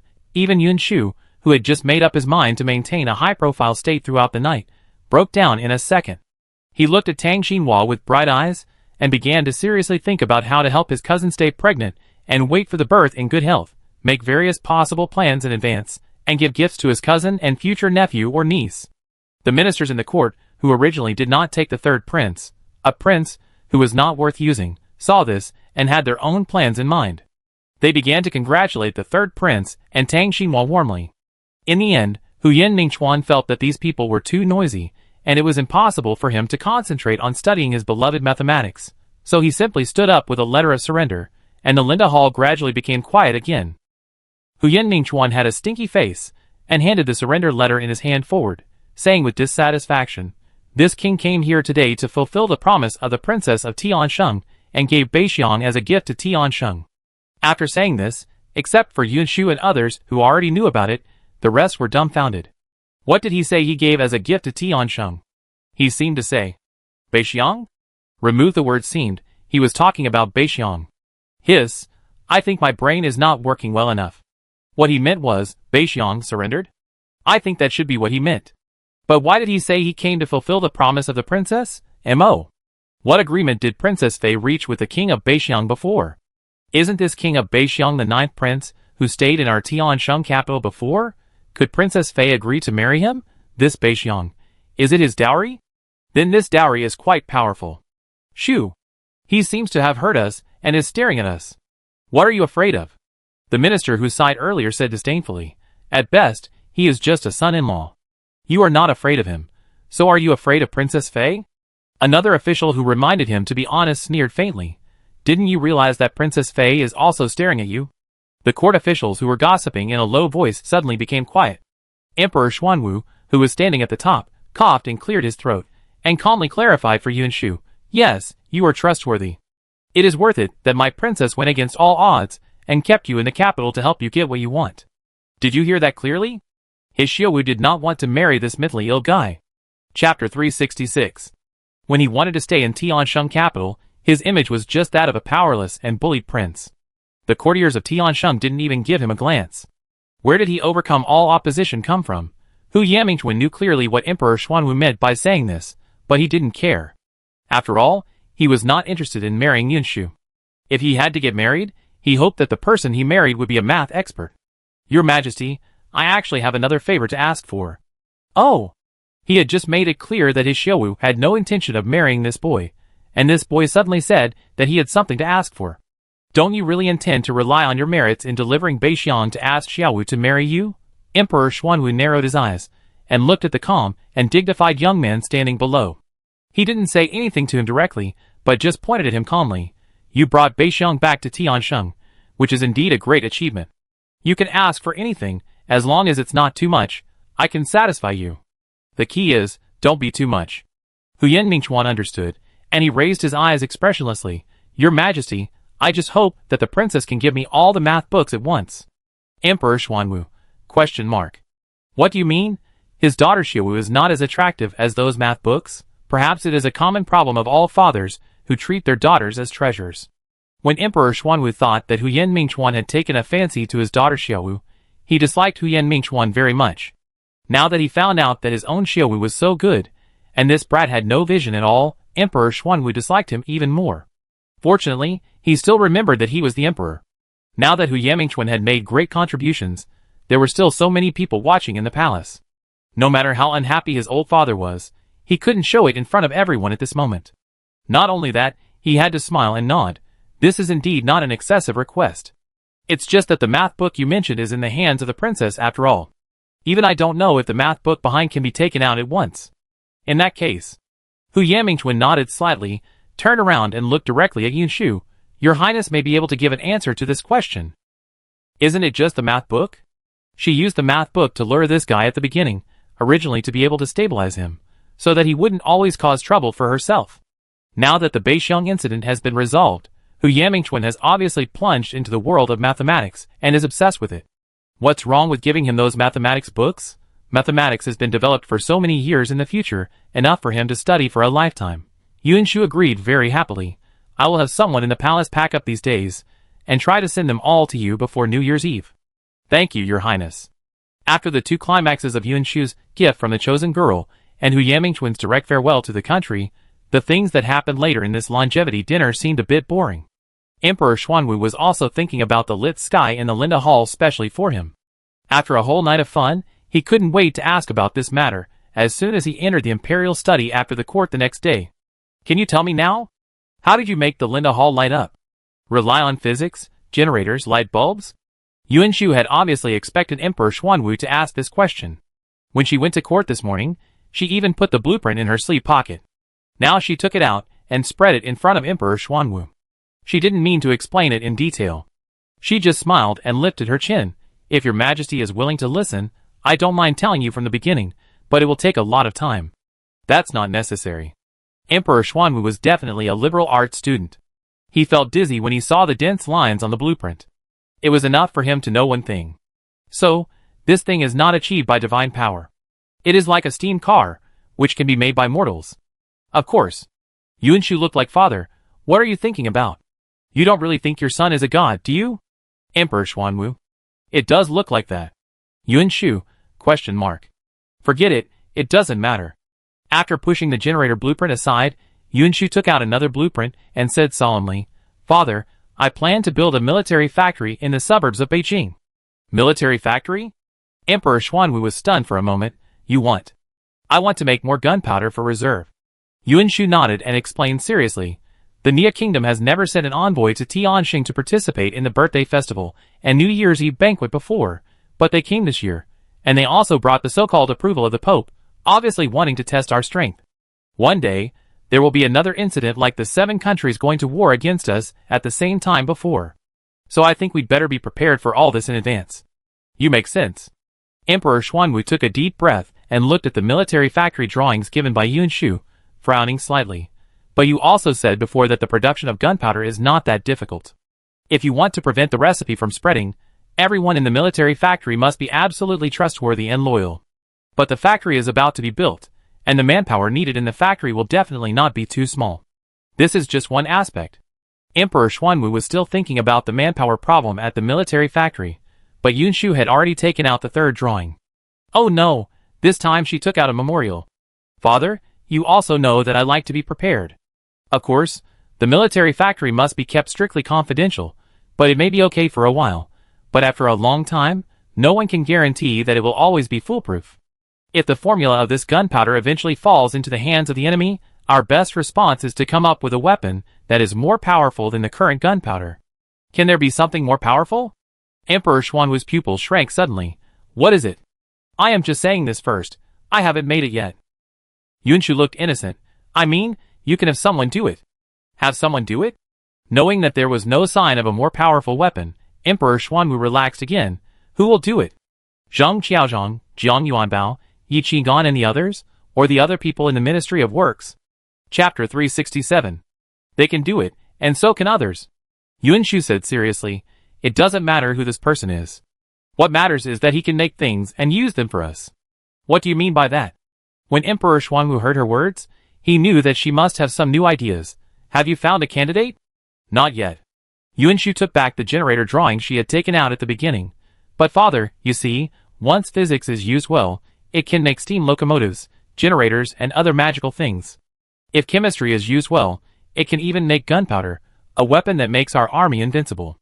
And mathematics also plays an indispensable role in this. I thought.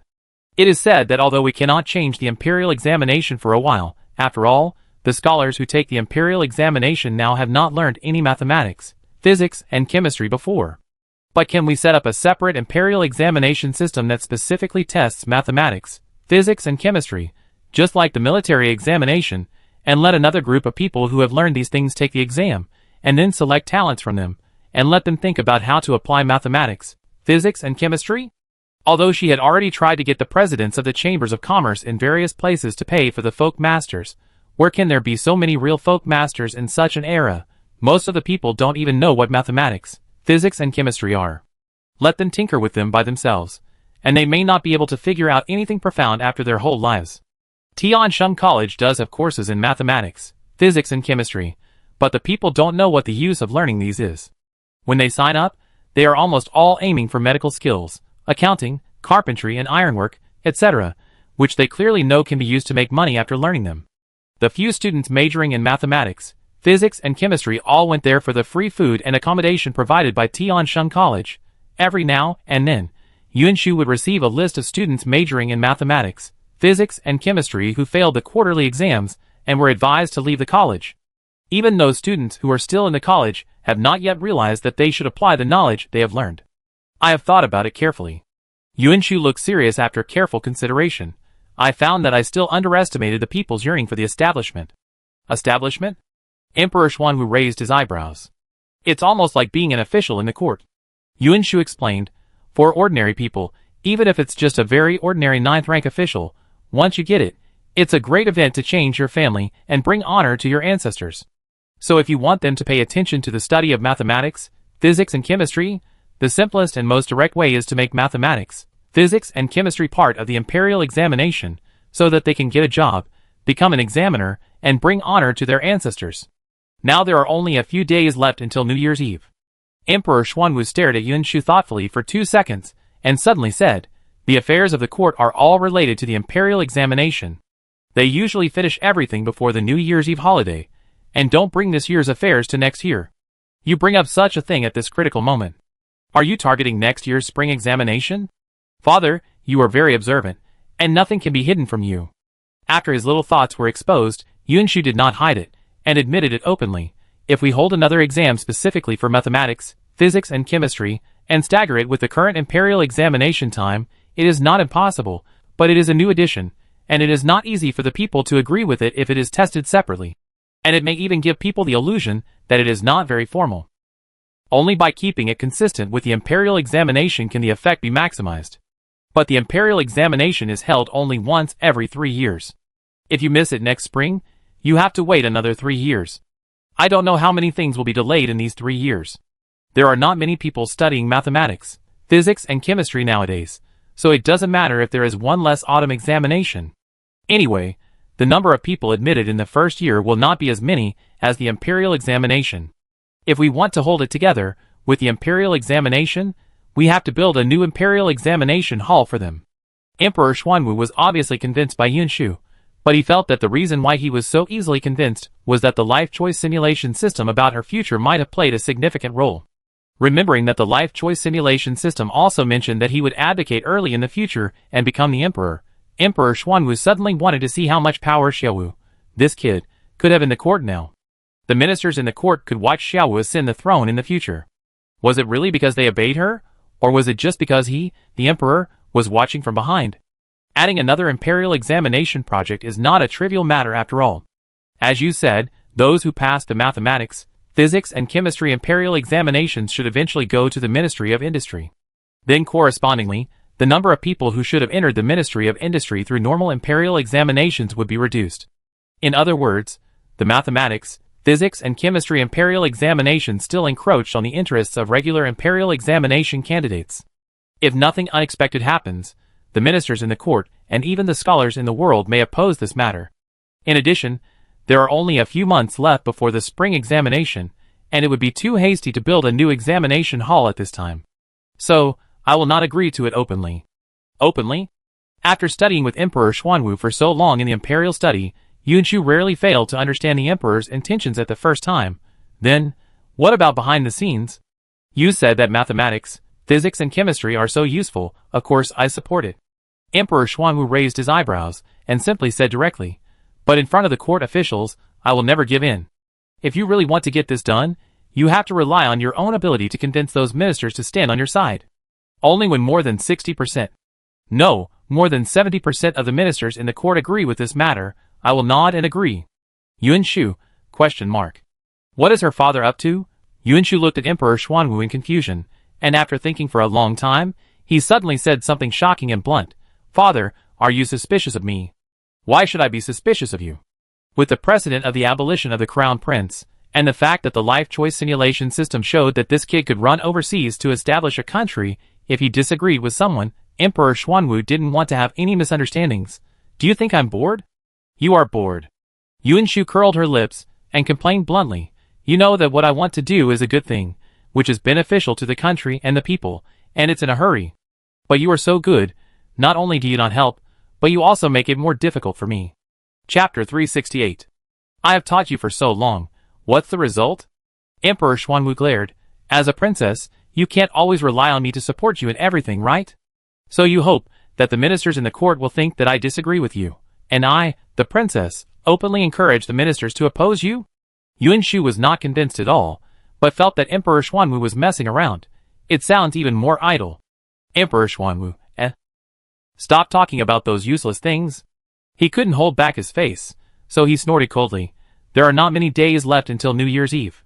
If you really want to get those things done, you have to hurry up. Okay, I go there now. See Emperor Xuanwu. Having made up his mind to cause trouble for her, Yuan Shu simply took this opportunity to skip work openly. Anyway, there are fewer memorials now than before. Father, you can take your time. Little bastard. Emperor Xuanwu was almost amused, but because he really did trick Yuan Shu, he felt a little guilty. After laughing and scolding, he did not call him back, but looked expectant. You ran so arrogantly, you can see that you have an idea. I don't know how long she can convince those ministers. Isn't it a bit too tight to have only 10 days? Emperor Xuanwu was still a little worried, but Yuan Shu on the other side went straight to the palace gate after leaving the imperial study. Father was right. Building a new tribute academy, especially a military factory, would cost a lot of money. Before convincing other ministers, she had to deal with the one who paid the money first. What? The princess is here? In the Ministry of Revenue, Minister Yin, who was happily calculating the tax books for another year with a group of subordinates, suddenly heard someone say that the princess wanted to see him. His old face wrinkled into a bitter gourd. Did the princess say what it was for? No. Seeing the bitter look on Minister Yin's face, his trusted subordinates couldn't help but whisper to comfort him. But judging from the look on the princess' face, it should be a good thing. You know shit.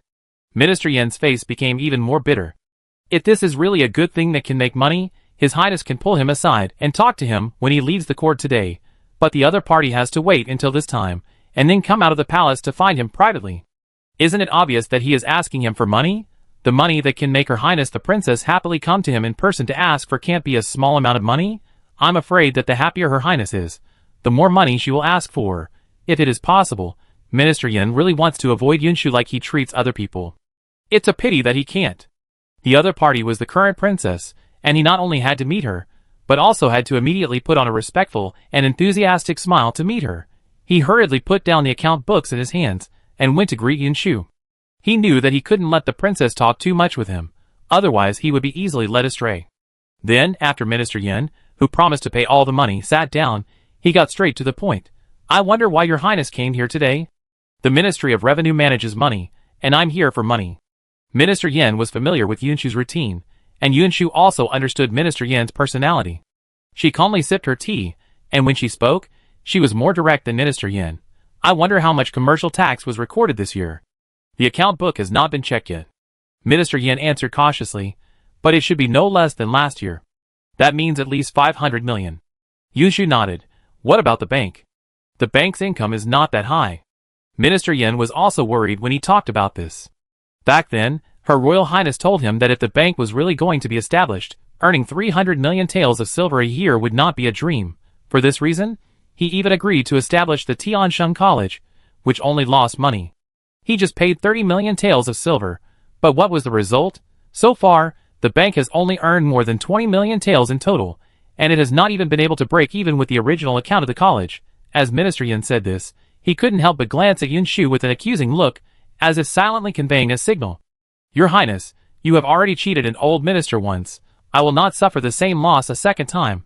However, Yuan Shu turned his eyes away as if nothing had happened, pretending that he had not seen anything, and put on a very shocked look. What? Only made more than 20 million taels?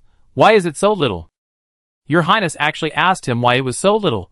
Is he trying to say that all this is due to his poor work? When it comes to managing money, the always conscientious Minister Yin almost jumped up. Your Highness, I did everything according to the method you taught me. The surplus in the treasury and the silver deposited by the people regularly are loaned to the people who use houses or fields as collateral, especially merchants. And then their interest is collected. In addition, The old minister also asked the bank to sign a contract with some people who have business acumen, but do not have enough funds for various reasons, so that they can use the bank's money to do business, and we will share the money we earn with him 50-50. This year, if we say we earn a lot, then we have indeed earned a lot, but we still have to pay the interest to the depositors, and the money lost in the business. After adding and subtracting, in the end, isn't there only more than 20 million taels left? So that's it.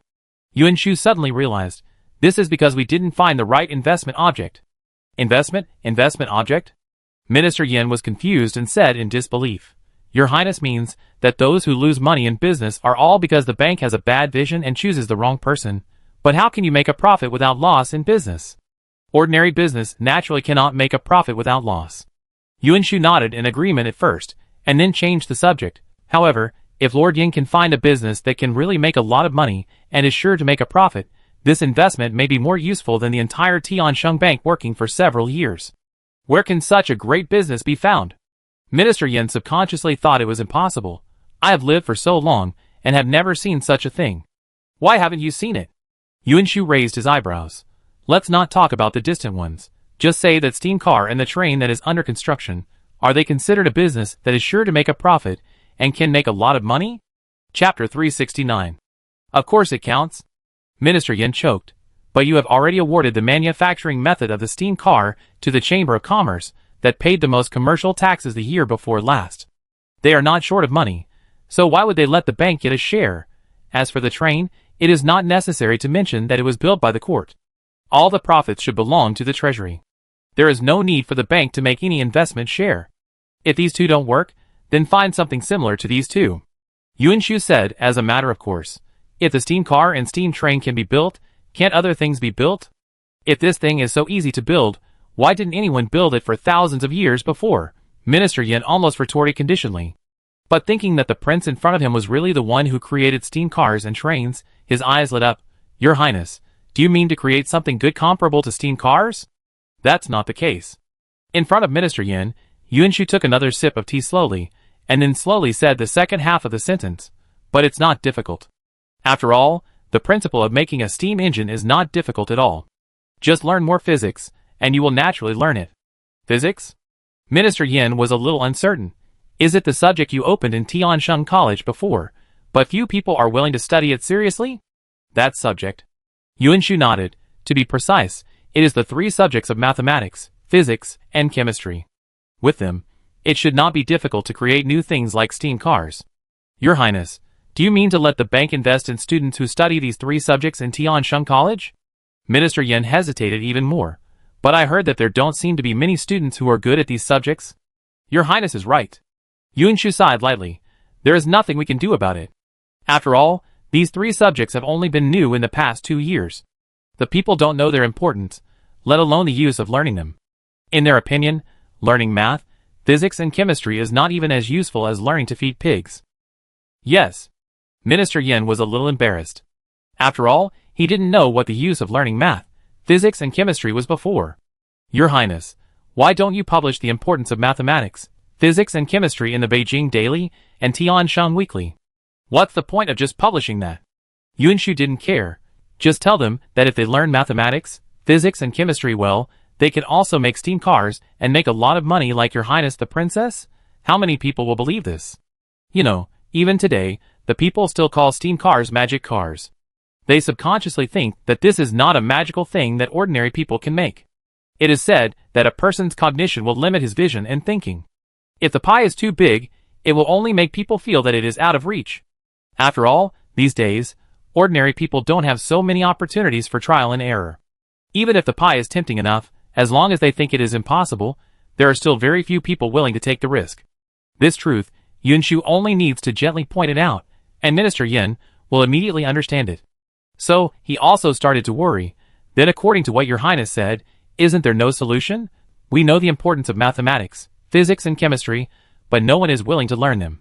What's the difference between knowing that there are mountains of gold and silver under our feet, but without a shovel in our hands, and unable to dig them out? If it really doesn't work, why don't we let everyone in the Ministry of Works learn mathematics, physics, and chemistry? Lord Yin said this as if mathematics, physics, and chemistry can be learned if you want to. Yuan Shu seemed to be amused. There are so many scholars in Tiansheng. How many of them will be selected in the imperial examination once every 3 years? Talent and qualifications are of course necessary. Minister Yin also realized that he had taken it for granted. He hunched his waist in frustration and became even more frustrated. But aren't there many people willing to learn?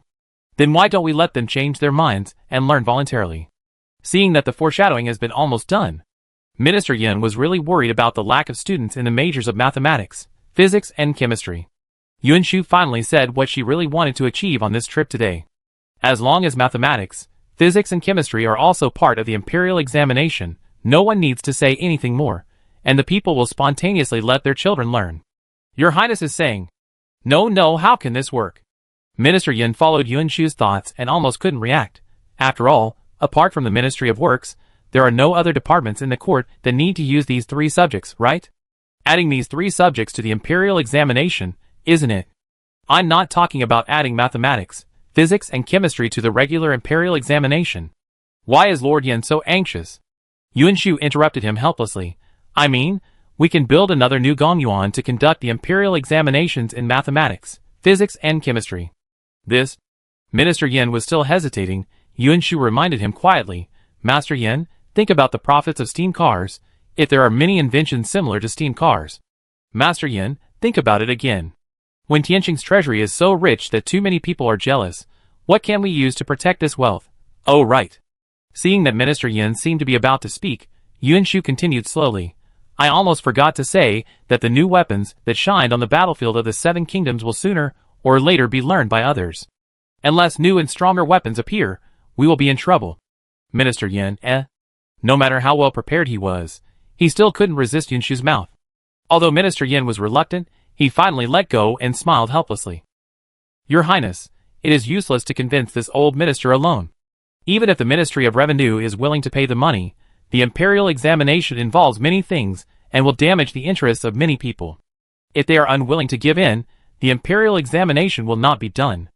If the imperial examination cannot be done, then no one in the military factory will be able to figure out how to make newer and stronger weapons, and they can only make the weapons that have appeared on the battlefields of the 7 kingdoms. You don't need to worry about this, Lord Yin. After solving such a difficult problem for Minister Yin, Yunshu stood up with a happy expression. As long as I know that Lord Yin is on my side, it's fine. As for others, I have my own way. In this case, this old minister will wait for good news. What else can Minister Yin do? Of course, he can only send His Highness the Princess off. Chapter 370. Emperor Xuanwu wanted to know what happened in the Ministry of Revenue, so he naturally got the news as soon as possible. It was not surprising that Minister Yin could be persuaded. After all, it was well known that Minister Yin cared most about money, and his son Xiaowu was extremely good at making money. With Xiaowu's help, it would be abnormal for Minister Yin not to give in. The most important thing now is the other ministers in the court. I don't know how Xiaowu plans to persuade them.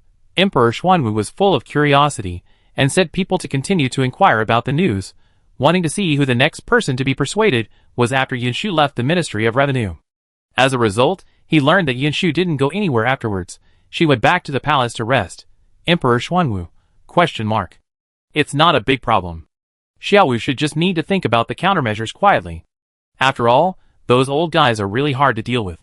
Not only are they cunning, but they also care most about their own interests. He gave Xiaowu such a difficult problem at the last minute. It was quite good that she could react so quickly and solve Minister Yin first. It was reasonable for her to take her time with the rest. If nothing unexpected happens, we should be able to see Xiaowu's second step tomorrow, right? Emperor Xuanwu quickly convinced himself and sent people to pay attention to Yunshu's movements tomorrow. As a result, after the morning court the next day, he met Yunshu in the imperial study. Emperor Xuanwu? ? Why are you here? Shouldn't your son be here? Yunshu's expression was even more confused than his. Did your son get dismissed? What dismissal? Emperor Xuanwu was choked by her, and thought she was pretending to be stupid. He glared at her angrily. Shouldn't you be busy persuading the ministers in the court now? Why you gave up after just 1 day? That matter. Yunshu suddenly realized and waved her hand nonchalantly. That matter is not urgent.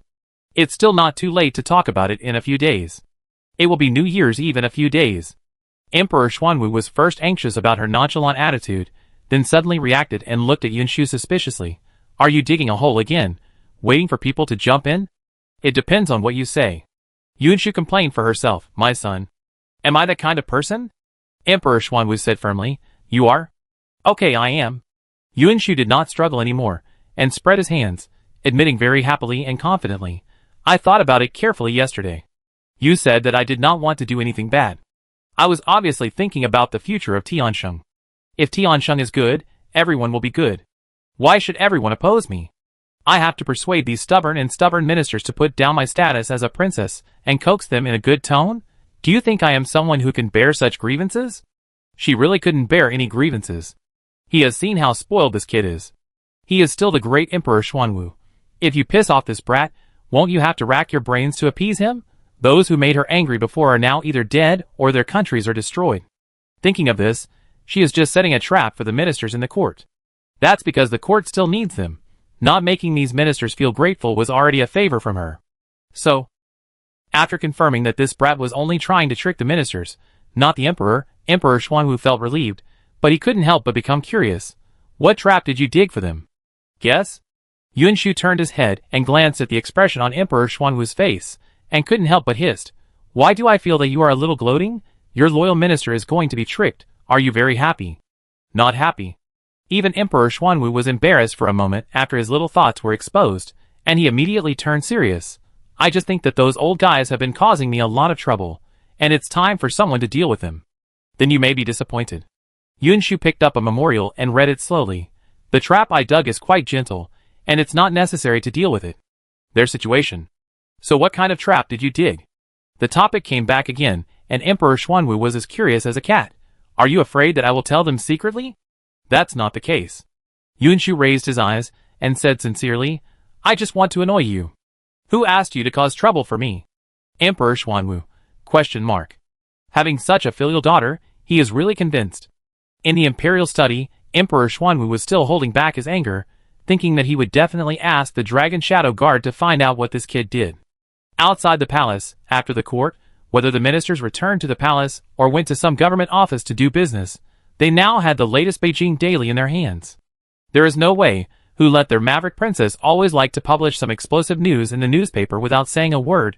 At the beginning, some of them were not without self-righteousness, and they always felt that the newspapers were full of low-class stuff, so they resolutely refused to read them.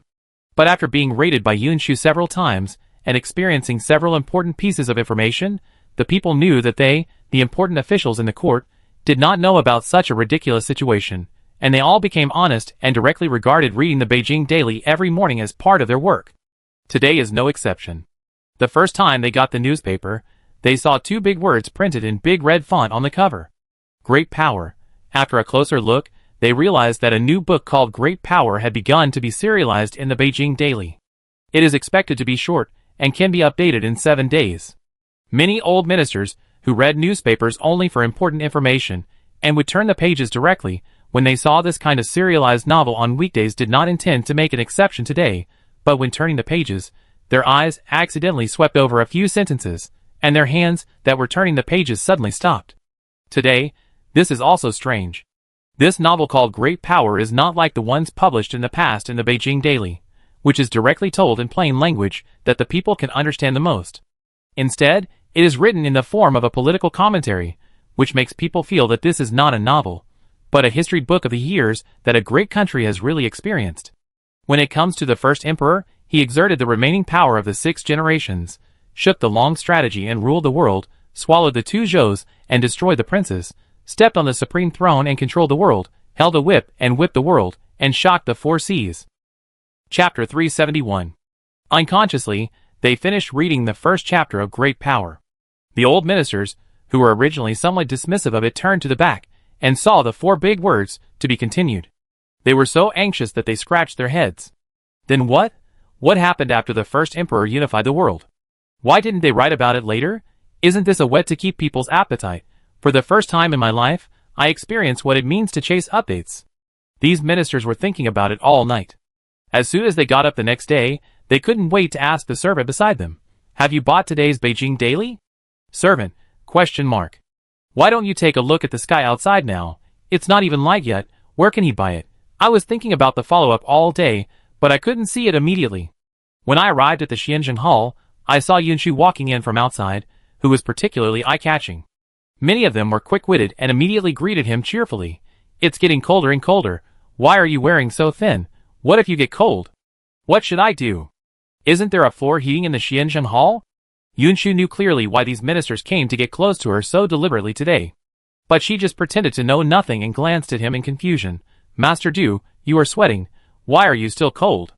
Master Du, didn't I see you just came in from outside?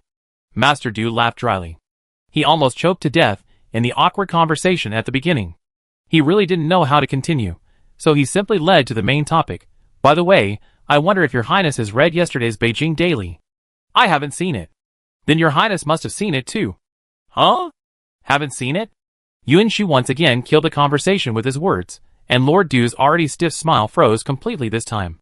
For a moment, he even wanted to turn around and leave, but the sequel to Great Power hooked him tightly again. Thinking of the consequence of giving up now, that is, he would have to worry about the sequel every day in the next few days, like now, Lord Du asked again, isn't the Capital Daily your property? Why don't you read it? I am very busy in the Imperial study every day. How can I have time to read it every day? Yunshu asked back as a matter of course. Why, is there a problem? Actually, I saw a serialized article in the Capital Daily yesterday. Seeing that beating around the bush was not working at all, Lord Du. He simply said, the article is called Great Power, and it seems that it will take 7 days to be serialized. After reading the first chapter, I really can't stop, so I want to ask your Highness, can you let me have a glimpse of the content of the next few days in advance? Great Power. Yunshu thought for a moment and shook his head with some regret. This article was not written by me, and I don't have the subsequent content. Not written by your Highness? That's even better. If it was really written by your Highness, then if your Highness doesn't want to give it to him, he can't do anything. But if it was written by someone else, with his status, maybe as long as he said hello, they would voluntarily give it to him. When Lord Du heard this, his expression, which had been frozen for a long time, finally brightened up. Then I wonder who is the author of this article. Not sure. Yunshu perfectly demonstrated what it meant to be clueless. There are so many people who contribute to the Beijing Daily now. Some use their own names, while others choose to remain anonymous. How can I find out who wrote each article? That's true. It seems that I have to wait until the court session is over before sending someone to the Beijing Daily to ask. Lord Du returned to his seat embarrassedly, and didn't ask any more questions. But it was also because of his talk that the few ministers in the court who had skipped the great country yesterday couldn't help but curiously ask about it. Hey, do you know what the great country that Lord Du just talked about with His Royal Highness the Princess is? Lord Lu, didn't you read it? It's the content on the first page of the Beijing Daily yesterday. Some ministers, who were also waiting for the update, immediately became excited when they heard someone ask about this. Although The Great Country is a short story, its content is completely different from those storytelling novels in the past. It's different. It feels like we are learning about a period of history that we have never experienced. That dynasty was very glorious. Although it is still a little bit inferior to the current splendor of Tiansheng, it is not something that can be compared. After all, they just ended more than 200 years of war and unified the world.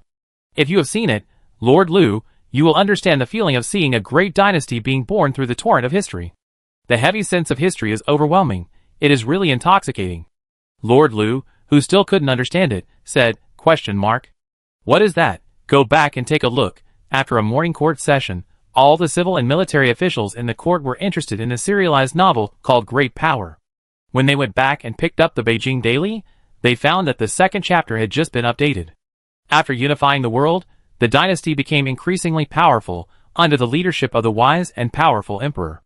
Later, they discovered that there were other countries outside the dynasty. But this did not affect the dynasty's dominant position. For those small countries, it was a giant standing in the east. Its strength made the small countries surrender one after another, and even spontaneously came to pay homage. Isn't this the same as our Tiansheng? After reading the latest chapter, many ministers were happy. I'm afraid it was written based on our Tiansheng. This article is really good. It's a full sense of substitution. On the third and fourth days, the dynasty in Great Power became more and more powerful. The small countries around it occasionally became jealous and ambitious, but they were all dealt with by the powerful dynasty in minutes. Yunshu borrowed the history she knew, and then added the plots and techniques of cool writing. In just a few days, all the ministers were hooked. Who doesn't like this kind of cool story about a superpower? Even if it's fake, it's fun to read. What's more, this dynasty is very similar to their Tiansheng. Well, some of the strategies for governing a country can be used as reference. For 3 or 4 days in a row, Yuan Shu went to Xianzheng Hall every day and heard the ministers talking about the contents of the great power before going to court. On the first day, Lord Lu, who didn't even look at it because he was too disdainful, has now become one of the most obsessed ones. Chapter 372. On the 5th day of the serialization of the great power, the dynasty has been prosperous for 1,000 years, but it has not shown any signs of decline, but has reached a new peak. This year, several affiliated small countries of the great power ambitiously joined forces to declare war on the dynasty. At the critical moment, the dynasty's mysterious state teacher, who always stayed at home, suddenly presented a powerful new weapon. The dynasty army had not even started, and those affiliated small countries were completely defeated. They were so scared that they surrendered and surrendered. Isn't this the case when our Tiansheng was besieged by 7 countries before? On the way back, I just saw half of the update, and many ministers couldn't help but slap their thighs. No wonder they always felt that this dynasty felt very similar to Tiansheng. Isn't today's plot confirmed? I'm afraid the person who wrote this article got the inspiration from Tiansheng. Who else could this imperial master who presented the new weapon be if not their princess? If nothing unexpected happens, the next plot should be that the dynasty continues to expand and finally truly unifies the world, right? The ministers, who were even more excited, could not wait to turn the page, but saw that the emperor and the crown prince of the dynasty were expanding their territory too quickly. They knew that if they continued like this, the people in the conquered lands would have a hard time and would inevitably cause trouble. In order for the dynasty to continue to be passed on peacefully, the emperor decided to slow down and first govern the conquered lands, so that the people in these lands could truly return to their hearts, and then consider other things. This consideration is indeed correct. Lord Lu stroked his beard and nodded slightly. If we just expand blindly, the people will eventually suffer from poverty and resentment. It is far from the capital and difficult to manage. Sooner or later, there will be big problems. Even if we have conquered it, we may lose it again later. Not bad. Lord Du also nodded in agreement. They are both the kind of people who are particularly obsessed with great power. They always feel that it is not exciting enough to read it alone every day. It just so happened that their residences were not far from each other, so from yesterday, they hit it off immediately. After leaving the court, they sat in the same carriage, reading and discussing on the road. The person who wrote this article is quite talented, and the political views he proposed before are also meaningful. Maybe he is the student who will participate in the spring examination next year. This can explain why I sent people to find him 2 days ago, but couldn't get any news. After all, students who are about to participate in the spring examination should be more cautious. If this is true, I think with this person's ability, he will definitely be on the list of the spring examination next year. Yes. I will go to see this person in person at that time. Will Lord Lu come with me? Go. Why not? I also want to see who can write such an exquisite article. The two praised the first half for a while, and then continued to read the rest with smiles on their faces. However, the smiles on their faces gradually disappeared after seeing this. An official named Jin Xiang of the dynasty learned that the reason why the imperial master could figure out new weapons without making a sound was because he had been studying a subject called chemistry in private. At the same time, he also learned that the new objects that had brought the dynasty into a rapid development stage were all derived from another subject called physics. So Jin Xiang stayed up all night and wrote a thick memorial, analyzing in detail the importance of physical chemistry to the dynasty, and finally proposed to add mathematics, physics, and chemistry to the imperial examination. Nonsense! Lord Lu was furious when he saw this. He completely forgot his praise for the author, who was likely to be a candidate for the next spring exam, and slammed the Beijing Daily in his hand on the seat, and was so angry that he blew his beard and glared. It's just nonsense. Is it these things that govern the country? Before these things, Tiansheng. No, this dynasty. Wasn't it strong enough? The imperial examination is an important way to select talents needed by the court. Can anything be added to taint it? We said it too early before. This guy must know that his knowledge is not enough to get a good score, so he wants to find some unconventional ways to find another way. Duda. The man also frowned and said sarcastically, "It seems that he is another scholar from a commoner family. He has little knowledge, but his ambition is higher than this guy. He even wants to shake the imperial examination system that has existed for 1,000 years with his pen. It's so stupid. I don't want to read what such a person writes in the future. No, I still have to read it." Lord Lu said angrily with a cold face. "I have to see what he will write in the end." because the latest update happened to be interrupted at the place where the minister made a memorial. The great power, which was originally highly sought after in the court, was criticized by the civil and military officials overnight. But no matter how angry they had already seen this point. There were only 2 days left to read the ending. After the 6th day of the Beijing Daily came out, the ministers in the court were still angry. Turn to the latest chapter. It's really nonsense. Is it these things that govern the country? Before these things, Tiansheng. No, this dynasty. Wasn't it strong enough? The imperial examination is an important way to select talents needed by the court. How can anything be added to taint it? You don't have much knowledge, but you have high aspirations. You even want to use your pen to shake the imperial examination system that has existed for 1,000 years. It's really stupid. The first paragraph at the beginning of the 6th chapter is directly the voice of strong opposition from other ministers of the dynasty. Lord Lu had been accumulating anger for a whole day, and finally got some vent when he saw this paragraph. The writer has some brains and knows that this is not advisable. Lord Du, this is the thing. But why does this rhetoric look so familiar to him? It seems he just said this to Lord Lu yesterday? So they themselves have become characters in the book without knowing it? Is the sense of substitution so strong? But he feels weird. Lord Du continued to read on in silence, and saw that almost everyone in the dynasty was angrily accusing Jinxiang, and some of them were so emotional that they even wanted to ask His Majesty to punish Jinxiang. Jinxiang persisted for a long time under tremendous pressure, but in the end, he was powerless and outnumbered. Chapter 373. The emperor of the dynasty did not accept Jinxiang's opinion after all. Jinxiang himself was soon expelled from the capital because of this incident, and was transferred to the local area to serve as a minor official. No one mentioned mathematics, physics, and chemistry again. No one cared about this strange new subject. The court returned to its former calmness. The emperor of the dynasty continued to focus on governing the country, and the dynasty continued to prosper. Look, what did I say? Governing the country does not require mathematics, physics, and chemistry. Seeing that this article finally returned to the right path, Lord Lu's ugly face finally returned to normal. Humph. Fortunately, that kid did not lose his mind, and knew what was right. Yes. Lord Du nodded subconsciously in agreement, but he couldn't help but murmur in his heart. But if all this trouble is just to return to the original state in the end, then why does this plot appear? Is it necessary? If a writer can write an article like Great Power, he should not make such a low-level mistake. Master Du thought about it, but he didn't understand it, so he could only continue to look back. When the overseas ships arrived at the dynasty, the people on the ship were stunned by the prosperity of the dynasty. After they went back, they soon spread the news that there was a mysterious country in the east. According to rumors, the powerful eastern country is full of gold, silver, and jewelry. The people live a very rich life, and everyone's face is filled with bright smiles. So more and more overseas ships came here, and there were even representatives of overseas countries who wanted to trade with the dynasty. However, the people of the dynasty did not look down on the items brought by overseas countries. The officials of the dynasty were even more worried that these overseas people would plot ill, secretly collect information about the dynasty, and intend to harm the dynasty. So they petitioned the emperor to close the country to the outside world and prohibit those overseas people from frequently entering and leaving the dynasty.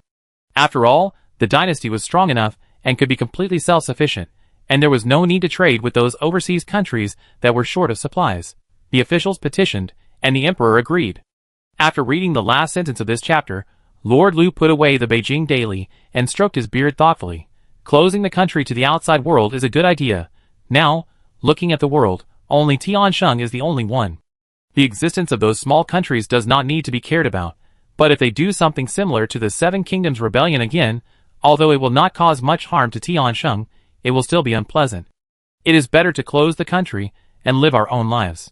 Why bother to give them any more eyes? Yes. Lord Du frowned and pondered, especially with His Majesty and His Royal Highness the Crown Princess now, it seems. It is true that they do not plan to continue expanding outwards. They want to govern the places they have expanded to first. In this case, frequent wars are not a good thing. Seclusion. Lord Lu, in my opinion, we can think about this carefully after we go back. Maybe it is really a good idea. Okay. Lord Lu agreed immediately, but don't worry today. Anyway, tomorrow is the day when the Great Power is finished. Let's see how the author views this matter. On this day, there were quite a few ministers who had similar ideas to Lord Lu and Lord Du. The next day, when Yuan Shu was waiting to go to court in Xianzheng Hall, she heard many people whispering about closing the country to the outside world. She silently pulled the corner of her lip, secretly guessing what the minister's reaction would be after reading the last update of the day.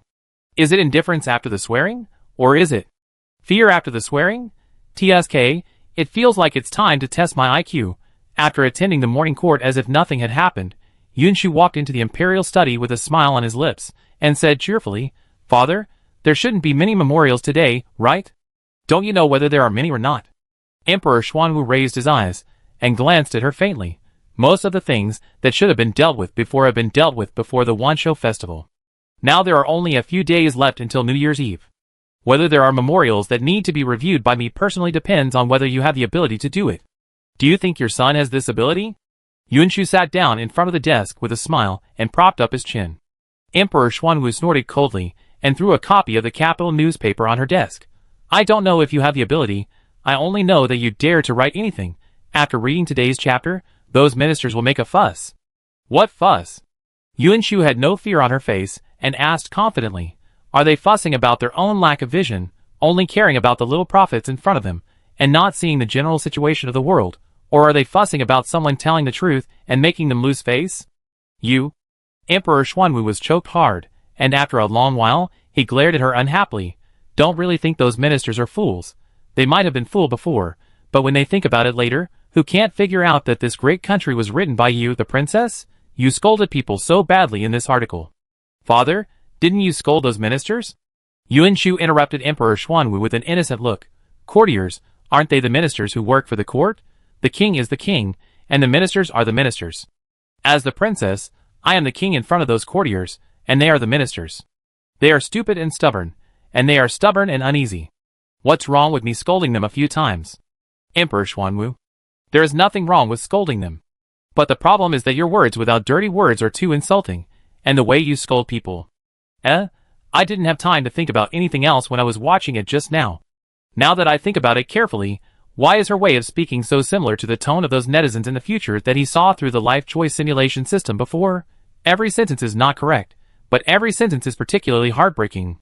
Could it be that the netizens in the future were influenced by Xiaowu, the emperor of all ages, and because they admired and worshipped her, they even learned her way of speaking? His. Is this kid's influence really that great? After thousands of years, he can still lead all the people in the future astray? Emperor Xuanwu's thoughts went astray all the way, and in the end, he didn't even care whether the court officials were scolded badly, and fell into silence directly. At the same time, those ministers who had left the palace and got on the carriages all picked up the newspaper without exception, and read the latest and last chapter of Great Power. Chapter 374.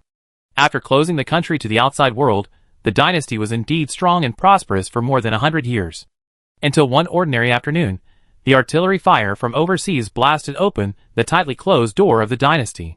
The emperor was furious and immediately ordered the dynasty army to fight. They thought that as long as they took out the weapons that made the dynasty easily sweep away foreign enemies 100 years ago, and completely stabilized its hegemony, they could win again. However, reality gave them a heavy blow. When the dynasty's weapons still needed people to desperately send them to places very close to the enemy's position, the invading overseas countries already had something called cannons, which could be like a catapult, directly across hundreds of meters, or even thousands of meters, to accurately throw artillery fire into the dynasty army. How to fight this? The dynasty that used to be able to defeat the enemy in just one day has now become the one that was defeated in one day. When the news of the dynasty army's defeat came back, the emperor was very angry, but he could do nothing. Seeing that the overseas army was about to attack the capital, the emperor hurriedly ordered people to pack up a lot of valuables, intending to take his ministers to escape from the capital first, and then make plans. However, he was still a step too late. The emperor was captured and the palace was destroyed.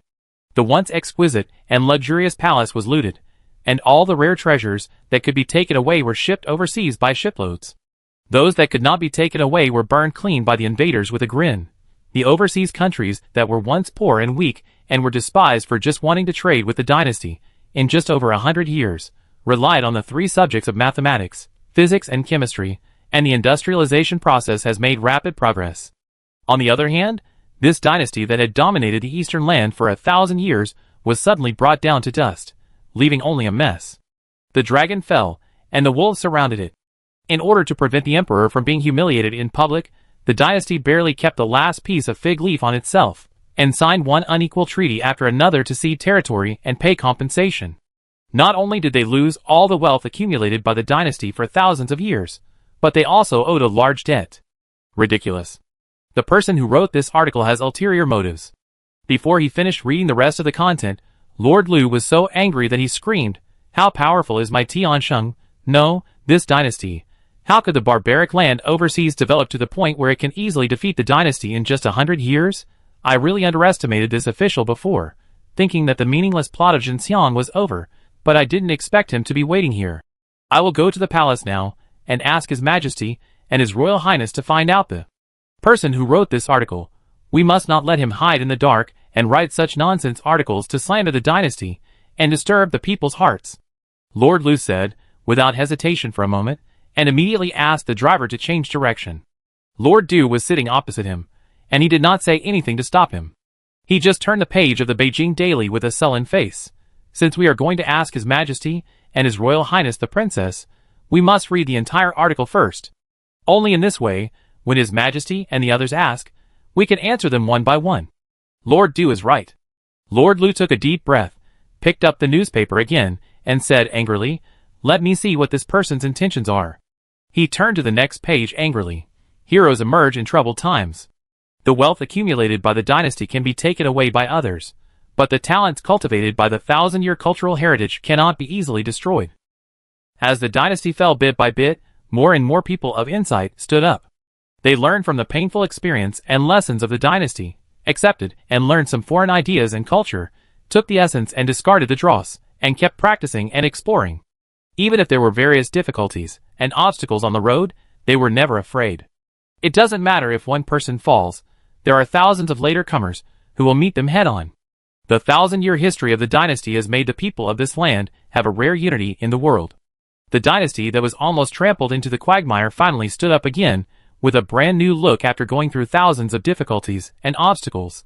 The dynasty that returned to its heyday did not forget this humiliating history. They carefully compiled this history into a book for all future generations to learn and take as a warning. Jinxiang, who was the first to propose that the dynasty should vigorously develop mathematics, physics and chemistry and strive to enter industrialization, was regretted by countless people in later generations. People praised her for her far-sightedness, but she did not meet a wise ruler or famous minister, and finally ended up leaving the stage sadly. As for those ministers who once strongly opposed Jinxiang and even proposed to close the country to the outside world, the frog at the bottom of the well, with short-sightedness, stubborn and self-righteous, is really a traitor who misleads the country. People in later generations said that if the court had a group of ministers like this, it would be better to sprinkle rice on the ink and let the chicken peck at it. It is unknown whether it is better to piece it together. People in later generations said that if the court had a group of ministers like this, it would be better to sprinkle a handful of rice on the ink and let the chicken peck at the words.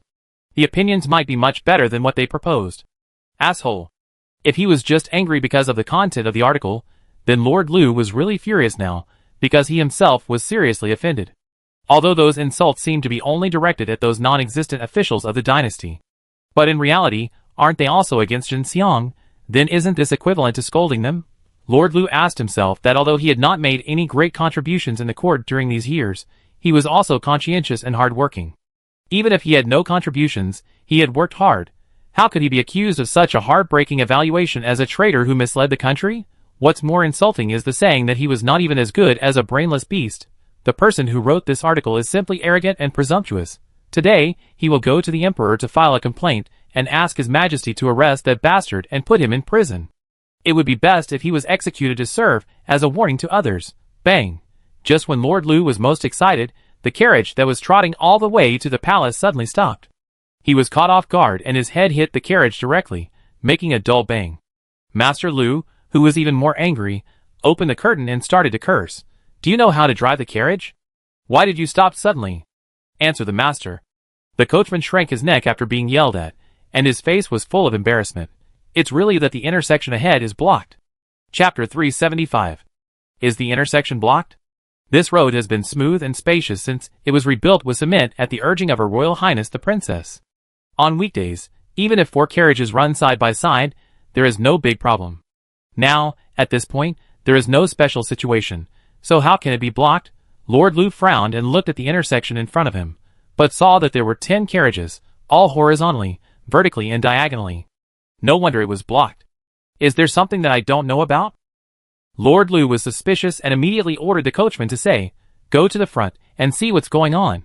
Yes. The servant didn't dare to delay, and quickly jumped off the carriage to ask the people in front. Soon, he returned with the news he had just heard, reporting to the master, "It seems that there are several adults in front, just like you, who were about to arrive at the palace, but suddenly asked the driver to turn around and go back to the palace. They happened to meet several adults, who were going back to the palace, and several groups of people were blocked here. It seems that they are also going to the palace to file a complaint." After realizing that these people, and he had the same purpose, Lord Lu sneered, lowered the curtain and sat back in the car. "I want to see if the rider can still escape this time." Lord Du, Old Du, why don't you say anything? While waiting for the carriages to be lined up at the intersection ahead, Lord Lu kept cursing for a long time. When he realized that the other person in the car seemed a little too quiet, his eyes narrowed immediately. "You don't want to go to the palace to report this matter to His Majesty?" "That's not the case." Lord Du was silent for a moment, and finally said what he was thinking. "I just think. We are like the ministers who opposed Xinxiang in the article." Lord Lu, ? Nonsense, he. Lord Lu wanted to refute, but when the words came to his lips, he didn't know what to say. The two of them stared at each other for a long time. After a while, Lord Lu finally spoke again, but his momentum was far less confident than before. "Does Lord Du think that the things in the article are really possible? Who can predict the future?" Lord Du pursed his lips. Before the new inventions of Her Royal Highness, could Lord Lu have imagined that Tiansheng would be as grand as it is today? "You also said that no one can predict the future." Lord Lu still refused to accept the fact that he might be one of the ministers in the article, and continued to refute angrily. "How come you don't know that the content of the article is all made up by the author himself? Besides, we have Her Royal Highness here, so why should we worry that Tiansheng will not be able to make further progress in the future? Then has Lord Lu ever thought that this great country was actually written by Her Royal Highness? That's impossible." Lord Lu was furious. It's not that he couldn't think of this, but he refused to think in this direction subconsciously. After all, if this great country was really written by Her Royal Highness, what does that mean? It means that Her Royal Highness wanted to reform the imperial examination system, but expected that they would not agree. It also means that the content of the last part of today's chapter of Great Country is pointing at the noses of these ministers, scolding them for being frogs in the well, short-sighted, stubborn, and traitors who mislead the country. It's better to sprinkle rice on ink and let chickens peck at it. Absolutely impossible. Lord Lu spoke harshly, and it was unclear whether he was really refuting Lord Du or simply trying to convince himself. Didn't Lord Du ask the princess before? At that time, the princess said in person that the article was not written by her. It's not just 1 or 2 days that our princess likes to fool people. Lord Du whispered. Lord Lu, haven't you realized this yet? Lord Lu, Although I don't want to admit it, I have to say that the other party's words are really too reasonable. He hunched his back dejectedly. After calming down, many things became easier to understand. So, do you think His Highness has an idea about this so-called canon? If so, then we don't have to worry about it. Old Lu. Lord Du sighed helplessly. Her Highness is the crown prince. If nothing unexpected happens, she will become the emperor of Tiansheng in the future. She can't always run to the Ministry of Works as she is now. And even if she can say something treasonous, Your Highness, she can't really live for thousands of years. Even if she can live to 80 or 90, what about after that? It's too stupid to rely on Your Highness alone for the development of Tiansheng. Then according to your opinion, we should support Your Highness and add all those math, physics and chemistry to the content of the imperial examination. In the future, all scholars in the world will have to learn these math, physics and chemistry? Lord Lu still had a look of disapproval on his face. Even if Your Highness's concerns are right, this is called overcorrection. What we can think of, can't His Majesty and His Highness think of it? After all, Lord Du was the first person to calm down from his anger. He has now figured out a lot. If this great country was really written by His Highness, do you think His Majesty would be completely unaware of it, since His Majesty knew about it, but still chose to acquiesce? It means that His Majesty actually agrees with it. You will see after entering the palace. Her Highness must have had a plan. During the time when the two were talking, the blocked intersection in front was finally cleared. More than a dozen carriages turned around and rushed towards the palace. The difference was that Lord Lu no longer had the previous anger on his face. that he wanted to arrest people and put them in prison immediately. Instead, he was full of entanglement and worry. After half an hour, the carriage stopped outside the palace gate. Not long after, Yunshu and Emperor Xuanwu in the imperial study also heard from Li Dihai that the ministers asked to see him outside the palace without any surprise. They came quite quickly.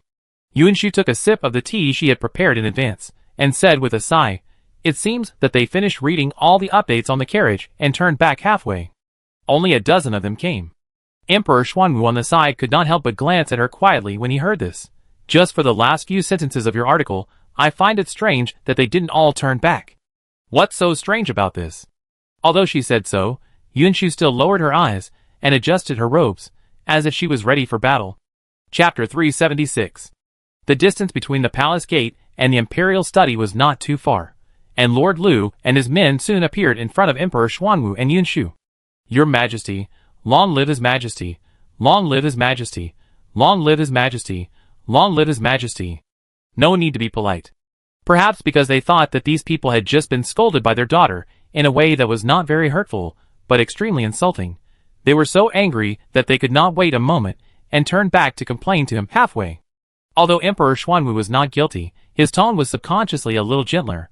"I don't know why you, my dear ministers, have come to me with such a large force."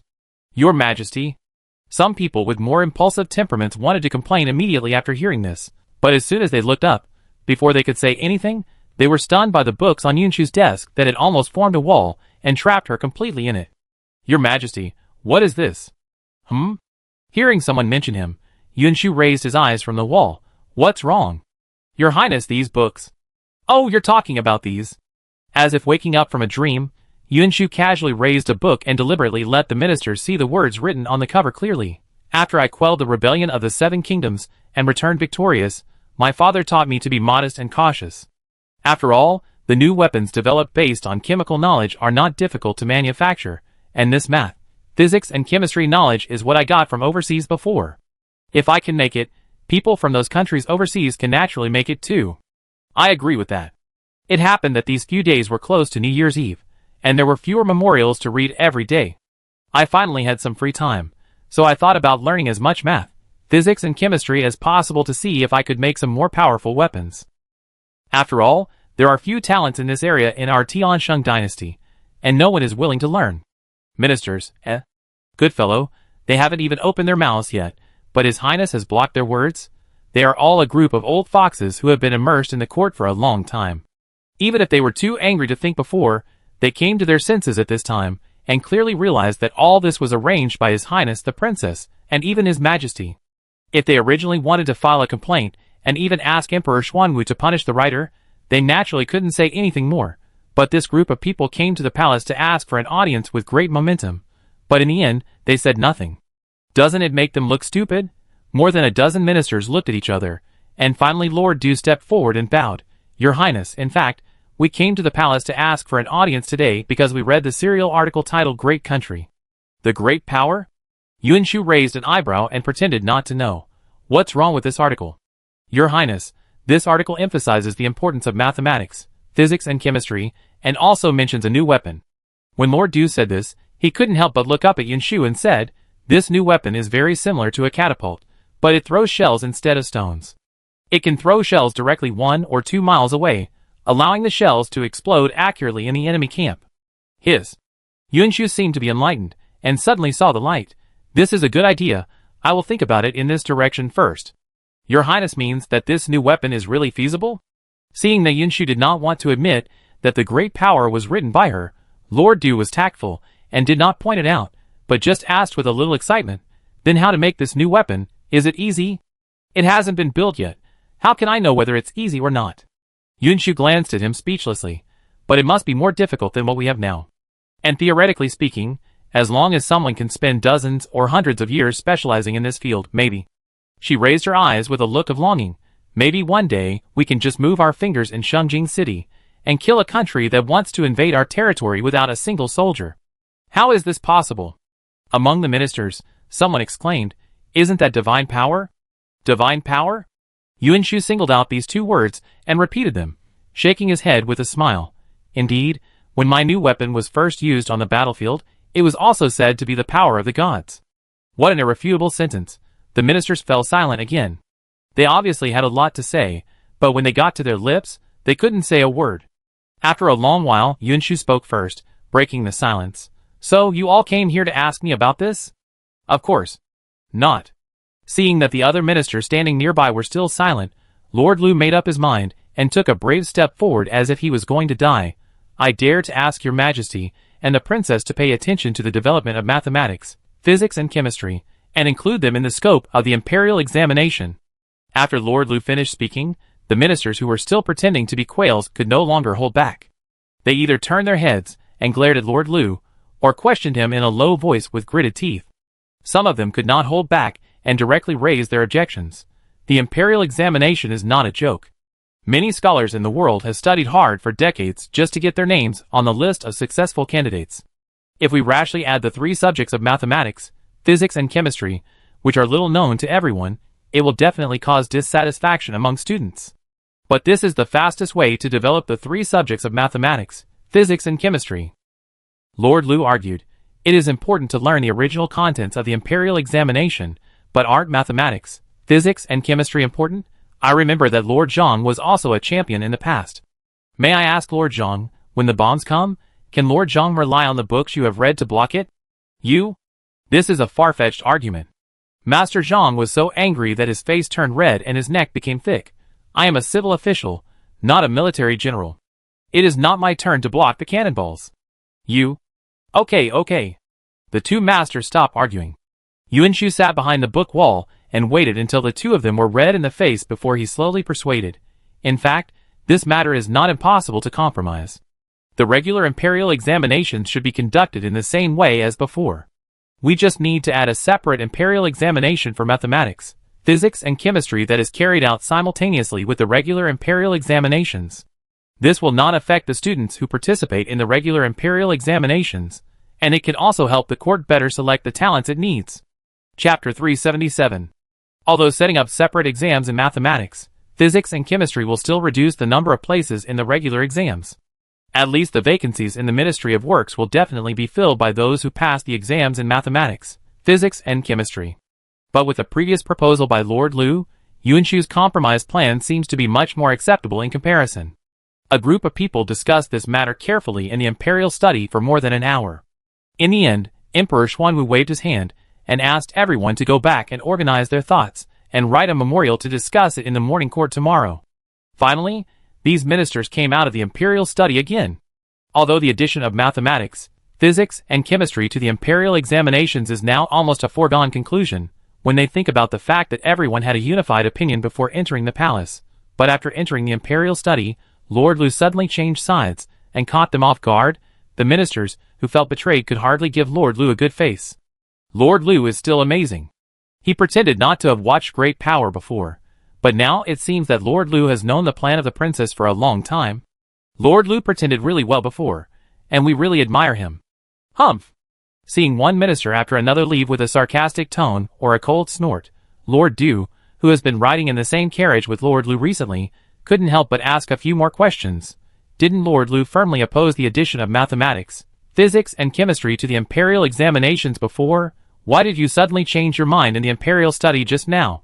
After we entered the door, wasn't it obvious what the princess said? Lord Lu said, as a matter of course. Since I know this move is inevitable, why do I still insist on becoming one of the ministers in the great country who are scolded by later generations for harming the country? After all, I have never publicly said anything against it before, so why can't I become Jinxiang? Lord Du, ? What a treacherous old thief Lu. Damn it, he was the first one to wake up. Why didn't he think of this trick when he was in the imperial study just now?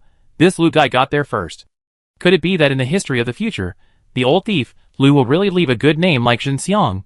If so, I'm afraid, he will be so angry that he will crawl up again after he is buried. In order to compete with Lord Lu for this opportunity to leave a good name in the history books, Lord Du locked himself in the study after returning home, and started writing from the construction of the new Imperial Academy, and the establishment of mathematics, physics and chemistry imperial examinations next spring. He listed every detail that might occur in the whole process in an orderly manner, and provided detailed solutions. At the next morning court session, as soon as Li Dihai finished shouting, "If you have a petition, please submit it," If you don't, please leave the court." He immediately rushed to the front of everyone and stood up. "Your Majesty, I have a petition." "Approved?" "Your Majesty, I think." After roughly stating what he had painstakingly sorted out yesterday, Lord Dew concluded in a firm tone, "Therefore, I think it is urgent to set up another imperial examination in mathematics, physics and chemistry." Wow! The officials, who had not entered the palace yesterday, and were not very well informed, were all dumbfounded. Seeing that the New Year's Eve is coming soon, Lord Dew is crazy for making such a big thing at this time? They subconsciously want to step out to refute, but before they take a step, they keenly notice another incredible thing. Why are those big men in the front row not making any movement? Could it be? I second the motion. Just when those with lower ranks in the back row were still guessing whether these big men were going to make a big move, Lord Liu, who was one step ahead of Lord Dew in the front row, also stood up quickly. "I heard that many of Tianqing's math and physics books are imported from overseas. If those overseas countries master more advanced weapons, it will definitely pose a threat to our dynasty." I second the motion. The big men in the front row stood up one after another to second the motion, and the small shrimps in the back row naturally could not make any waves anymore.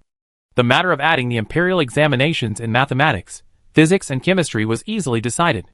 After Emperor Xuanwu appointed the officials responsible for the imperial examinations in mathematics, physics and chemistry after New Year's Eve, he thought that today's morning court would be almost over. His boat was already showing signs of leaving the dragon throne, but Yun Shu, who was standing in the first row, suddenly stepped out slowly. "Your Majesty, I have something to report." "You?" Emperor Xuanwu was stunned, and sat back calmly. This kid was hanging around in front of him every day, and he actually had something to report that he didn't know about. Emperor Xuanwu was a little curious. "What is it?" "Your Majesty, I think that if Tiansheng wants to develop more prosperously, in addition to paying attention to the subjects of mathematics, physics and chemistry themselves, it should also pay more attention to the talents themselves. Only with a healthy body can we create more value." Yunshu took out a pediatric medicine book from his bosom in a serious manner. "This is a medical book that I found not long ago. It clearly states that sleep is extremely important for human health. Sleeping at the Z hour activates the gallbladder meridian, helps regulate the gallbladder, and promotes a ruddy complexion. Sleeping at the Cho hour makes the liver meridian prosperous, and deep sleep nourishes and protects the liver. Sleeping at the Yin hour makes the lung meridian prosperous, which helps the lungs transfuse blood and makes you more energetic after getting up in the morning. Sleeping at the Mao hour makes the large intestine meridian prosperous, which helps the body excrete unnecessary filth. Therefore, for the human body, the healthiest work and rest time should be from the Z hour to the Mao hour, but now everyone basically only sleeps until the Yin hour. Such a work and rest not only makes the lungs and intestines unable to be maintained, but even the day when you go out is exactly the coldest time, which is extremely unfavorable to the body. Therefore, I think that the morning court time can be postponed to the Chen hour." Emperor Xuanwu, Ministers, Good boy, this is another major event, although it doesn't seem to be a big deal if you look at it in detail. But even if you count thousands of years ago, the morning court would start at the hour of Mao without fail. Your Highness wants to postpone it by 1 or 2 hours. Isn't this a bit too outrageous? The small officials in the back row poked their heads out secretly, thinking that this was also discussed in advance by the big guys. However, this time, they were obviously wrong again. Because the big guys were also confused. Even Emperor Xuanwu on the dragon throne was silent after listening to Yunshu's memorial. Chapter 378. But perhaps because Yunshu had previously persuaded him to assign those unimportant tasks to his subordinates by saying that living habits affect health, and this point was also recognized by the life choice simulation system, Emperor Xuanwu recovered relatively quickly. He calmly glanced at the group of ministers, who always liked to tell him the rules of the ancestors, and did not express his attitude, but asked in a deep voice, "What do you think, my dear ministers?" "Your Majesty, I think you can summon the imperial physician to see if there is any error in the content recorded in this medical book." In the front row, Prime Minister Liu pondered for a moment and said respectfully, "After all, the time of court is related to your Majesty's health, and your Majesty's health is related to the people of the world. No matter how cautious you are, it is not too much." I second the motion. In that case, come, summon the imperial physician. Emperor Xuanwu gave the order, but it would still take some time for the imperial physician to rush over from the imperial hospital. He casually flipped through the medical book that Yunshu handed over, and said calmly, "According to the current court time, the court officials get up at the hour of Yin, have some simple tea and snacks, and then go to the palace to attend the court. During this time, they don't have to deal with official business, so it doesn't matter whether it's dawn or not. After all, when the court is over, it will be dawn when it's time to go on duty. But if the morning court time is postponed, how can we make up for the 1 or 2 hours lost in the middle? Since the morning court time is postponed, can't we also postpone the time of leaving duty? Yuan Shu said without hesitation. Now the time for officials in our dynasty to leave duty is really a bit early. The sun is still high at the beginning of the hour of Shen, so it's not too late to wait until the middle of the hour of Yu. In modern society, people still don't enjoy the benefit of getting off work at 3 p.m. Wouldn't it be nice to sleep a little longer in the morning and get off work at 6 p.m.? Your Highness, you don't know. Perhaps Yuan Shu's tone of voice was a bit too matter-of-fact. In Xianzheng Hall, another minister couldn't help but stand up and said, just looking at the beginning of the afternoon, this time may be a bit early. But the capital is still quite large, and many colleagues in the court work far away from where they live. It may take more than half an hour to get back home after work. After returning home, you have to eat and digest the food before you can wash and sleep. In the end, this time is. It's not too early. I went to bed at the hour of Su, so it's certainly not too early. It's 8 o'clock in the evening now, and many people haven't finished their work yet. It's not too late to go to bed at 10 o'clock. Yuan Shu turned his head calmly. Master Zhou, do you still remember what I just said about the good sleep time for the body? Master Zhou, I remember it, but it's usually at the hour of Su. Especially in winter, it may be dark at the hour of Yu. What can he do if he doesn't sleep? Master Zhou is worried about the problem of darkness?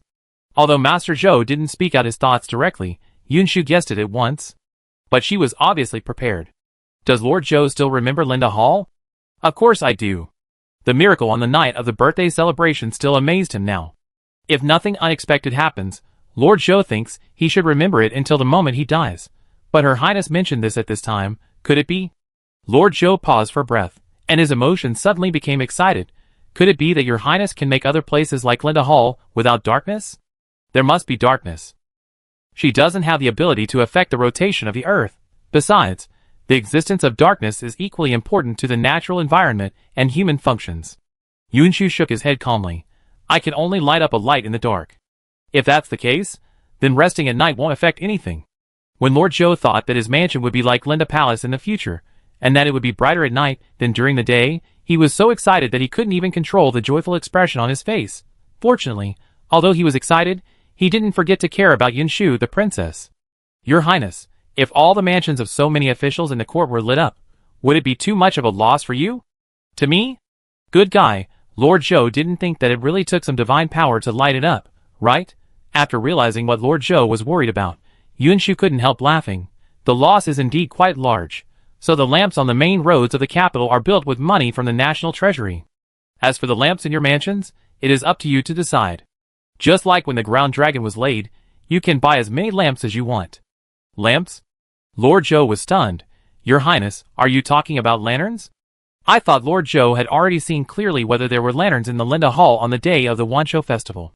Yuan Shu raised his eyebrows, and seeing that Lord Zhou still had a confused expression, the smile on his lips deepened a little. Speaking of which, this lamp is also made with knowledge of physics and chemistry. It was made by physical chemistry. It was something he could buy with money. Mr. Zhou was shocked, but also became more and more excited. Then I wonder how much this lamp is worth. Ahem. Seeing that his Xianzheng Hall was about to become a place for some kid to do business, Emperor Xuanwu finally couldn't help but coughed and interrupted the conversation between the two people who were going off the track. Whether what is said in the medical book is true or not has not been confirmed yet. Isn't it too early for you to discuss this? Replying to your father, the candlelight is a little dim at night. Even if it is not for other reasons, this generator and lamp can still be promoted. Yuan Shu turned his gaze back with a smile and said seriously, don't worry, the first batch of lamps, my son. I will definitely keep them all for my father. Emperor Xuanwu, The brat said this as if he would get jealous of those ministers over a lamp. Who cares about this? TSK, I don't know if this so-called lamp can be made into a specific shape. He wanted a dragon lantern. Just as Yuan Shu spared no effort to promote her lamps, on the other side, after hearing the summons from Emperor Xuanwu, the old doctor, who immediately followed the eunuch all the way over, finally crossed the threshold of Xianzheng Hall. Your humble servant greets your majesty. Long live your majesty. When the old doctor took the medicine and shouted long live, there was still a little breath in his voice, which showed that he had been running very fast all the way. The eunuch who came to summon him said nothing except your majesty summoned, and he was really panicking at this moment. Chapter 379. Fortunately, Emperor Xuanwu quickly had someone bring him a medical book. Take a look. Is what is written in this book true or false? Yes. So he was hurriedly called from the Imperial Hospital to Xianzhen Hall early in the morning, just to let him read a book. The old doctor wiped his sweat, although he was a little speechless, but he finally let go of the worry he had on the way here. He lowered his head and looked at the page that was opened in the book. When you fall asleep at night, it is the best time for the human body to detoxify. The corresponding time and organs are as follows. Huh? There is such a saying? The old doctor was stunned for a moment, and read the page carefully. Before he had time to think about it, the emperor's question came from the top. How? This? The sweat on the old doctor's forehead that had just been wiped off came out again. This statement is the first time I have seen it, so... He carefully raised his eyes to observe Emperor Xuanwu's face, although he could not see any joy or anger. But he still inexplicably felt a great pressure. After just one glance, he lowered his head and said quickly, "But I can still look at the others. Maybe I can judge the authenticity of this book based on the parts that I know." "Yes." Emperor Xuanwu responded with dignity, and the old doctor hurriedly turned the book to the first page. No matter what book it is, at the beginning, it should be the simplest, right? The old doctor turned the pages of the book, while secretly praying in his heart that he must come up with something he knows. Fortunately, God. No, to be precise, Yunshu had long expected that there might be such a thing today, so when he sorted out the old book, in addition to some health preservation methods figured out by later generations, he also interspersed a lot of medical and health knowledge that the ancestors had already known. After the old doctor roughly flipped through half of the book, he basically had an idea in his mind. "Your Majesty, this seems to be a book that specifically talks about how to take care of the body and keep people healthy. Some of the content in it is indeed the first time I have seen it, but most of it has been confirmed by me, and there is no problem. In other words, the remaining things he is not clear about may also be no problem." Emperor Xuanwu nodded slightly, and his eyes fell on Prime Minister Lu, who had said at the beginning that he needed to summon the imperial physician to ask questions. "What do you think, my dear Lu?" "Your Majesty, I think that since the contents of this book have been basically confirmed by the imperial physician, it is indeed true, and your highness can solve the problem of inconvenience in doing things after sunset. There is nothing wrong with postponing the morning court." Prime Minister Lu still said the same words, that he considered your Majesty wholeheartedly. "For the sake of your Majesty's health, I agree with your highness's proposal." "I second the motion." "Just kidding, that's about lifespan. No matter in which era, the more powerful people are, the more they care about their health and always want to live as long as possible. Now that I know that I can maintain my health by just slightly changing my sleeping time, why should I be unhappy?" A row of ministers seconded the proposal. It was rare to see such a level of reform receive such overwhelming support on the day it was proposed. Emperor Xuanwu raised his eyebrows slightly and made a decision just as quickly. "Since that's the case, we will hold court from tomorrow, at the end of the morning at Shen time." "Your Majesty is wise." Amidst the shouts, only the old doctor looked confused. Is there something wrong with his understanding, or what? Just because this book says that sleeping at an hour is good for the body, His Majesty and all the civil and military officials in the court changed the time of the morning court? Is it so hasty? The old doctor was shocked to follow the important officials in the court and experience the feeling of leaving the court for a limited time. He always felt that his imagination of the morning court seemed to be shattered. Yuan Shu, the instigator of all this, obviously didn't know what the old doctor was thinking. After all, she didn't think it was hasty at all. You know, in order to get this done, she even tinkered with the generator and electric light. If this still can't let her sleep well, it's too outrageous. Entering the imperial study room in a happy mood, Yuan Shu first glanced at the memorials on Emperor Xuanwu's desk. After confirming that there were only a few in total, Yuan Shu smiled and approached. "Father, I want to take a day off." "What leave do you want?" "I just accomplished 2 major things in the morning court today, and it's not enough. Where are you going to cause trouble again?" Emperor Xuanwu raised his eyes and reminded, "New Year's Eve is coming soon, and the Ministry of Works also needs a break." "You don't think that I'm going to the Ministry of Works to deliver new drawings again, right?" Yuan Shu looked at him with an expression of "You really think too highly of me." "What are you thinking?" "I am just delivering math books to Hu Yamingchuan." "You?" Emperor Xuanwu's face was full of distrust. "When did you become so close to him that you had to personally deliver a few books? Aren't we going to hold the imperial examinations in math, physics and chemistry?" In front of Emperor Xuanwu, Yuan Shu had nothing to hide, so he touched his nose and laughed.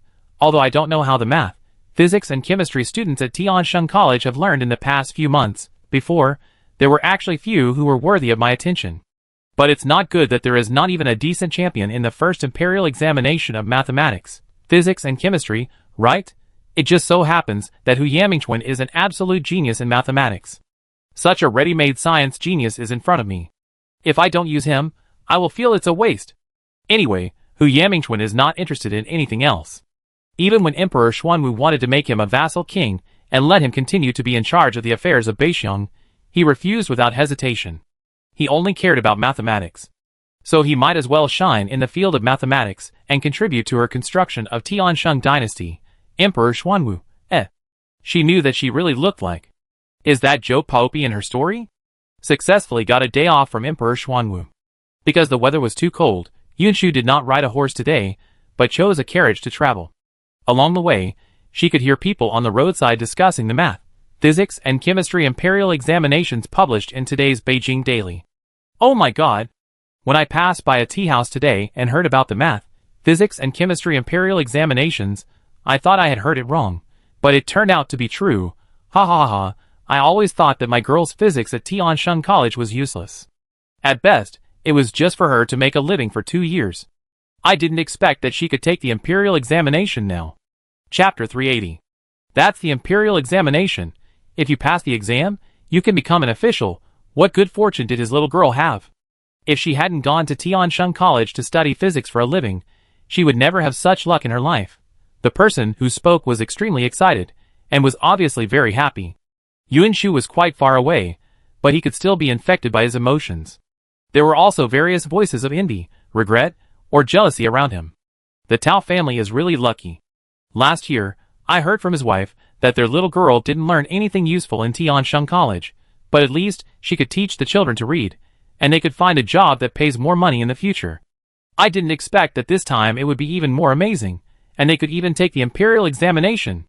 Why didn't you talk about the imperial examinations in mathematics, physics, and chemistry 2 years ago? My third child went to Tiansheng College to take the entrance examination before, and he was obviously good at mathematics. If he passed both math and accounting, and had to choose between the two, he could immediately take the imperial examination, but we didn't know that at the time. We just thought that after learning accounting, we could become accountants. Alas! This is really a big loss. I don't know if it's too late to regret it now, and let my third child learn math. Times have changed. Why would a little girl take the imperial examination? If it weren't for recruiting these money-losing goods, my Yaozu could have gone to Tiansheng College last year. Are you crazy? As soon as Yaozu's mother spoke, someone next to him immediately whispered and scolded. It was Her Highness the Princess' suggestion that the college recruit girls. Besides, what's wrong with this? Aren't our lives much better now than before? In the past, I could only look after the children, do housework and serve my mother-in-law at home every day, and I was often scolded by my husband and mother-in-law, saying that this was not done well, and that was not done well. Now I can also go out to earn money, and earn more than my husband. My mother-in-law will help me take care of the children with a good temper. After my husband comes home from work and sees me doing housework, he will come over to help share some of the work when I call him. In the past 2 days, I came home later than him, and I can even see him taking the initiative to clean up the house. In the past, I would not dare to do this in my dreams. That's because you don't have a son. Yaozu's mother was still unconvinced. Besides, I didn't feel what you said. I only know that because those money-losing guys took up the quota, my Yaozu couldn't enter Tiansheng College. I have to save more money to send Yaozu to other colleges. Money-losing guys, you keep calling them money-losing guys. If you have the guts, go to Her Royal Highness and say that. The woman who persuaded her from behind saw that her persuasion was ineffective, and her face darkened. If there was no Her Royal Highness, let alone Tiansheng College, you would never be able to save enough money to send your Yaozu to study in your life. Yaozu's mother, Whether the two of them said anything else, Yunshu couldn't hear it as the carriage went away. She didn't feel very angry. After all, some people's thoughts can't be changed overnight. There are still many Yaozu's mothers in modern times, not to mention the ancient times when the status of women can almost be said to have just begun to improve. Take your time. It has only been 2 or 3 years, and there has been such a transformation, which is quite good. Yunshu was very calm, and when he went to the mansion where Hu Yamingchuan lived now, his steps were still obviously a bit brisk.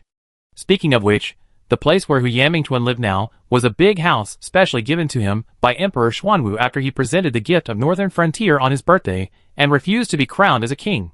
The decoration inside was quite good, and the servants were prepared in advance. Originally, it was said that Hu Yanmingchuan would check if there was anything he was not satisfied with, and Emperor Xuanwu could pay for him to redecorate it. But this man didn't care about the residence at all, and he only wanted to read his precious mathematics book, so he didn't even move a stone in the mansion, and moved in directly with his bag. When Yunshu arrived, Hu Yanmingchuan was still in the study, absorbed in the math book he got on his birthday. Hearing someone knocking on the door, he didn't even raise his head, and just threw out an extremely impatient word, "Get lost." "Are you sure?" It was annoying enough that someone disturbed him when he was studying math, and this person was so bold. Hu Yanmingchuan was about to lose his temper subconsciously, but fortunately, before he could say anything, his math mind cleared up. It sounded like the Tiansheng princess. She had promised to have the remaining math books delivered to him before New Year's Eve. Could it be? Thinking of this, Hu Yanmingchuan swept away his previous irritable and impatient look and quickly changed his words. "Come in. I thought you really didn't want this math book." Pushing open the door of the study, Yunshu walked in slowly with a few servants. However, Hu Yanmingchuan's attention was not on him the whole time, and his eyes seemed to be glued to those boxes. Are all these filled with math books? Not just in there. Yunshu raised the math book in his hand and shook it in front of him. "I have one too." "What is this?" Thinking that Yunshu could hold it alone, it must not be an ordinary math book, Hu Yanmingchuan raised his hand to take it, but Yunshu turned sideways and avoided it directly. "Wait a minute, I didn't say I would give you this one too." "What do you mean?"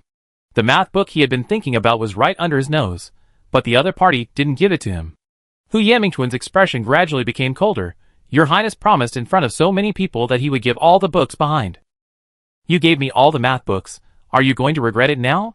You also said that I only promised math books."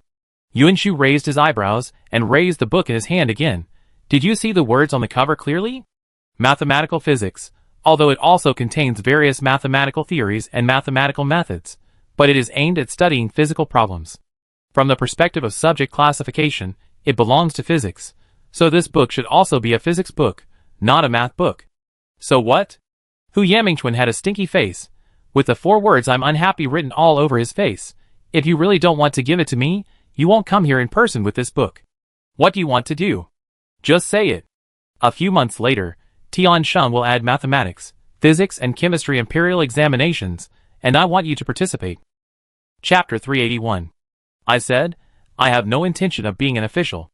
Hu Yanmingchuan looked more and more unhappy. "You don't rush to refuse." Yunshu calmly interrupted him. "The mathematics, physics and chemistry imperial examinations are different from ordinary imperial examinations. They only test mathematics, physics or chemistry knowledge. After passing the exam, there will be no government affairs for you to handle, because there will be a special science and engineering department for you to join. After entering the science and engineering department, you will be provided with enough mathematics, physics and chemistry learning materials.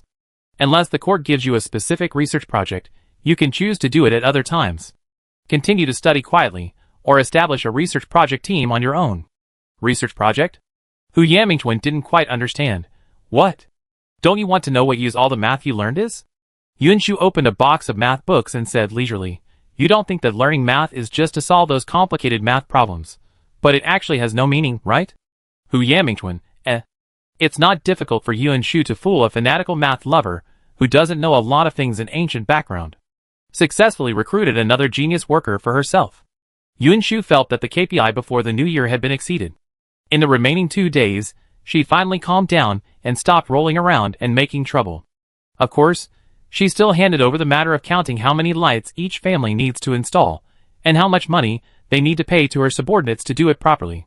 On New Year's Eve, the foreign envoys behaved more honestly than each other at the banquet, probably because they had learned the lesson from Roland. After finishing the meal, he did not stay for a day, and immediately resigned to Emperor Xuanwu and left the capital. Yunshu spent a peaceful spring festival. After the 7-day holiday, the construction of the new Imperial Examination Hall, the installation of electric lights, and the opening of the spring examination, which had been arranged before the year, were all carried out smoothly. Even the steamship was officially launched in August of this year, and in October, it brought back another batch of huge wealth dug out from the kingdom of Ria, which almost made Minister Yan's face burst with laughter.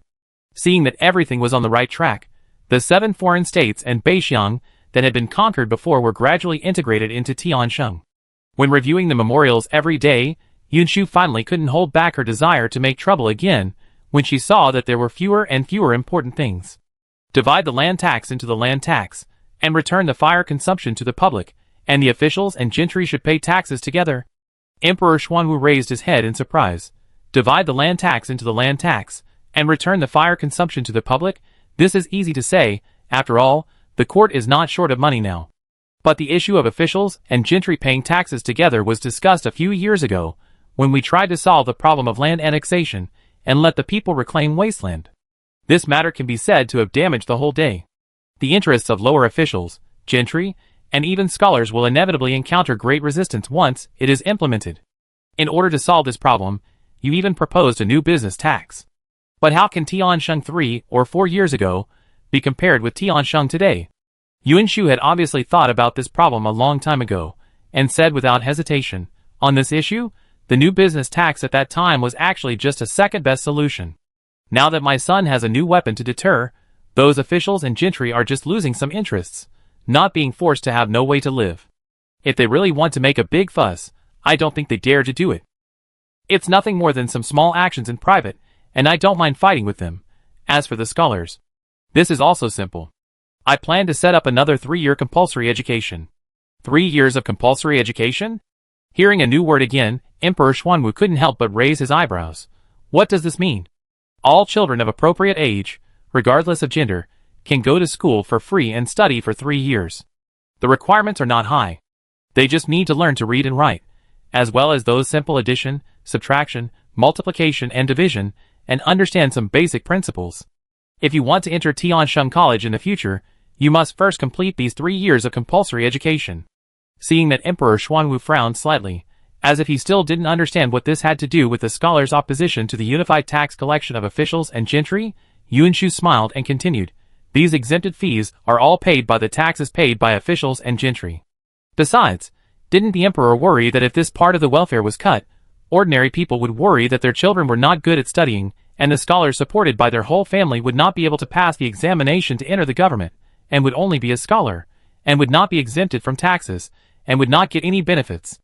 Wouldn't he simply give up supporting scholars, resulting in fewer scholars from ordinary families?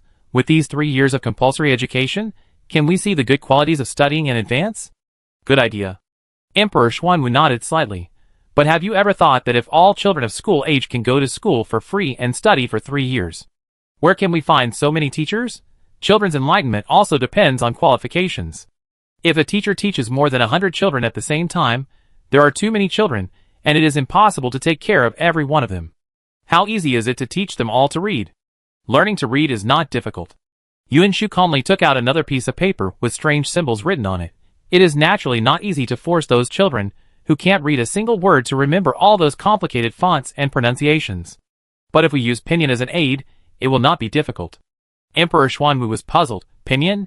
Speaking of which, this is the inspiration brought to me by those overseas countries. I saw that their characters were very simple to write before, so I tried to make some changes to match them with our characters. Yunshu lied calmly, and did not give Emperor Xuanwu a chance to think about it. He immediately explained pinyin to Emperor Xuanwu in detail. As expected, Emperor Xuanwu's attention was immediately attracted by the pinyin itself, and was shocked by it. It is indeed not difficult to learn this thing. As you said, it only takes half a day at most, and you can easily rely on this so-called pinyin to study. Yunshu, ? Whose ordinary child's learning ability can be compared with the emperor, who has received the most elite education in the world, and is known as the king of the book. Yunshu was silent for a while, and said very tactfully, after all, the 3-year compulsory education is not something that I can do tomorrow just because I mentioned it today. It just so happens that Tiansheng College just recruited a group of students last fall, and now they have not learned all the characters. I think I can try the effect there first. Chapter 382. It seems you have already thought about it. Emperor Xuanwu, who has been a top student since childhood, really didn't hear the meaning that Yunshu wanted to convey in a tactful way. He was just pleased that Yunshu's political views were not a whim. She had already thought of all the ways to deal with them before she spoke. He really deserves to be the child he taught hand in hand. Emperor Xuanwu nodded slightly. In this case, then do as you think. Let it go. Thank you, father. After successfully getting the support of Emperor Xuanwu, Yunchu's eyes sparkled with a sly smile. She suddenly spoke again, and mentioned something that seemed to have nothing to do with the previous ones. Speaking of which, in order to expand the national treasury some time ago, the ministers in the court were also very busy for a while. Now that we are finally free, why not take them out to relax? Relax? Take a break? Go out and relax? The calculating meaning in her words was too obvious, and Emperor Xuanwu's mouth twitched. Where to go? What do you think of the imperial farm? Yuanshu suggested with a smile. It just so happens that the second season of high-yield grain cultivated in the greenhouse at the imperial farm has matured, and the officials in the court have never seen it with their own eyes. Emperor Xuanwu suddenly announced a day off and wanted to take them to the imperial farm. This surprised the ministers in the court for a while. No one knew what Emperor Xuanwu was up to, although privately, it was not that no one guessed that this unconventional routine was the work of Her Royal Highness the Princess. And she is likely to make another big mistake, but the Emperor's decree, even if they knew it was a trap, they could only jump in obediently. Of course, they were still worried along the way. Speaking of which, we haven't been to the imperial farm for several years, right? Yes, I had the opportunity to go there with your majesty once in the past 1 or 2 years. But it seems that since the princess began to emerge, we haven't been there again. The topic was unexpectedly brought up to Yunshu again. The two ministers who were talking looked at each other, and suddenly remembered another thing. Was it the year before last or 3 years ago? Did the princess take your majesty to the farm alone? Yes. I remember someone said before that in the past 3 or 4 years, the imperial farm even sent troops to guard it. It is obvious that the emperor, the princess, and even other royal relatives are all. If it is not on the imperial farm, under what other circumstances would it be necessary to send troops to guard it? Of course, it is because there are particularly important things on the farm. I remember. The minister who was speaking at the back suddenly slapped his thigh. Before, Her Royal Highness the Princess had taken a sum of money from the Ministry of Revenue, saying that she would build a greenhouse on the imperial farm. At that time, Minister Yin was very distressed, and I only knew about this when I heard him talking about it by accident. Glow house. Another official was a little confused. What is that? A house with floor heating. I don't know. Just when a group of officials were still secretly guessing what important treasures were hidden on the imperial farm, the convoy finally stopped in the farm. Yunshu put away the booklet she was holding in her hand to teach Yunshu to learn pinyin, put on her cloak, and calmly got off the steam car. What is that? When Yunshu got off the car, almost all the ministers got off as well. They hadn't been to the farm for several years. They had just looked around casually to see if there was anything different from what they remembered. As a result, they looked around and found that it was nothing like the past. Even the familiar large tracts of fertile land had become sheds. Where are the people in the farm? Some officials who attached great importance to fertile land could not hold back their anger. Destroying fertile land is a serious crime. Don't worry, Mr. Tian. The fertile land is still there, and has not been destroyed. Seeing that Emperor Xuanwu had also gotten off the car, Yunshu slowly walked towards the direction of the ministers. This greenhouse is just to provide a more suitable temperature for the growth of crops. So that they can also harvest twice a year in the capital. It just so happens that the crops planted in the second season of this year have all matured, and the people in the farm are busy harvesting in the fields. If you are curious, why not go and have a look together? Crops, in the capital, harvest twice a year? Is it true? Such an incredible thing, they really have to go and see it. The ministers who didn't believe that such a small shed could make crops harvest twice a year followed Yunshu and Emperor Xuanwu and walked towards the fields. When passing by the first shed, a minister curiously stretched out his hand to lift the curtain of the shed. Although he only stood outside and felt it lightly, he could clearly feel that the temperature inside was indeed much warmer than outside. But how come I have never seen these dead branches? This is corn stalks. Yunshu was only 1 or 2 steps ahead. He turned around and introduced it casually without paying much attention. It is indeed one of the new grains obtained from overseas before, but its maturity period is a little earlier, and it has been picked, and the yield per mu is only about 1,000 caddies. Wait a minute. About 1,000 caddies per mu. The sudden high-pitched voice of Lord Tian scared Yunshu, but he was still unaware. He just stepped forward excitedly, squeezed the minister in front of him, and carefully examined the withered corn stalks. Your Highness, are you mistaken? Can the yield per mu of this thing really be as high as 1,000 caddies? The people in the farm have confirmed it more than 10 times before. It is indeed 1,000 caddies. Yunshu came to his senses and nodded helplessly. In this era when the average rice yield per mu is 400 jin, It is understandable that these ministers are so excited when a crop with a yield of 1,000 gene per mu suddenly appears. But the purpose of bringing them here today is not to shock them severely. Yuanshu raised her lips slightly, and waved her hand pretending to be indifferent. This is nothing. I will take you to see the sweet potatoes and tomatoes later, and the yield is really high. Higher than 1,000 gene per mu? Lord Tian exclaimed again. Could it be possible to reach 1,200 gene per mu? 1,200? Yuanshu laughed after repeating this number alone. Does Lord Tian look down on the new grain or on me? Just guess bolder. Chapter 383. Can it be bolder? But he thinks his guess of 1,200 is already quite bold. Lord Tian felt that he was so excited that he missed a beat of breath, and the hand holding the dry corn stalk trembled. Could it be that it can reach 1,500 kilograms? Yuanshu, This is really poverty limiting his imagination. Does Lord Tian know what it means to guess boldly? Who is bold enough to guess 300 kilograms? Yuanshu shook his head and sighed softly in a pretentious manner. Forget it. According to Lord Tian's guess, I'm afraid that even if I tell you the real per acre yield directly, Lord Tian still won't believe it. You should continue to walk forward and see it with your own eyes. Your Highness means that it is more than 1,500 kilograms?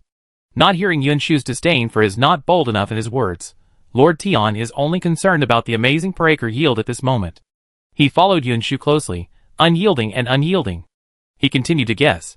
Could it be 1,800 kilograms? Then, 2,000 kilograms? It can't be 2,300 kilograms, right? Your Highness, what's this? Just when Lord Tian had been searching for a long time, and finally raised his guess to 2,500 kilograms, another official behind him lifted the curtain of a greenhouse. Why are there no corn stalks here? Here. Yuanshu leaned over and took a look.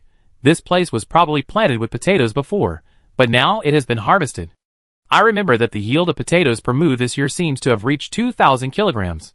2,000, Mr. Tian almost screamed again, but Yuanshu was prepared this time, and interrupted him before he could speak. It is indeed 2,000. 3 years ago, it was 1,000. However, in the past 2 years, I have been focusing on the imperial farm, and improved the fertilizers and other things a little bit, so this year it broke through 2,000 for the first time. Of course. Yuanshu smiled. I will take you to see now, the yield per mu is even higher than this. Gulp, a clear swallowing sound was heard in the crowd. The smile in Yuanshu's eyes deepened a little. She turned around and wanted to walk forward leisurely, but her sleeve was grabbed by someone. It was Yuanshu. This kid is a potato head.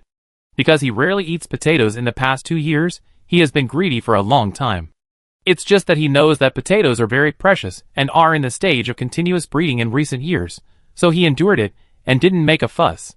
Now that he suddenly knew that potatoes could produce 2,000 gene per mu, he couldn't help it. Fifth sister, if it produces 2,000 gene per mu, it's not too much for me to eat 100 gene every year, right? Yuanshu, 365 days a year, 100 gene, an average of 1 gene every 3 or 4 days, it's really not too much. But she was afraid that he would eat himself into a small potato one day without paying attention. You know, in the original book, this kid will grow up to be the male protagonist, and his appearance must be quite good. But if he eats French fries every day from now on. Tisk. Raising his hand and flicking his forehead unhappily, Yuanshu said helplessly, Ask father if you can have 100 gene every year. I can only promise you that after you finish walking around here, you can eat not only potatoes, but also corn, sweet potatoes, tomatoes, etc. Really? Yuanshu's eyes lit up. Really? Yuanshu lifted her sleeve that he had pulled. So if you want to eat earlier, let's go, let's go! Let's go now. Yuanshu understood what she meant in a second, and quickly let go of her sleeve, actively urging, let's finish watching earlier and eat earlier. With Yuanshu's urging, and the fact that the ministers had already seen the corn and potato fields, the crowd finally stopped walking and stopped along the way, and soon arrived at the place where sweet potatoes were planted. The farmers on the farm were diligently digging sweet potatoes in the field, and the huge bamboo baskets beside them were already filled with freshly unearthed mud lumps. Although Emperor Xuanwu had long known about the existence of sweet potatoes from Yuanshu, and had even tasted the taste of sweet potatoes 2 years ago, it was indeed the first time for him to see the sweet potatoes being dug out of the ground with his own eyes. Without paying much attention to the farmers who turned around to salute him, Emperor Xuanwu personally walked forward, bent down, picked up a sweet potato, and weighed it in his hand. How is the yield of this thing this year? Reply, your majesty.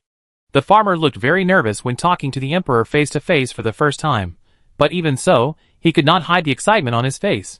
This year, with the new fertilizer improved by the princess, the yield of sweet potatoes per moo has reached 5,000 caddies. 5,000? When this number came out, not to mention Mr. Tian and others, who had never known about it before, even Emperor Xuanwu widened his eyes in a rare loss of composure. Are you sure you were right? Or is it only that 1 moo of land that is an exception, and the yield per moo in other places is not actually that much? Your Majesty, yes, it shouldn't be an accident. The farmer nodded vigorously. We have almost harvested 7 or 8 acres of sweet potatoes, and the output is basically around 5,000 kilograms.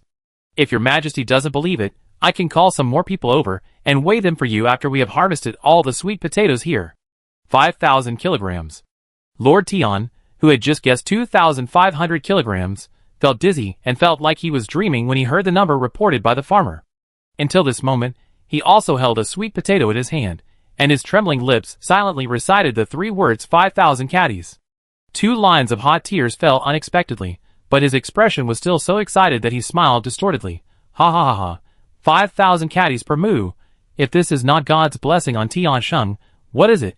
This is the blessing of Tiansheng, and the blessing of all people. Ha ha ha. Yun Shu, no way. Is he crazy with joy?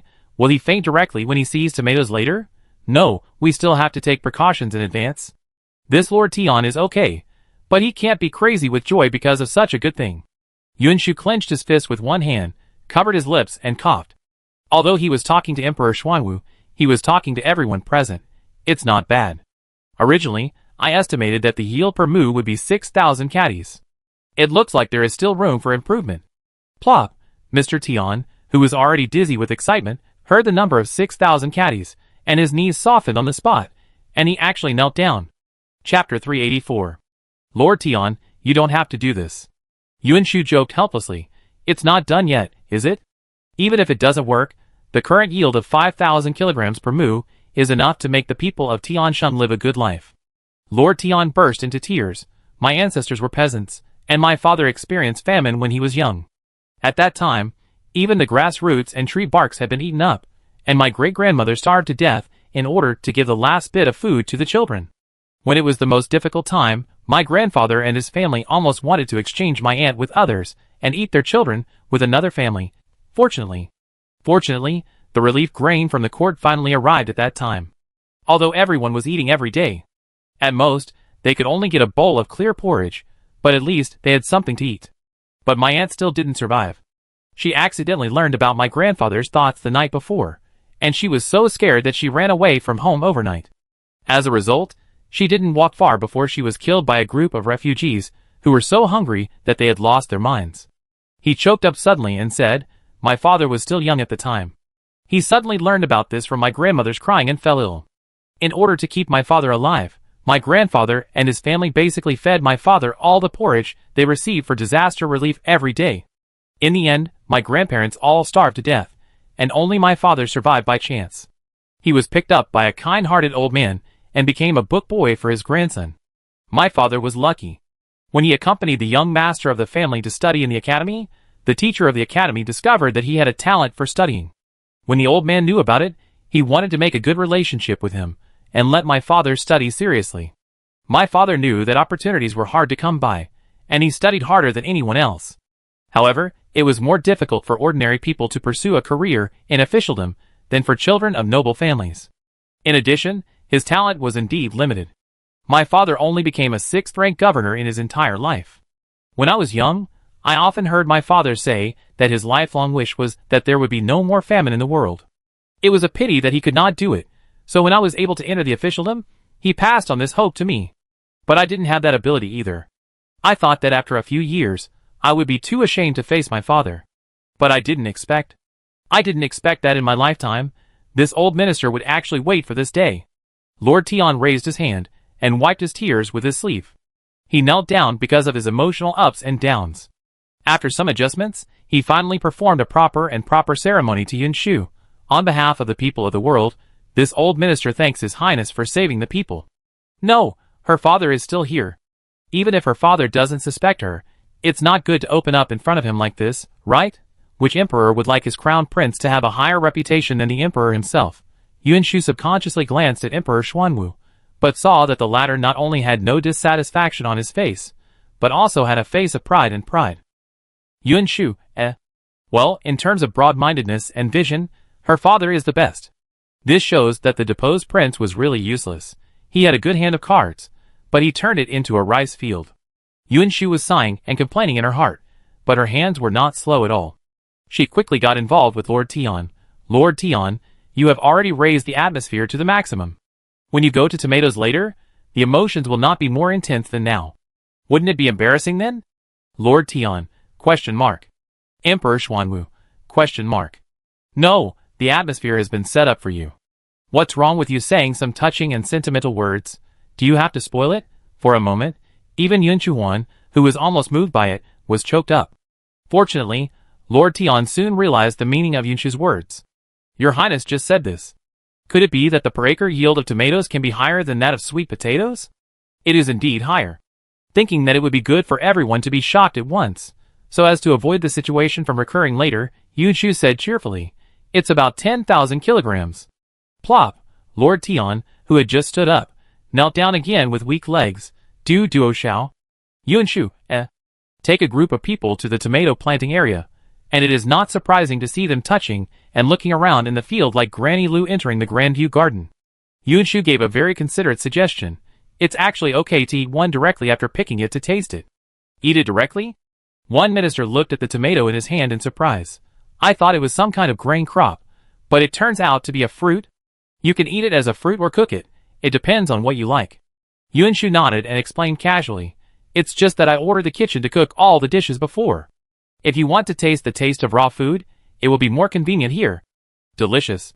While Yuanshu was still talking to someone, Yuanshu, who was standing next to him, had already picked a big and red tomato without hesitation, rubbed it on his sleeve twice, and then couldn't wait to take a big bite. The sour and sweet tomato juice burst in his mouth instantly, and Yuanshu immediately gave a thumbs up and praised vaguely. It's so delicious. But, it's a little too watery. It flowed all over his hand unexpectedly, and even his clothes on his chest were stained with a lot of it. Yuanshu rubbed his clothes in annoyance, but the ministers who saw this scene were even happier.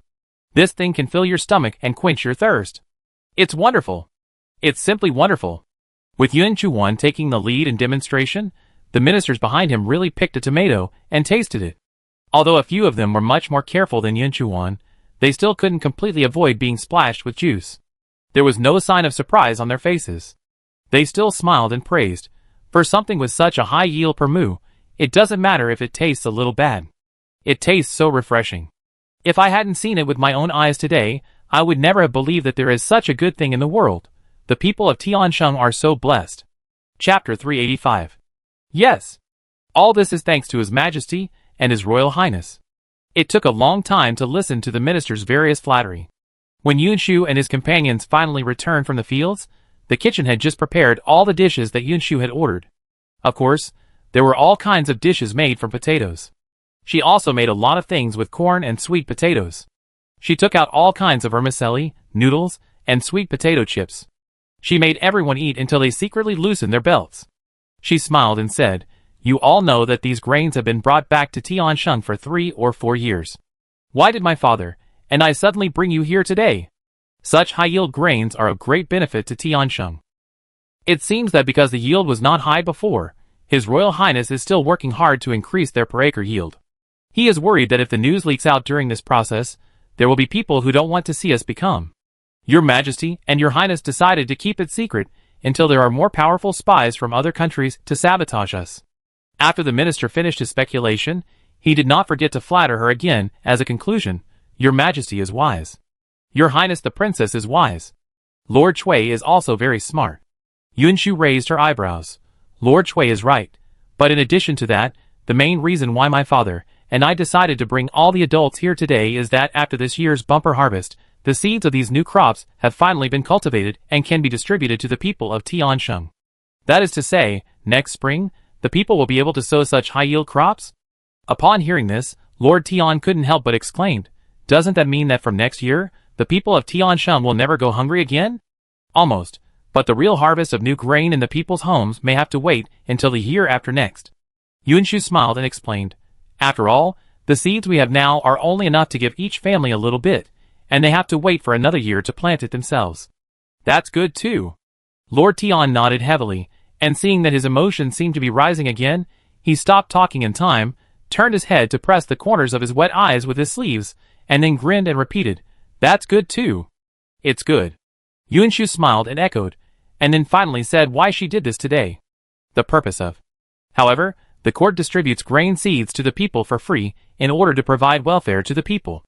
If someone wants to profit from it, and uses various means to get all the grain seeds, while the people who should have received those grain seeds get nothing, it will go against the original intention of the court. So, I want to recount and sort out the land ownership of each household before the beginning of spring, and then use the latest statistical results as the basis to distribute all the grain seeds according to the amount of 1 grain seed per acre of land. What do you think? Your Highness is very thoughtful, and this is how it should be done. Yunshu's words are reasonable and even. There are some benefits for them, so these ministers will naturally not have any objections. After returning from the farm, many ministers from aristocratic families immediately sent letters to their family members.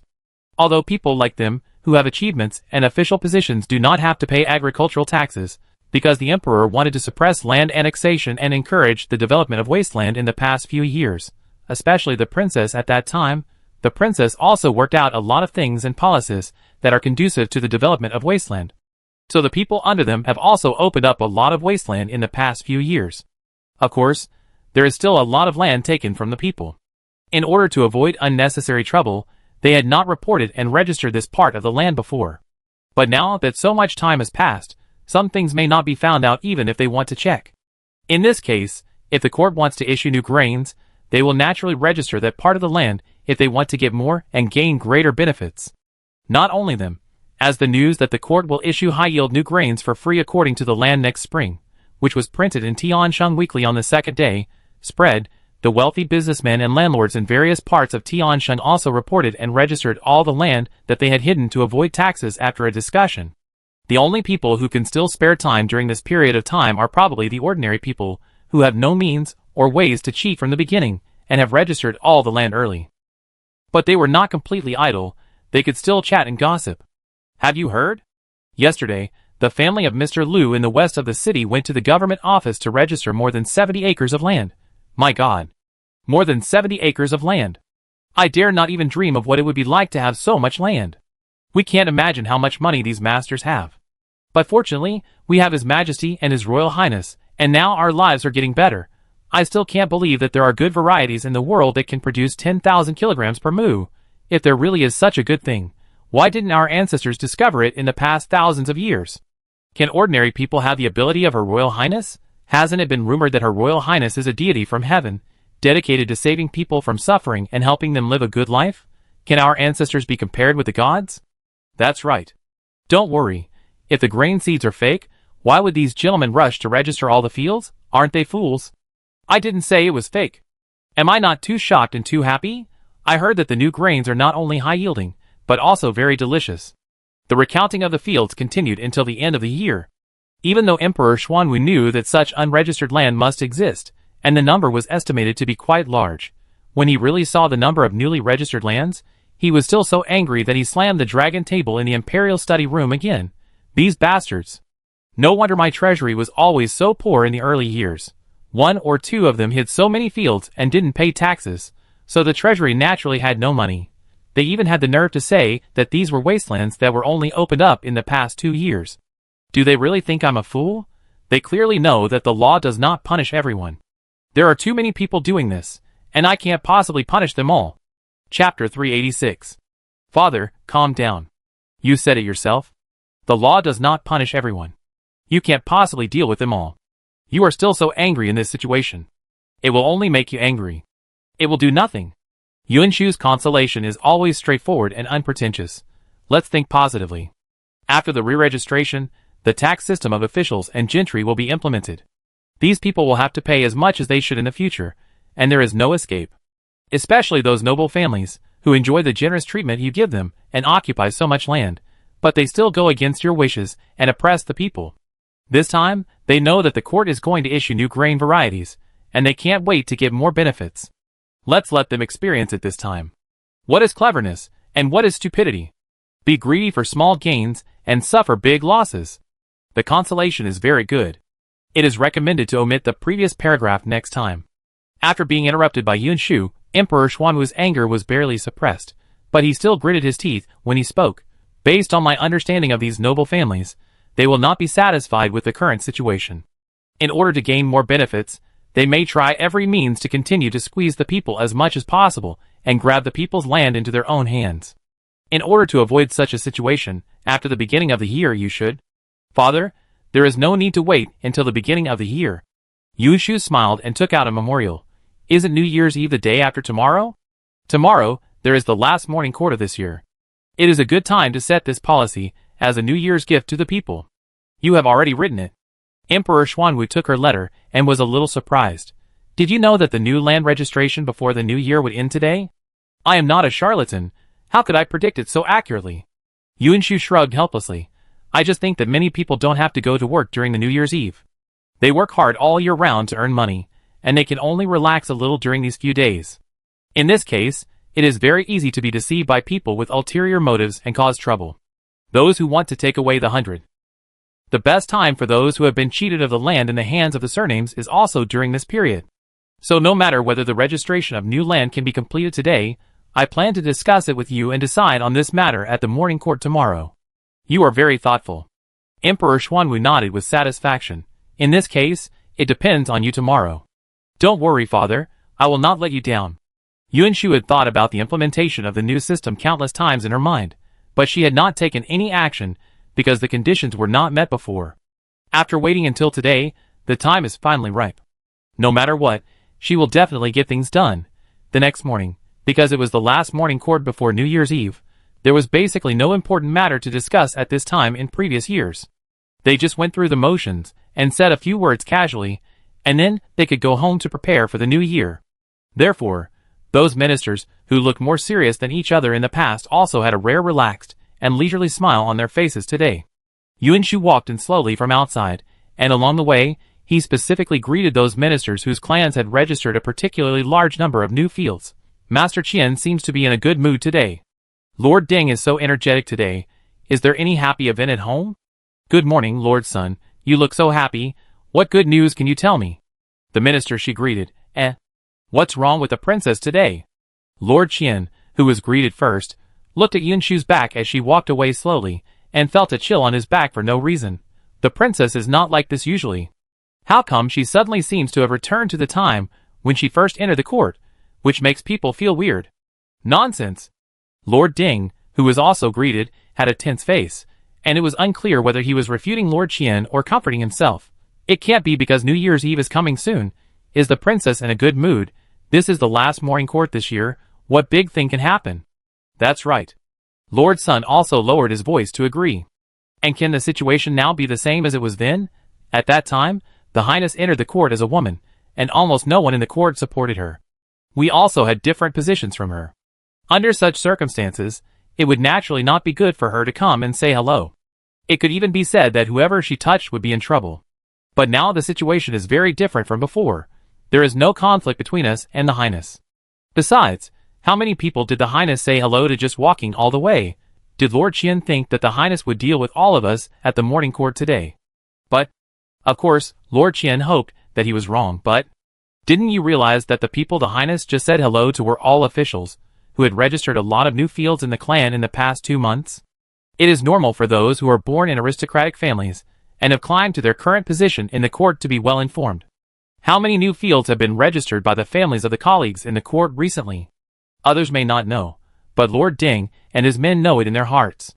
Lord Qian's direct statement made Lord Ding and Lord Sun silent for a long time.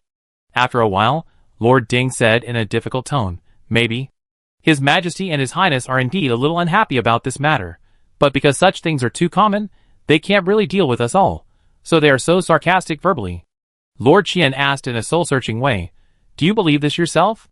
It's not someone else. That's Her Royal Highness the Princess. When have they ever seen Her Royal Highness the Princess suffer so much that she can only be sarcastic verbally? Lord Ding fell silent again. And this time, he was silent for even longer than before. He didn't speak again until Emperor Xuanwu arrived. His eyes were always secretly staring at Yunshu's back. Even when Yunshu stood up and said that she had something to report, Lord Ding was strangely relieved, thinking if that's the case, I knew she wouldn't just say a few sarcastic words. But the matter shouldn't be too serious. After all, there are so many of them, and they are all important officials of the court. At most, they will have a bad new year, right? Chapter 387. Master Deng was still thinking about how the Princess Yunshu could deal with him, when he heard Yunshu's clear voice in front of him instantly spread throughout the entire hall.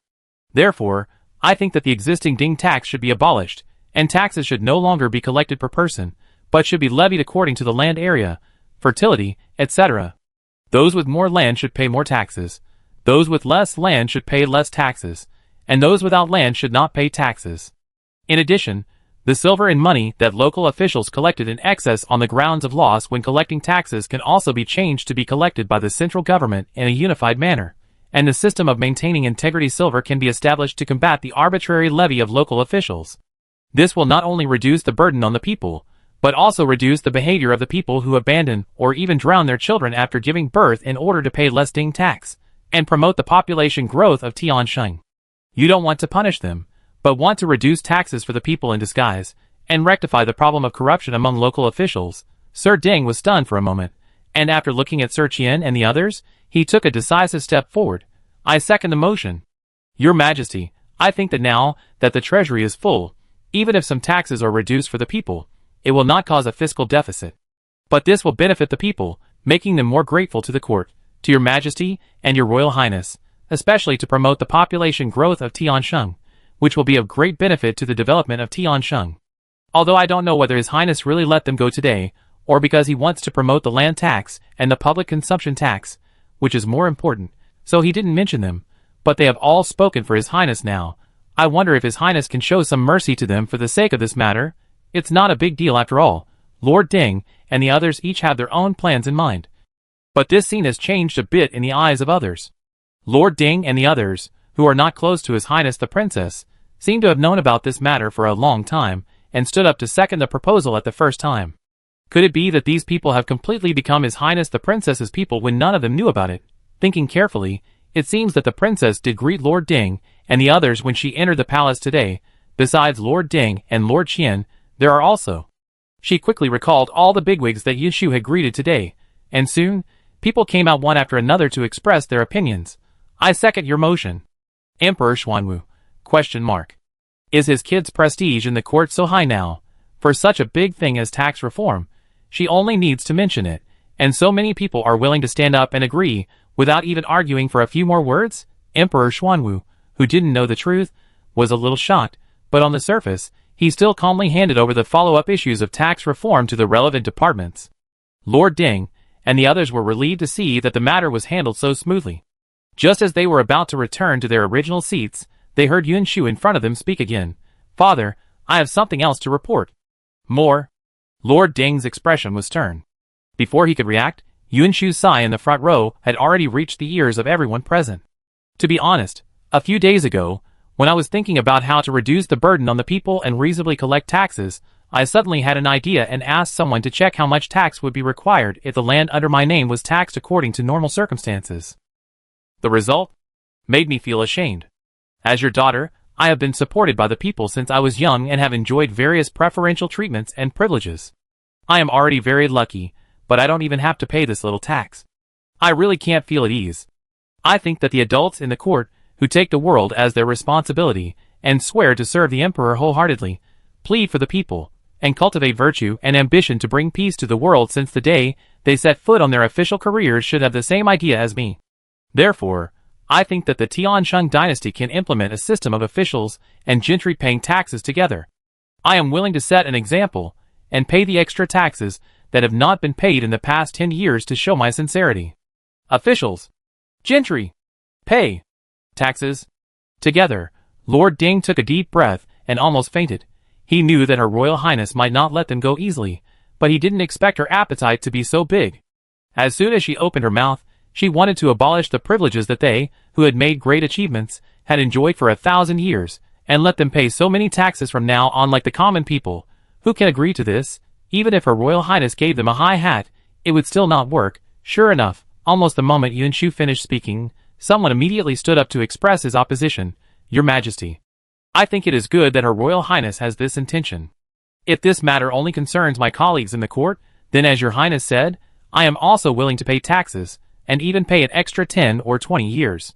But this move involves scholars all over the world.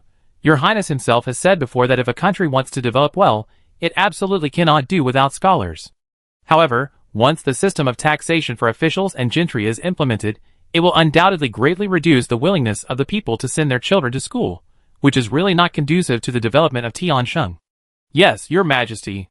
Now that the treasury is full, why should we bring hidden dangers to the future of Tiansheng for these taxes that are not lacking in the first place? You are right. Yuan Shu calmly took over the conversation. This issue has also been considered by this palace before.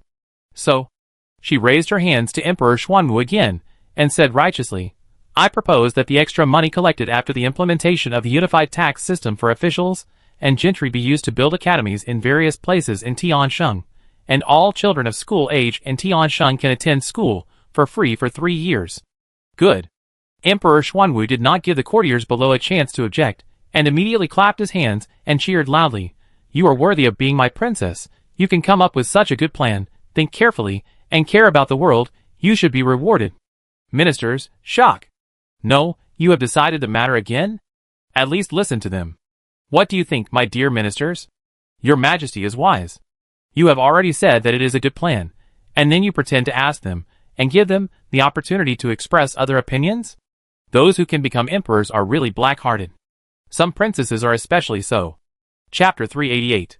Because Yuan Shu had kept this matter so well before, and not a single word leaked out, the ministers in the court were not prepared at all, and were caught off guard by a combination of Yuan Shu and Emperor Xuanwu. Before they could even come to their senses, the new policy had already been decided inexplicably. When the court was dismissed, except for a few ministers like Tang Yuanlin who supported Yuan Shu no matter what, the faces of the rest were as dark as the bottom of a pot.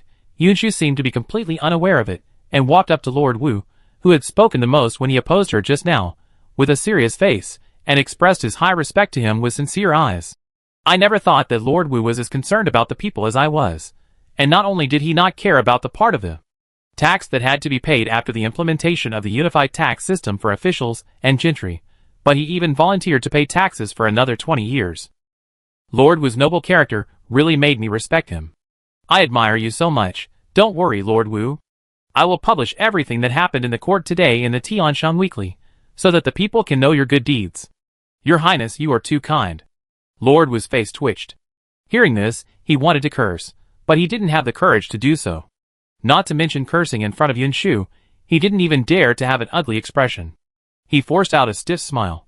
Your Highness set an example first. I, an old minister, just wanted to follow your steps after being enlightened. Such a trivial matter is really not worth occupying the page of Tiansheng Weekly. It's worth it. Yuan Shu smiled, although in Lord Wu's eyes, this may be just a small matter, but in the eyes of the people, this is the ironclad evidence that Lord Wu, as an official appointed by the court, cares about the people of the world.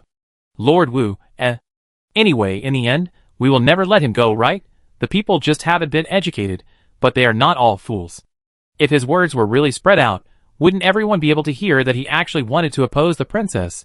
If he had known this earlier, he shouldn't have taken the lead today. Now, the princess doesn't like him, the people will scold him soon, and even his colleagues in the court will probably hate him. After all, the people know that the princess set an example, and took the lead in paying an extra 10 years of taxes. No matter what Lord Wu thinks in his heart, the extra 20 years of taxes are in place anyway. If the remaining ministers did not follow closely, would they be scolded by the people? The answer must be yes. So even if his colleagues knew that he was simply tricked by the princess and forced to pay at least 10 more years of taxes, they would still blame him for it even if they did not dare to provoke the princess. Sir Wu, who saw all this clearly, but was completely powerless to resist, left the palace with a bitter face. Yuan Shu, who had successfully taken revenge, snorted and turned back to the East Palace, only to find that Yuan Shuwan was there too. He raised his eyebrows in surprise. You are on holiday today? I heard that my fifth sister was going to visit my third brother's house today to visit my third sister-in-law in Xiaodobao. So I asked for leave from my father, and said that I also wanted to go and see, and my father agreed. Yuan Shuwan has grown a lot this year, and now he is almost as tall as her.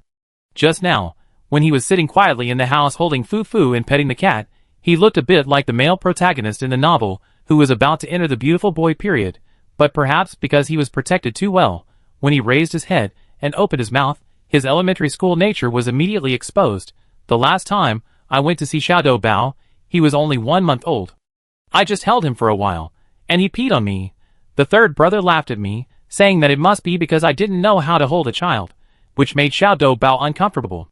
So during this period of time, I specially found an experienced nanny to learn, and also practice with a pillow for a long time.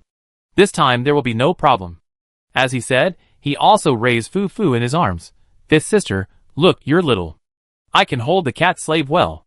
Yun Shu, So, is it possible that Xiao Bao is simply too young to hold his urine? Yun Shu shook his head with a smile. Xiao Bao is only 3 months old now. Children are prone to illness.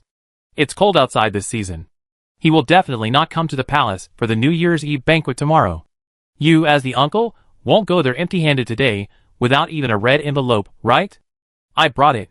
Yun Chuhuan patted the place where the silver bills were placed on his chest, and his face was full of pain when he talked about this. My mother specifically told me not to forget it. I finally saved up this little money this year, and now it's all going to go to that little thing. If I had known that I could make so much money by having a child. Even if you had known earlier, what would happen? Yun Shu was amused. Why, you want to have a child too? Of course I can't have one now. Yun Chuhuan curled his lips. But I can find someone first, get engaged, and when I reach the age, I can get married and have children right away. By then, if I have more than 10 or 20 children, will I still be worried about not having enough money? Yun Shu, ? Wait a minute. Yun Shu, who was just joking, looked at Yun Chuhuan with a strange look in his eyes. How many children did you say you wanted to have? 10 or 20? Isn't it possible to make money? Yun Chuhuan scratched his head. At first, he didn't understand why his fifth sister looked at him like that, but soon, he suddenly realized. Fifth sister, do you want it too? He patted his chest generously, without hesitation. Fifth sister, don't worry, when I have many children, it's no problem to give you 1 or 2. Yun Shu, Do you think it's a piglet? And just give her 1 or 2. Unable to resist rolling his eyes at Yun Chuhuan, Yun Shu snorted coldly. From what you said, you plan to marry a lot of beautiful wives and concubines when you grow up? A lot? Yun Chuhuan was stunned for a moment. It was obvious that he had never thought about this question. After being asked by Yun Shu, his face was full of entanglement. It should be. Not a lot, right? Then who will give birth to your 12 or 20 children? Yun Shu raised his eyebrows. Don't tell me so much. You plan to rely on your future princess consort alone? Yun Chuhuan, Yes, it seems that it is not possible. Chapter 389. Yun Chuhuan, who had never thought about this problem carefully, was entangled for a moment. Yun Shu, with an attitude of watching the show, did not disturb him. She went into the bedroom to take off her court clothes and changed into more ordinary clothes. Then she asked someone to put the gifts she gave to Tang Xinhua, Xiao Bao, and the third brother on the car. When she could finally call Yun Chuhuan to leave the palace together, Yun Shu returned to the main room. As soon as she stepped in, she saw Yun Chuhuan suddenly seem to have figured out something. He looked up at her with a serious face. Fifth sister, I thought about it carefully. It is really unnecessary to have many wives and concubines. My mother always scolded the deposed queen, and then the virtuous concubine, and then scolded the virtuous concubine, and then the concubine. It can be seen that if there are too many people, it will be like my father's harem, always restless. I only need 5. If each of them has 4 children, there will be 20 in total. Yun Shu, ? Okay, she wrote this down. If this kid gets wise someday, she can use this as a joke to ridicule him. Because someone had been sent to greet the third prince before.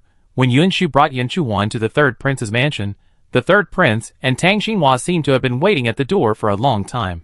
Yun Shu didn't delay for a moment. After getting off the car, he immediately walked to Tang Xinhua. Without waiting for the two to finish the greeting, he shook Tang Xinhua's hand and felt the temperature on her fingertips. It's so cold outside. What are you doing out here? When I sent someone to deliver the message yesterday, didn't I already say that there was no need to come out to greet you? Etiquette cannot be abolished. Tang Xinhua, who used to have a very gentle temperament, has become a mother now, and the whole person gives people a more gentle feeling. She followed Yun Shu's strength and walked into the mansion, while explaining with a chuckle, Besides, it's not just after giving birth. I was able to return to Tine Weishan restaurant to continue to take care of the affairs there a few days ago. There is no reason for me to come out to welcome His Highness. The operation of Tine Weishan restaurant is now on the right track. It's okay for cousin to rest for a while before going back. The little bean bun was born in August this year, and it's only a little over 3 months now. Fortunately, this little guy was quite well behaved when he was in Tang Xinhua's belly. Except that he loved to eat bean buns, especially the bean buns made by the third prince himself, which caused the third prince to get up in the middle of the night to make bean buns for Tang Xinhua for a period of time. He almost never made a fuss. Tang Xinhua was in good condition after giving birth to the child. She also recovered well in the following month. Now her complexion looks even better than before. Listening to Yunshu's words, she just smiled and shook her head. There are not many things going on in Taiwan Weishan. I can spend 1 or 2 hours a day there. I am not tired. Besides, Xiao Doubao is well behaved with her husband and Nani. I am relieved. I didn't expect that my third brother looked like a playboy before, but he really became a good husband and a good father after getting married. Yunshu looked back at the third prince, who was following behind and teasing Yunshuwan. The corners of her lips couldn't help but curl up. Cousin, you are really blessed. It's all thanks to you, Your Highness. Tang Xinhua's soft smile was now filled with emotion. It was Your Highness who pulled me out of the quagmire and let me know that women can have another way to live. I just lent a hand. If you weren't strong enough to stand up, how could you have come this far? While the two were talking, they arrived at the bedroom. Little Doubao had just finished drinking milk and was awake at this moment. His big eyes, like black grapes, were rolling around. When Yunshu picked him up, his soft little face showed a very cute smile. This kid really cares about looks. The third prince who followed and saw this scene and smacked his lips with some jealousy. Before, every time Xinhua hugged him, he smiled, but when I hugged him, he frowned, and when the Nani hugged him, he cried. I thought it was because of the distance between us. So this rascal thinks that his father is not as good-looking as his mother? You are not as good-looking as the third sister-in-law. Yunshu Wan, who had just come here and was ridiculed by the third prince again, was gloating when he heard this. Your face can only be seen outside. You are the ugliest in our family. Nonsense. It is obviously because the emperor has few children, but each one is more beautiful than the other, and the 2 uglier ones above him are killing themselves. The fourth. TSK, although the fourth is not as good-looking as him, but the fourth is not bad-looking except for being a little old-fashioned, so he doesn't gossip about others behind their backs. The third prince flirtatiously lifted his hair and said, Isn't your third brother handsome enough or elegant enough? Is the Feng you are facing crazy? Yunshu Wan pouted in disdain. He couldn't stand the third prince's coquettish look. He immediately raised his chin and made a bet with him. Do you believe that when I hold Xiao Doubao later, he will definitely smile at me? You? The third prince sneered and used his taunting skill very skillfully. You are a little kid yourself, and you haven't even opened your face yet. If Xiao Doubao really smiled at you, it probably means that he regards you as a friend and gives you some face. You are? Little brat. A 12-year-old boy hated being called a little brat the most, so Yunshu Wan got angry on the spot. You are just jealous that I am prettier than you, and that your son smiles at everyone but not you. He turned around angrily and stretched out his hand to Yunshu. Fifth sister, give me the little bean bun to hold. I must let the third brother know today that he is the ugliest in the family. Yunshu, Be careful. Yunshu was speechless about the childish quarrel between the 2 brothers. But fortunately, although Yunshu Wan was angry, he was still very careful when he reached out to take the child. A 3-month-old baby is small and soft. When he really holds it in his arms, it feels completely different from the pillow he usually practices. Yunshu Wan looked at the little guy in his arms nervously, and the little bean bun was not afraid of strangers at all. He smiled and stuck out his tongue and giggled again. Look what I said. Successfully getting a smile from Xia Dubo, Yunshu Wan glared at the third prince with his nose. Your son has much better vision than you do. Chapter 390. He has good vision. The third prince gave Yunshu Wan a half smile, then took a half step back slowly. Yunshu Wan? He had a bad feeling, but before he could react, he felt his hands getting hot, and Yunshu Wan's smug expression instantly broke. Is this little thing doing it on purpose? Why didn't the 5th sister see the little bean bun urinate after holding him for so long, and he just took over and the little thing attacked again? Does he look like a toilet? Yunshu Wan's mentality was about to collapse, and the third prince on the side was still laughing with gloating. Tang Xinhua was very considerate and held back her laughter, and immediately took the little bean bun into her arms, and asked someone to take Yunshu Wan to change clothes, but this obviously could not comfort Yunshu Wan's seriously injured heart. Finally Yunshu looked at his face, which looked like he was struck by lightning, and kindly raised her hand to pat his shoulder. Think positively, maybe Xiao Doubao thinks you are too beautiful, like a flower, So she wants to water the flowers? Yun Chuan, ? Watering flowers. But it is much better to look like a flower than a toilet. Yun Chuan acquiesced to this statement, with a frustrated look on his face, and let the servant of the third prince's mansion take him to change clothes elsewhere. It was only after he left that Tang Xinhua finally couldn't help but patted Xiao Doubao's butt and laughed. Why do you only bully your sixth uncle? Ah. Okay, I know mother will change your pants for you right away. Just be happy. If it weren't for the ground dragon invented by your aunt, you would have been frozen to tears if you had to change pants 8 times a day in the middle of winter. I don't know how Tang Xinhua understood the magical baby language of Xiao Doubao, but the mother and son actually started to chat back and forth. Yunshu looked at Tang Xinhua with a curious look on her face, as she skillfully changed Xiao Doubao's pants.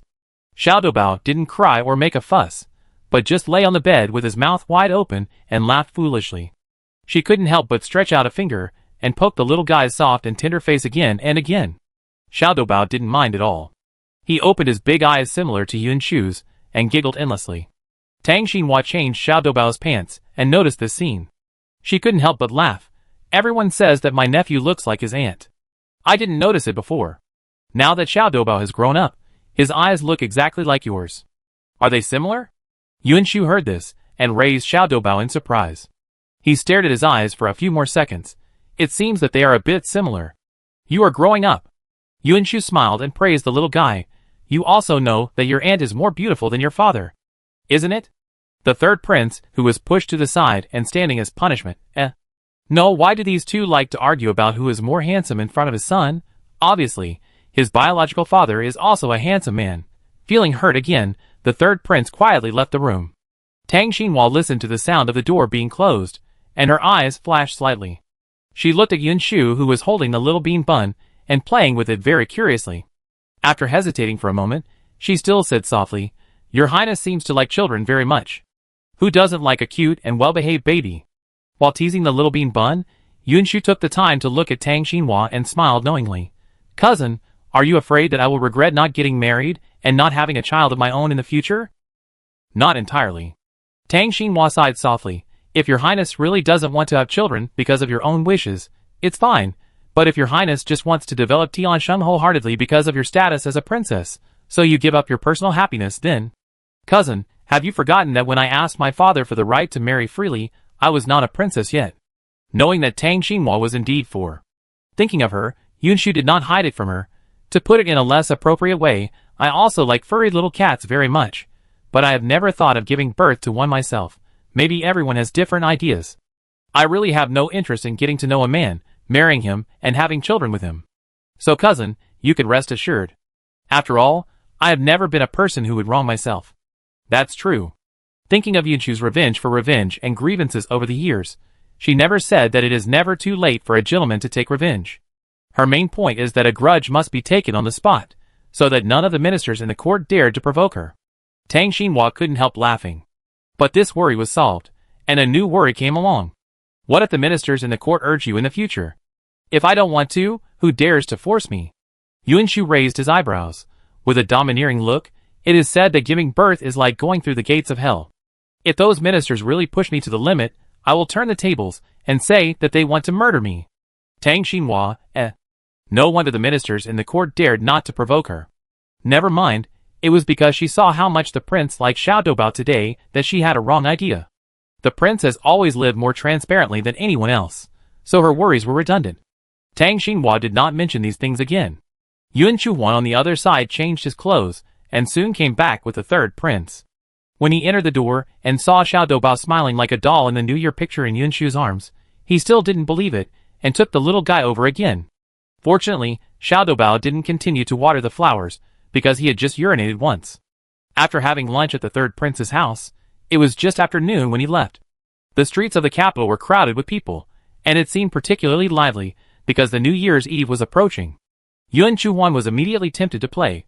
Fifth sister, it's rare that you have time today. Let's go out for a walk before returning to the palace. Now? Yunshu raised his eyebrows, thinking that there was really nothing else to do today, so he nodded indifferently. Where to go? Wherever we go. Yun Chuan glanced around and quickly locked onto a place. Fifth sister, the one selling candy figures over there. I think I've never seen his craftsmanship before. Let's go over and take a look. Candy figures? Yunshu followed his line of sight, and saw a candy figure stall at the other end of the street. And the candy figures placed in front of the stall were not flat like the usual ones, but bulging and blown into a three-dimensional shape. Chapter 391. Yunshu had seen many sugar figures like this in modern times, but this was the first time she had seen one in Tiansheng. Yunshu wasn't sure if it was her illusion, but in the past 2 years, whether it was food, clothing, supplies, or toys, there seemed to be a lot of new things. These ordinary people who used to be like NPCs, and only knew how to be busy within the existing framework, have also begun to learn to innovate. Yunshu bit her lips, and walked over slowly with Yunchuan. At that time, the old man sitting in front of the stall was drawing a horse for a child about 6 or 7 years old. He took out a thin tube from the bowl of water next to him, and inserted it into the belly of the sugar-painting horse, and asked the child to blow gently at the other end of the tube. The horse's belly, which was originally flat and as thin as a piece of paper, immediately became round and bulging, causing a group of children around to cheer in surprise. The little girl passing by seemed to be attracted by this scene, and her eyes seemed to be glued to the sugar painting. The old man holding her noticed this scene, seemed to hesitate for a moment, and soon made up his mind and stopped. If Nanan likes it, let's buy one too. Really? The little girl was hit by the sudden surprise, and her eyes suddenly lit up. But it was only a moment, and then she seemed to think of something, and shook her head sensibly. No need. Daddy said that the money for buying sugar paintings can be used to buy several kilograms of food. If Nanan eats the sugar painting, mother, father, grandfather, and brother will all starve. No. The old man seemed to have not expected his granddaughter to say such a thing. He was stunned for a moment, then smiled and touched the top of the little girl's head. Nanan, do you still remember what the storyteller said when you passed by the tea house just now? I remember. The little girl nodded vigorously. Her Highness said in the Tiansheng Weekly that she would report to His Majesty at the morning court today, asking His Majesty to agree to abolish the ding tax, and instead collect taxes based on land. And build a school so that all the children in Tiansheng can study for 3 years for free in the future. Grandpa said this is very good news, and asked Nanan to remember it, and tell Daddy and Mommy after returning to make them happy, so Nanan remembered it all. Our Nanan is really amazing. The old man was happy at first. After praising her, he bent down and said seriously, but our princess is also very capable. There is nothing she can't do in recent years. The princess said she wants to help us ordinary people reduce the tax burden, and she will definitely be able to do it. So next year we can not only have new high-yield grains, but also pay less taxes. The money saved will definitely be enough to buy a sugar painting for our daughter. Wow! The little girl exclaimed. The princess is so capable. Yes, so our daughter must study hard in the future and strive to become the princess's little helper when she grows up, okay? Okay. The old man's kind voice mixed with the little girl's innocent and excited baby voice. Just listening to it makes people feel particularly warm. Yunchuan stood by and listened for a while, and touched Yunshu with his elbow in surprise. Fifth sister, did you really mention those things in the morning court today? Yeah. Just now, Yunshu was praised by such a simple and lovely person with such simple and lovely words, and now Yunshu couldn't hold back his smile. I mentioned it. Is it done? Yunchuan asked curiously. Of course it worked. Yunshu glanced at him sideways, and snorted with some disdain. You still have the nerve to keep talking about being my brother. A little girl like him knows that there is nothing I can't do if I want to do it. I just want to make sure. Yunchuan touched his nose and began to make excuses for himself guiltily. Fifth sister, you haven't even started the work yet, but you dare to let someone publish the article in Tiansheng Weekly first. You can see that you are full of confidence. How can it be impossible to do it? This really has nothing to do with confidence. Yunshu snorted again. It's just because the Beijing Daily and Tiansheng Weekly will also be closed during the New Year's Eve. But I want the people to know this good news earlier. Have a good new year. And by the way, dispel the bad ideas of some guys who want to do bad things during the new year. In addition, it can also be regarded as a guarantee she left for herself. Although she was 99% sure that it would not be used, but just in case, she meant just in case, things did not go smoothly during the morning court today, this article sent out in advance was a piece of public opinion pressure she gave to the court officials. Yunchuan was of course not aware of Yunshu's plans. His words of making up for it were a Waterloo, and he felt extremely embarrassed at the moment, thinking about changing the subject. Just at this moment, a familiar figure appeared in his field of vision, and Yunchuan's eyes lit up. Fifth sister, it's Tsun. The word "E" stuck in his throat as Sun Yi knocked the man down with a whip. He subconsciously took a step closer to Yun Shu. Following his line of sight, Yun Shu, who had already seen Sun Yi, did not notice his little move and immediately strode towards Sun Yi. The distance between them was only 20 to 30 steps. When Yun Shu and the others walked over, Sun Yi had already bent down and searched the man for her stolen purse. Seeing Yun Shu and the others coming, she immediately curved her eyebrows and said, "Your Highness." "Fifth Miss, Sixth Young Master, why are you here too?" "I came out of Third Brother's house, and just happened to walk here." Yun Shu nodded and glanced at the guy lying on the ground. "Are you catching thieves?" "Yes. It's probably because New Year's Eve is coming soon, and these thieves want to make a big move before the new year." When Sun Yi was talking, she saw that the thief lying under her feet was still a little dishonest, and she raised her leg without hesitation and kicked him again. "This blind man actually stole from me, and he deserves to be beaten and caught. He should be thankful that this is the capital city. If this was near the military camp, he would have been bruised and blue." Yun Shu Wan, shocked. Frightened by the words bruised and blue, Yun Shu Wan subconsciously wanted to lean towards Yun Shu again, but he didn't notice the hand of the thief under his feet. He tripped and lost his balance and fell backwards. "Hey!" No one expected Yun Shu Wan to suddenly fall on the spot for no apparent reason. Yun Shu quickly reached out to grab him, but just as he raised his hand, he saw a light yellow figure flashing before his eyes. The next moment, Yun Shu Wan was already lying in Sun Yi's arms. Chapter 392. It is a classic ending to a couple dance. It is also common in major film and television works, where the hero saves the beauty. However, the roles of both parties are swapped here. Sun Yi holds Yun Shu Wan's waist with one hand, and holds her purse and whip in the other hand. Because of the action of leaning over to hug her, a few strands of her black hair are scattered in front of her body, and the hair just passes over Yun Shu Wan's tall nose. The sun shines obliquely from behind Sun Yi, covering her with a layer of light gold. The fresh and elegant breath of the girl lingers, and Yun Shu Wan doesn't know why, but his ears suddenly feel hot. "Sixth Young Master?" Not knowing what Yun Shu Wan was thinking at the moment, seeing that he had been staring at her straight after being caught by her, Sun Yi frowned slightly. "Can you stand up?" "Yes. Yes." He stood up awkwardly with the force of Sun Yi's hand, and his eyes began to evade, "Thank you. It's my duty." Sun Yi nodded, but didn't care. Yun Shu, who was standing next to her, held back his laughter and looked up at the sky. Yun Shu Wan's ears were actually red. Who still remembers the characters of these two in the original plot? A beautiful and cowardly little crybaby, a cold and cruel tyrant.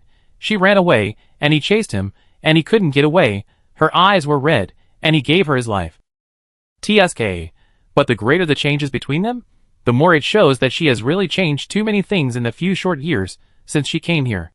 Tiansheng, which should have been plunged into war, is now thriving and prosperous. The people of Tiansheng, who were originally destined to experience war and displacement, are now full of beautiful expectations for the future.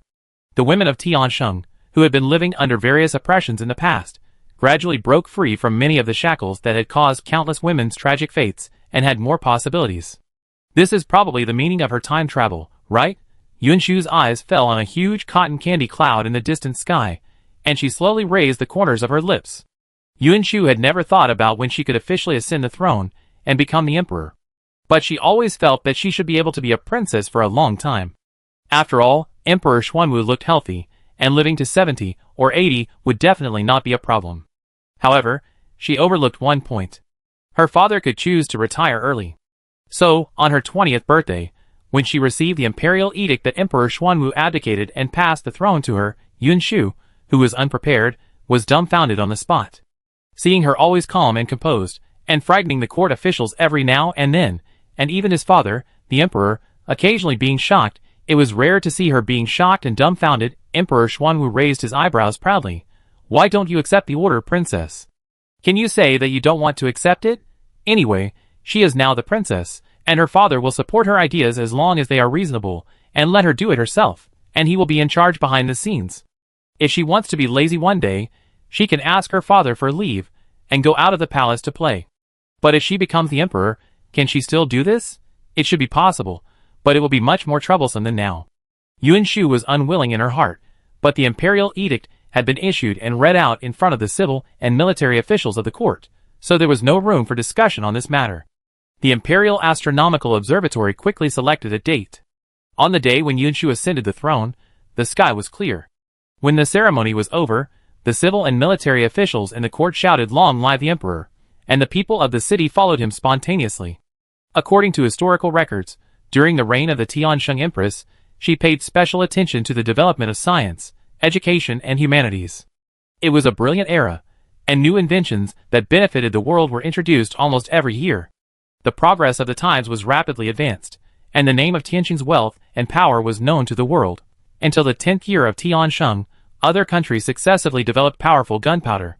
Greed finally defeated their fear, and Tiansheng's shocking wealth finally attracted the joint declaration of war by 28 countries. However, the war was declared on the first day, and the country was destroyed 10 days later. The kings of these countries never thought that the mysterious oriental country that looked as peaceful and beautiful as a fairyland had developed so many weapons that were more powerful than explosive packs when they knew nothing about it. They didn't understand why Tiansheng, who had such powerful weapons, didn't send troops to them before. But these are no longer important. The vigorous siege of 28 countries ended in just 10 days. From then on, the world was unified, and there was no other country. Chapter 393 Extra 1. You still remember to come back. After more than 10 years of retirement, Emperor Xuanwu, who had retired to a lonely place, sat in front of his familiar dragon desk, skillfully picked up a memorial and threw it at the sneaky figure at the door. Who is the emperor between us? If you want to be the emperor again, pick a good day, and I will give this position back to you. Seeing that he had been discovered, Yunshu simply stopped hiding. She took the memorial with one hand with a smile, flipped through it casually, and said like coaxing a child, "Father, you approve this memorial very well. It won't be a problem to approve it for another 20 years. You unfilial daughter. Do you want me to work for you for nothing for 20 years? Emperor Xuanwu was so angry that his eyes were about to burst into fire. I promised Naonao last month that I would go to the farm to see her and concubine Lu. It's because of you that I haven't been able to go until now. Naonao even wrote a letter to make trouble with me yesterday. Naonao is the daughter of Yunshu Wan and Sini. She is only 6 years old this year. She has not inherited her mother's soft and cute personality when she was a child. Probably from the moment when she was more than 7 months old in her mother's belly, Yunshu Wan put his ear on Yi's belly to listen to the little guy's movements, but was kicked in the face by her through the belly. The little guy's noisy nature has been revealed. Later, when she was a little over 1 year old, she took advantage of her nanny not paying attention, and climbed onto her father's boots to urinate. When she was more than 3 years old, she climbed a tree to take out a bird's nest and accidentally turned the nest upside down on Yunshu Wan, who happened to be passing by. When she was more than 5 years old, she drew a big clown face on her father while he was taking a nap, causing Yunshu Wan to ride a horse through the whole street with a big black face without realizing it that day.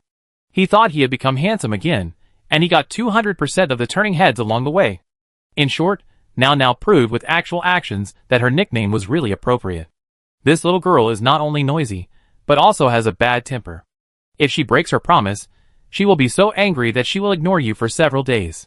Even Emperor Xuanwu, as a grandfather, will feel guilty for breaking his promise to Naonao for more than 2 months. Naturally, Yunshu, the culprit who caused him to break his promise and gain wealth, became his main target of attack. When I go to the farm later, you have to go with me. Remember to explain to me clearly that it is because of you that I have not been able to go. I always heard people say that grandparents are close, but I didn't believe it.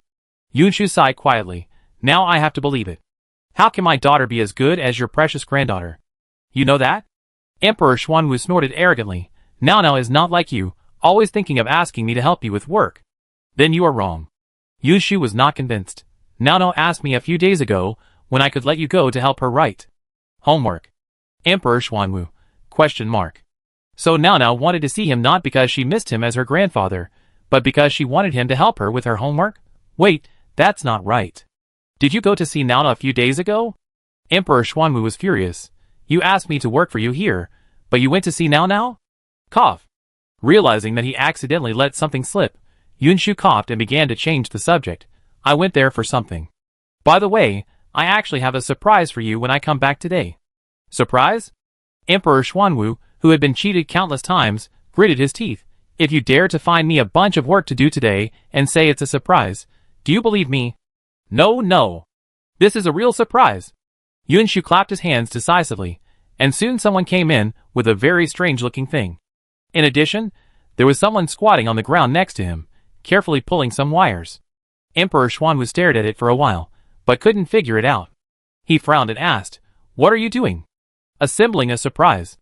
Yunshu personally put the strange-looking thing on the dragon table, and directed those who laid the line to make the line go around the wall. After working for a long time, they finally connected the line and the thing together. The craftsmen who assembled the surprise put away their toolboxes, saluted, and left. "It's installed now?" Emperor Xuanwu raised his eyebrows, tried to move the disc with simplified numbers on it, and then picked up the arched thing on top and took a look. No matter how he looked at it, he couldn't see the mystery. Yunshu took out a pocket watch and checked the time, then took the thing from Emperor Xuanwu and put it back in place. "Soon." "What soon?" Emperor Xuanwu was puzzled. "What are you talking about?" 10, 9, 8. Yunshu calmly counted down on the pocket watch. 3, 2, 1. Ding-ling-ling. The strange thing on the table suddenly made a regular noise. Emperor Xuanwu was caught off guard and was silent for a while. He looked at Yunshu with a look like a fool. "You have been tinkering with it for so long this time, and you only made a thing that makes noise? What if you can make it sound like a song? What are you thinking about?" Yunshu responded with the same look. "Does my son like to do useless things? You have to pick this up when it wants to." She picked up the arched object she had just put back, and the ding-ding noise stopped abruptly with her action. "So what? Is it a big deal to stop this noise?" Emperor Xuanwu was wondering. Grandpa. Why did he seem to hear a noisy sound? Emperor Xuanwu looked serious.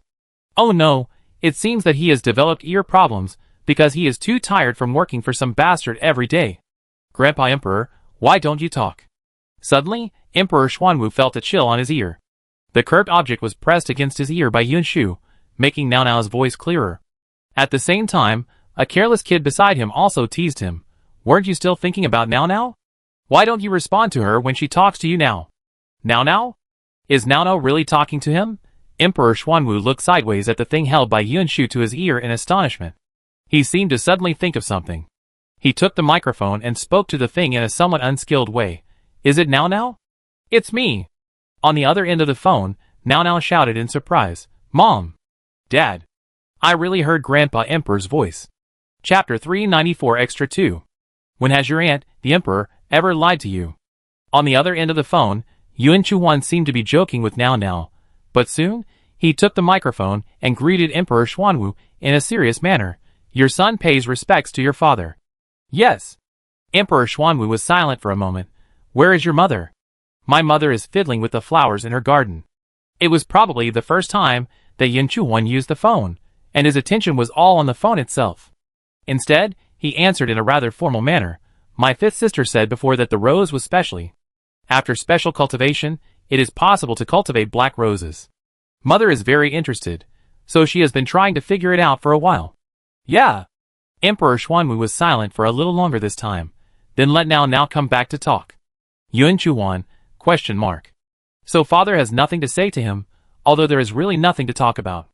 Silently handing the microphone back to Nao Nao, listening to the old and the young chatting over the phone, when Emperor Xuanwu hung up the phone with a sense of unsatisfaction, more than half an hour had passed. He nodded with satisfaction, and was about to praise this thing for being well made, but when he raised his eyes, he met Yunshu's thoughtful gaze. "Emperor Xuanwu, ? What are you looking at?"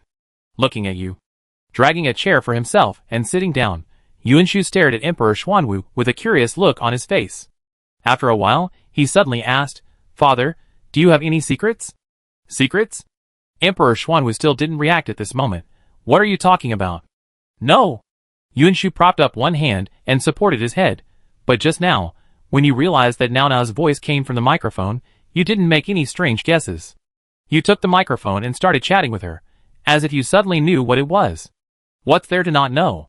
Unexpectedly, it was that moment that made her see the problem.